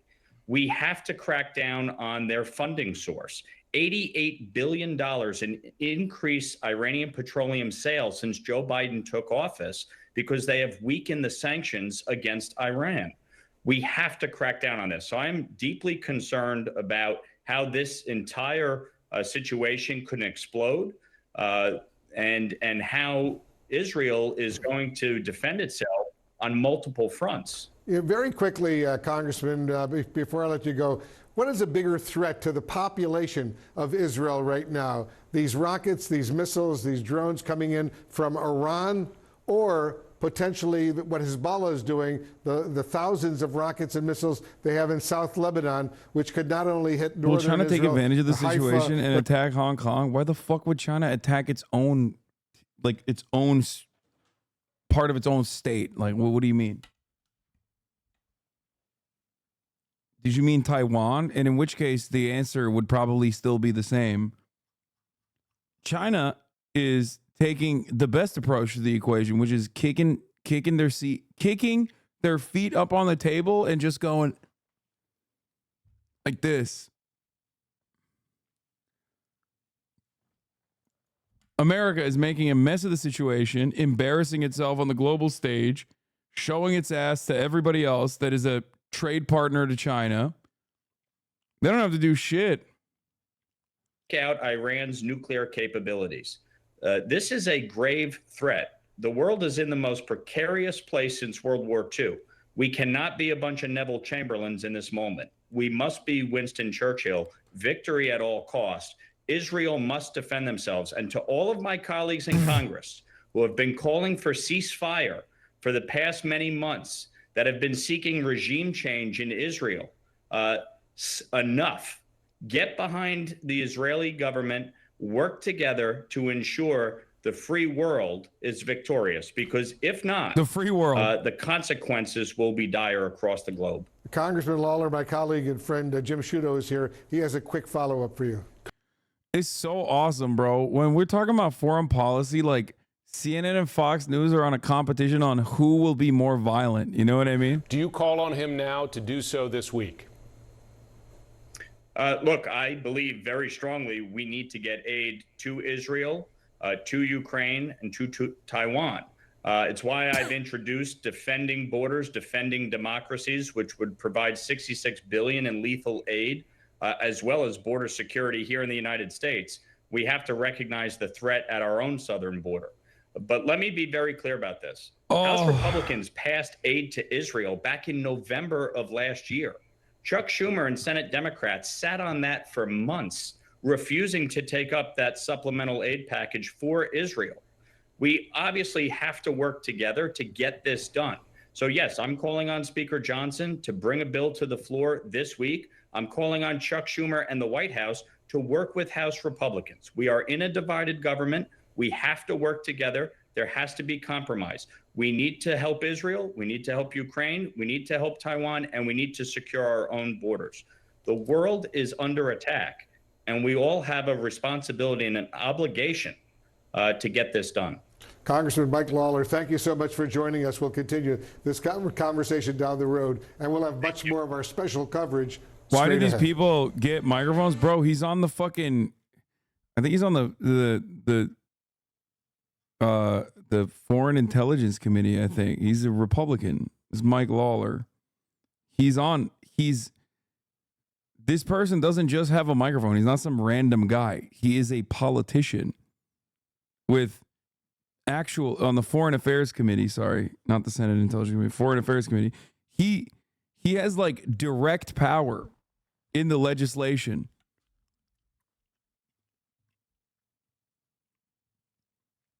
There are about 1.2 million Jews from former Soviets, if I recall correctly. Their politics are very interesting, especially with respect to stuff like the settlements. There's a significant Russian population in the settlements like Ariel. Much of the alignment is purely geopolitical. Yeah, the only Soviet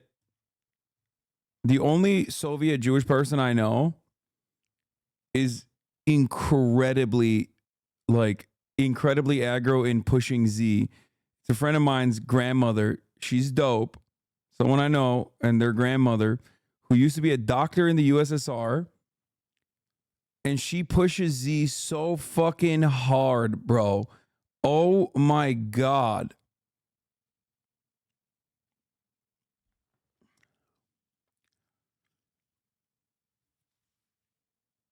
It's awesome. Pushing Z is crazy. Bro, it's a doctor pushing Z.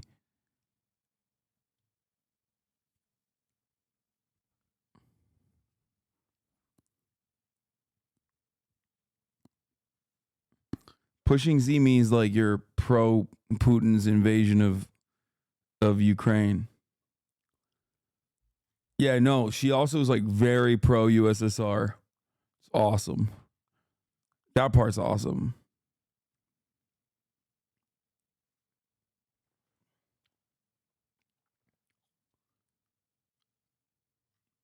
Anyway, how does that even make sense? It's finally daytime for us, and I can see so many missile trails over the sky.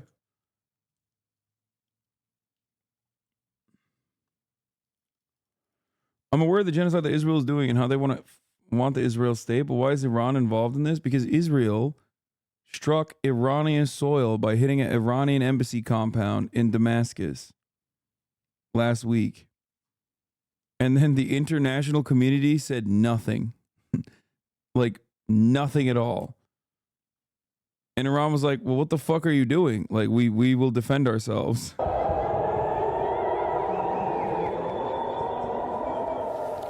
Air raid sirens sounded in more than 720 locations for hours overnight, and rockets were intercepted across the country. Tehran says the strikes are in response to Israel's bombing of the Iranian consulate in Syria. Israel's military has told residents the attack is now over. Together with our allies and partners. All right, I guess there's no more extra attacks. Iran said if the UN condemned that attack, this might not have happened, I believe.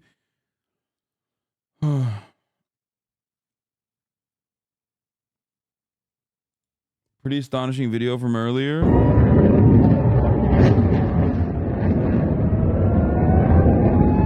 Bro, this is craziness. Actually crazy. I thought pushing Z was being pro-Zelensky. What? No. No, it's the opposite. Pushing Z is when you push the top of the hour ad break button and then tell everybody that at the top of the hour, there's a 3-minute ad break. And if you no longer want to see those ads, all you need to do is subscribe for $5 or for free with a Twitch Prime.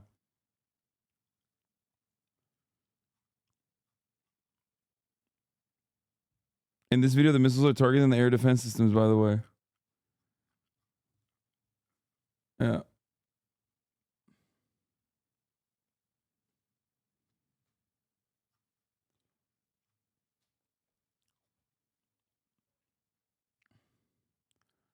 You should push the subscription button at the top of the hour so you subscribe and no longer see ads at the top of the hour. That's what you should be pushing.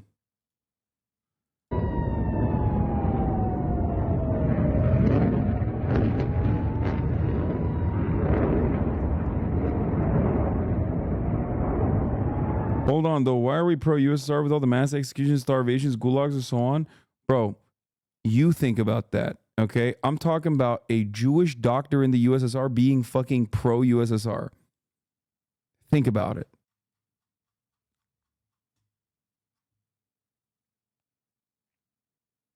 Like you're literally about to be like, dude, what about the doctor's plot? It's like, yeah, well, what about it? No, you're also generally correct. The main candidate for Russian Jews is the right wing, Avigdor Lieberman, who's pretty damn friendly with Putin. Putin famously said of him, he's one of us. And Lieberman said elections in Russia are fair. He's a big fan and has been shilling. Yeah.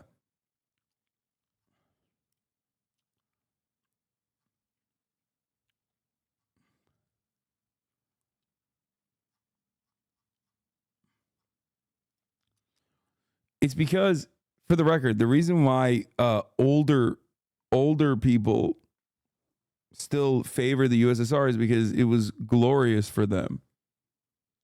That's why. Why wouldn't they be? Even the Georgian dude that we watched talking about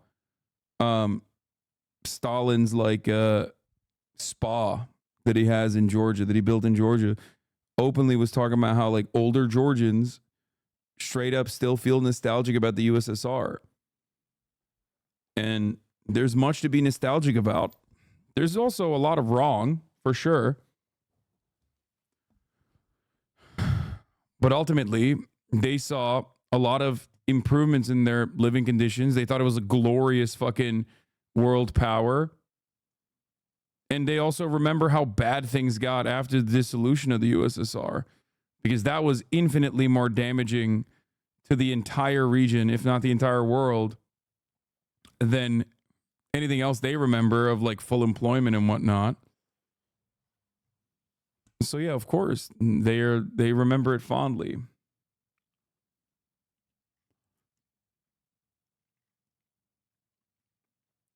There's concern among top U.S. officials that Israel could do something quickly in response to Iran's attacks without thinking through potential fallout afterward, according to a senior administration official and a senior defense official. Well, you should have thought about it beforehand, man. I think it might be too late.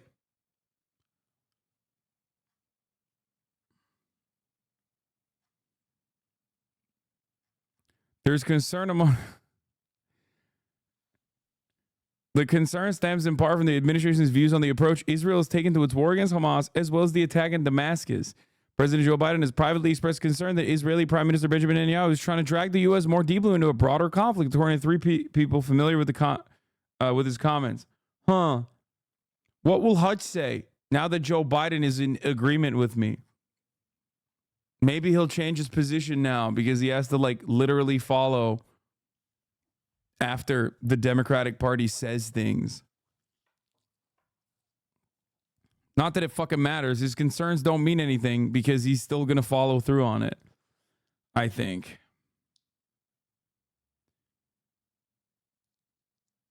Yeah. He's always like, man, I'm so privately concerned about this genocide.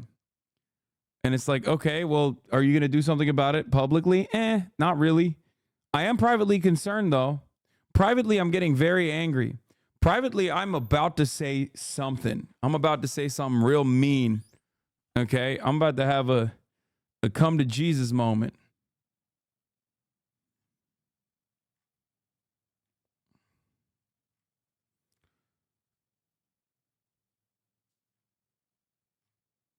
Privately. He's going to say the gamer word. And just you wait, dude. He's going to say the gamer word, and then Benjamin Netanyahu is going to be like, I know so many more slurs than you, old man. They're going to have a slur off.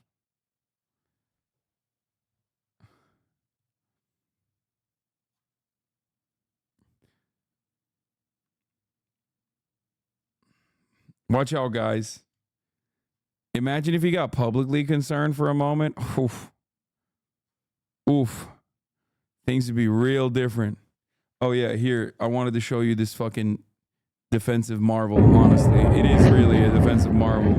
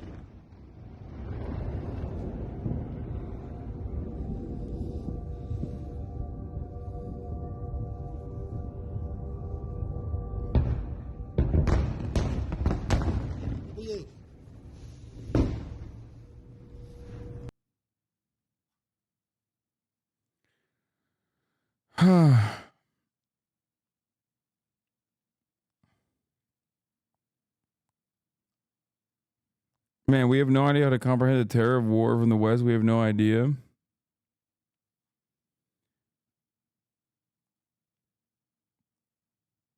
Apart from the three that got in, of course, yeah.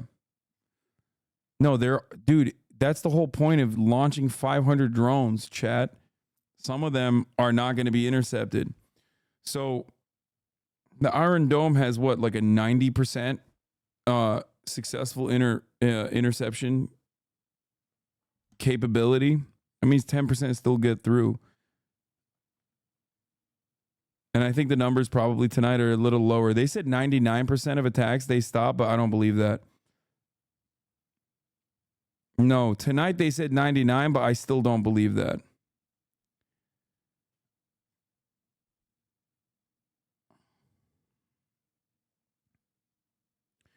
Isn't it very sus that Iran didn't hit anything? No, I believe they hit a military base. We'll find out more about the actual impact. Yeah, these were the Arrow 2-3 though, which have a higher interception rate. We'll find out more about the actual impact. And it wasn't just the Iron Dome that was operating. You had Arrow 2 and 3, which were for larger missiles.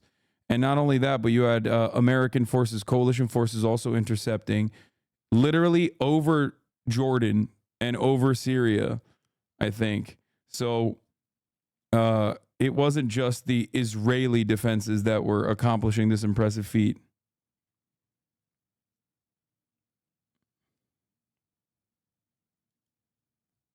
Here, this is the videos, the airbase being targeted.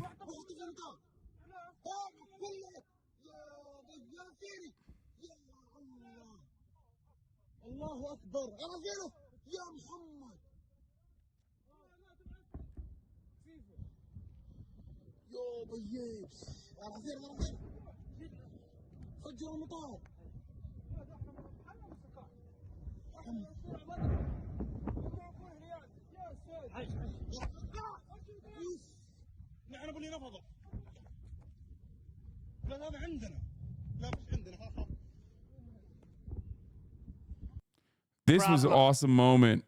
Crowd chanting Genocide Joe. Is our big problem. Joe! Genocide Joe! Genocide Joe! Genocide Joe! Genocide Joe! Genocide Joe! Genocide Joe! He said they're not wrong. Bro, what are you saying?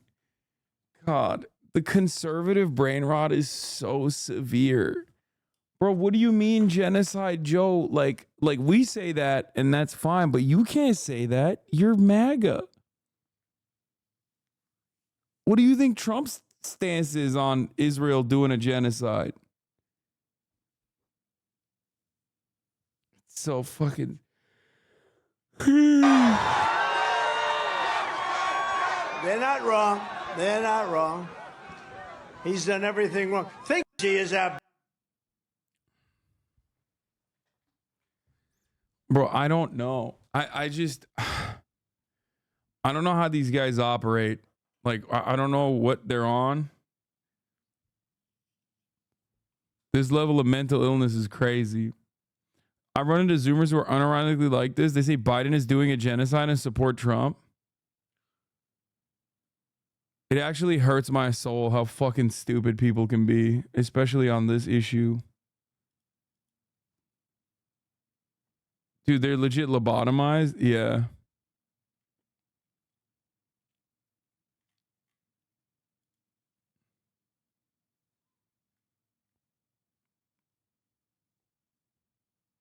It's a negative epithet. They're recuperating to say Biden is genociding Israel? No. No. No. You're wrong. I promise you those guys aren't saying Genocide Joe because they think Biden is genociding Israel. Felt No. that it needed to defend itself against the threats coming from Israel that have been continuing for many years. Since October 7th until now, in Syria alone, Hasan, you are wrong in airstrikes everything. have killed 18 members of Iran's Revolutionary Guard. And not only that, since 2010, at least 6 nuclear scientists in Iran have been assassinated. One of them survived the assassination attempt, but all of those attacks Iran has blamed Israel for in an attempt to deter or delay Iran's nuclear program. This certainly will be an event that Iranians will be talking about as they wake up to the news. What we do know is that the 2 airports in Tehran, the capital, the domestic one and the international one, Mehrabad Airport and Imam Khomeini Airport, have canceled or delayed all flights possibly in preparation for any kind of a retaliatory attack that could be carried out by Israel in the coming hours. And the Revolutionary Guard have also issued warnings to the United States and those countries that have helped Israel defend itself against the attack that was carried out by Iran earlier on Saturday, saying that they will also be paying the price for their assistance they've been providing to Israel. Dorsa Jabari, Al Jazeera, Tehran. I thought I was having a bad time with this Iraq, news. Lebanon and Israel have all temporarily closed their airspace. It comes after earlier reports of interference with the GPS navigation systems. Well, this is what the airspace over the region looks like right now, and you can clearly see the areas that planes are avoiding. Well, Iraq is one of those countries that has shut its airspace. Al Jazeera's Mohammed Jamjoom is still with us. He joins us live from the Iraqi capital. Mohammed, things seem to have quietened down in Israel for now. Just tell us what's been happening there in the Iraqi capital. Well, Darren, what's... All right, morning is happening. I'm really tired, and I apologize for not playing Walking Dead. I'm gonna go to sleep. I'm not gonna go to sleep. It's early, but I need to fucking chill out. Drake's diss track tomorrow, and also Walking Dead tomorrow. Yeah, I'm gonna go finish Fallout. Fallout, crawl out to the Fallout, baby. Na, na, na. Anyway, hope you guys enjoyed that, I guess. I will continue to provide this kind of coverage as best as I can. And that's it. That's it for tonight. I'm so fucking tired. Holy shit. I don't know why. It just stripped me a little bit. But yeah, unfortunately, no gaming occurred tonight, but gaming will occur tomorrow. All right. Love you all. Peace in the Middle East. Tomorrow's another day. Sunday Fun Day might be delayed again, depending on the backlash and what Israel chooses to do. But we're back. Peace. The starlock to the topic just begun. There he is again, Hasan is streaming. Hasan is streaming. There he is again, Hasan is streaming. Hasan is streaming. Reviewing the P.O. box, Uncle Uger's face. Sudden Discord agitprop, great names take embrace. Tiny Bernie Sanders, LGBTQ Air Force. The whole left at your fingertips, Ane at your door. H3 crowded debate, the Young Turks online show. 3 full fucking years of this, plenty more to go. 90-day fiance, talks of champagne bourgeoisie. A Trump rally live reaction, a mass riot at DC. There he is again, Hasan is streaming. Hasan is streaming. Yeah.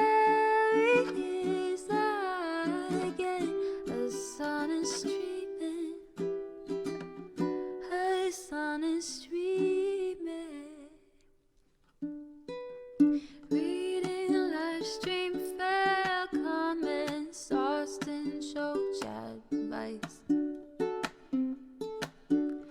And all the ways the right-wing pipeline can suck you in a lie. JCS react, Lord frame gets broken, cover blown.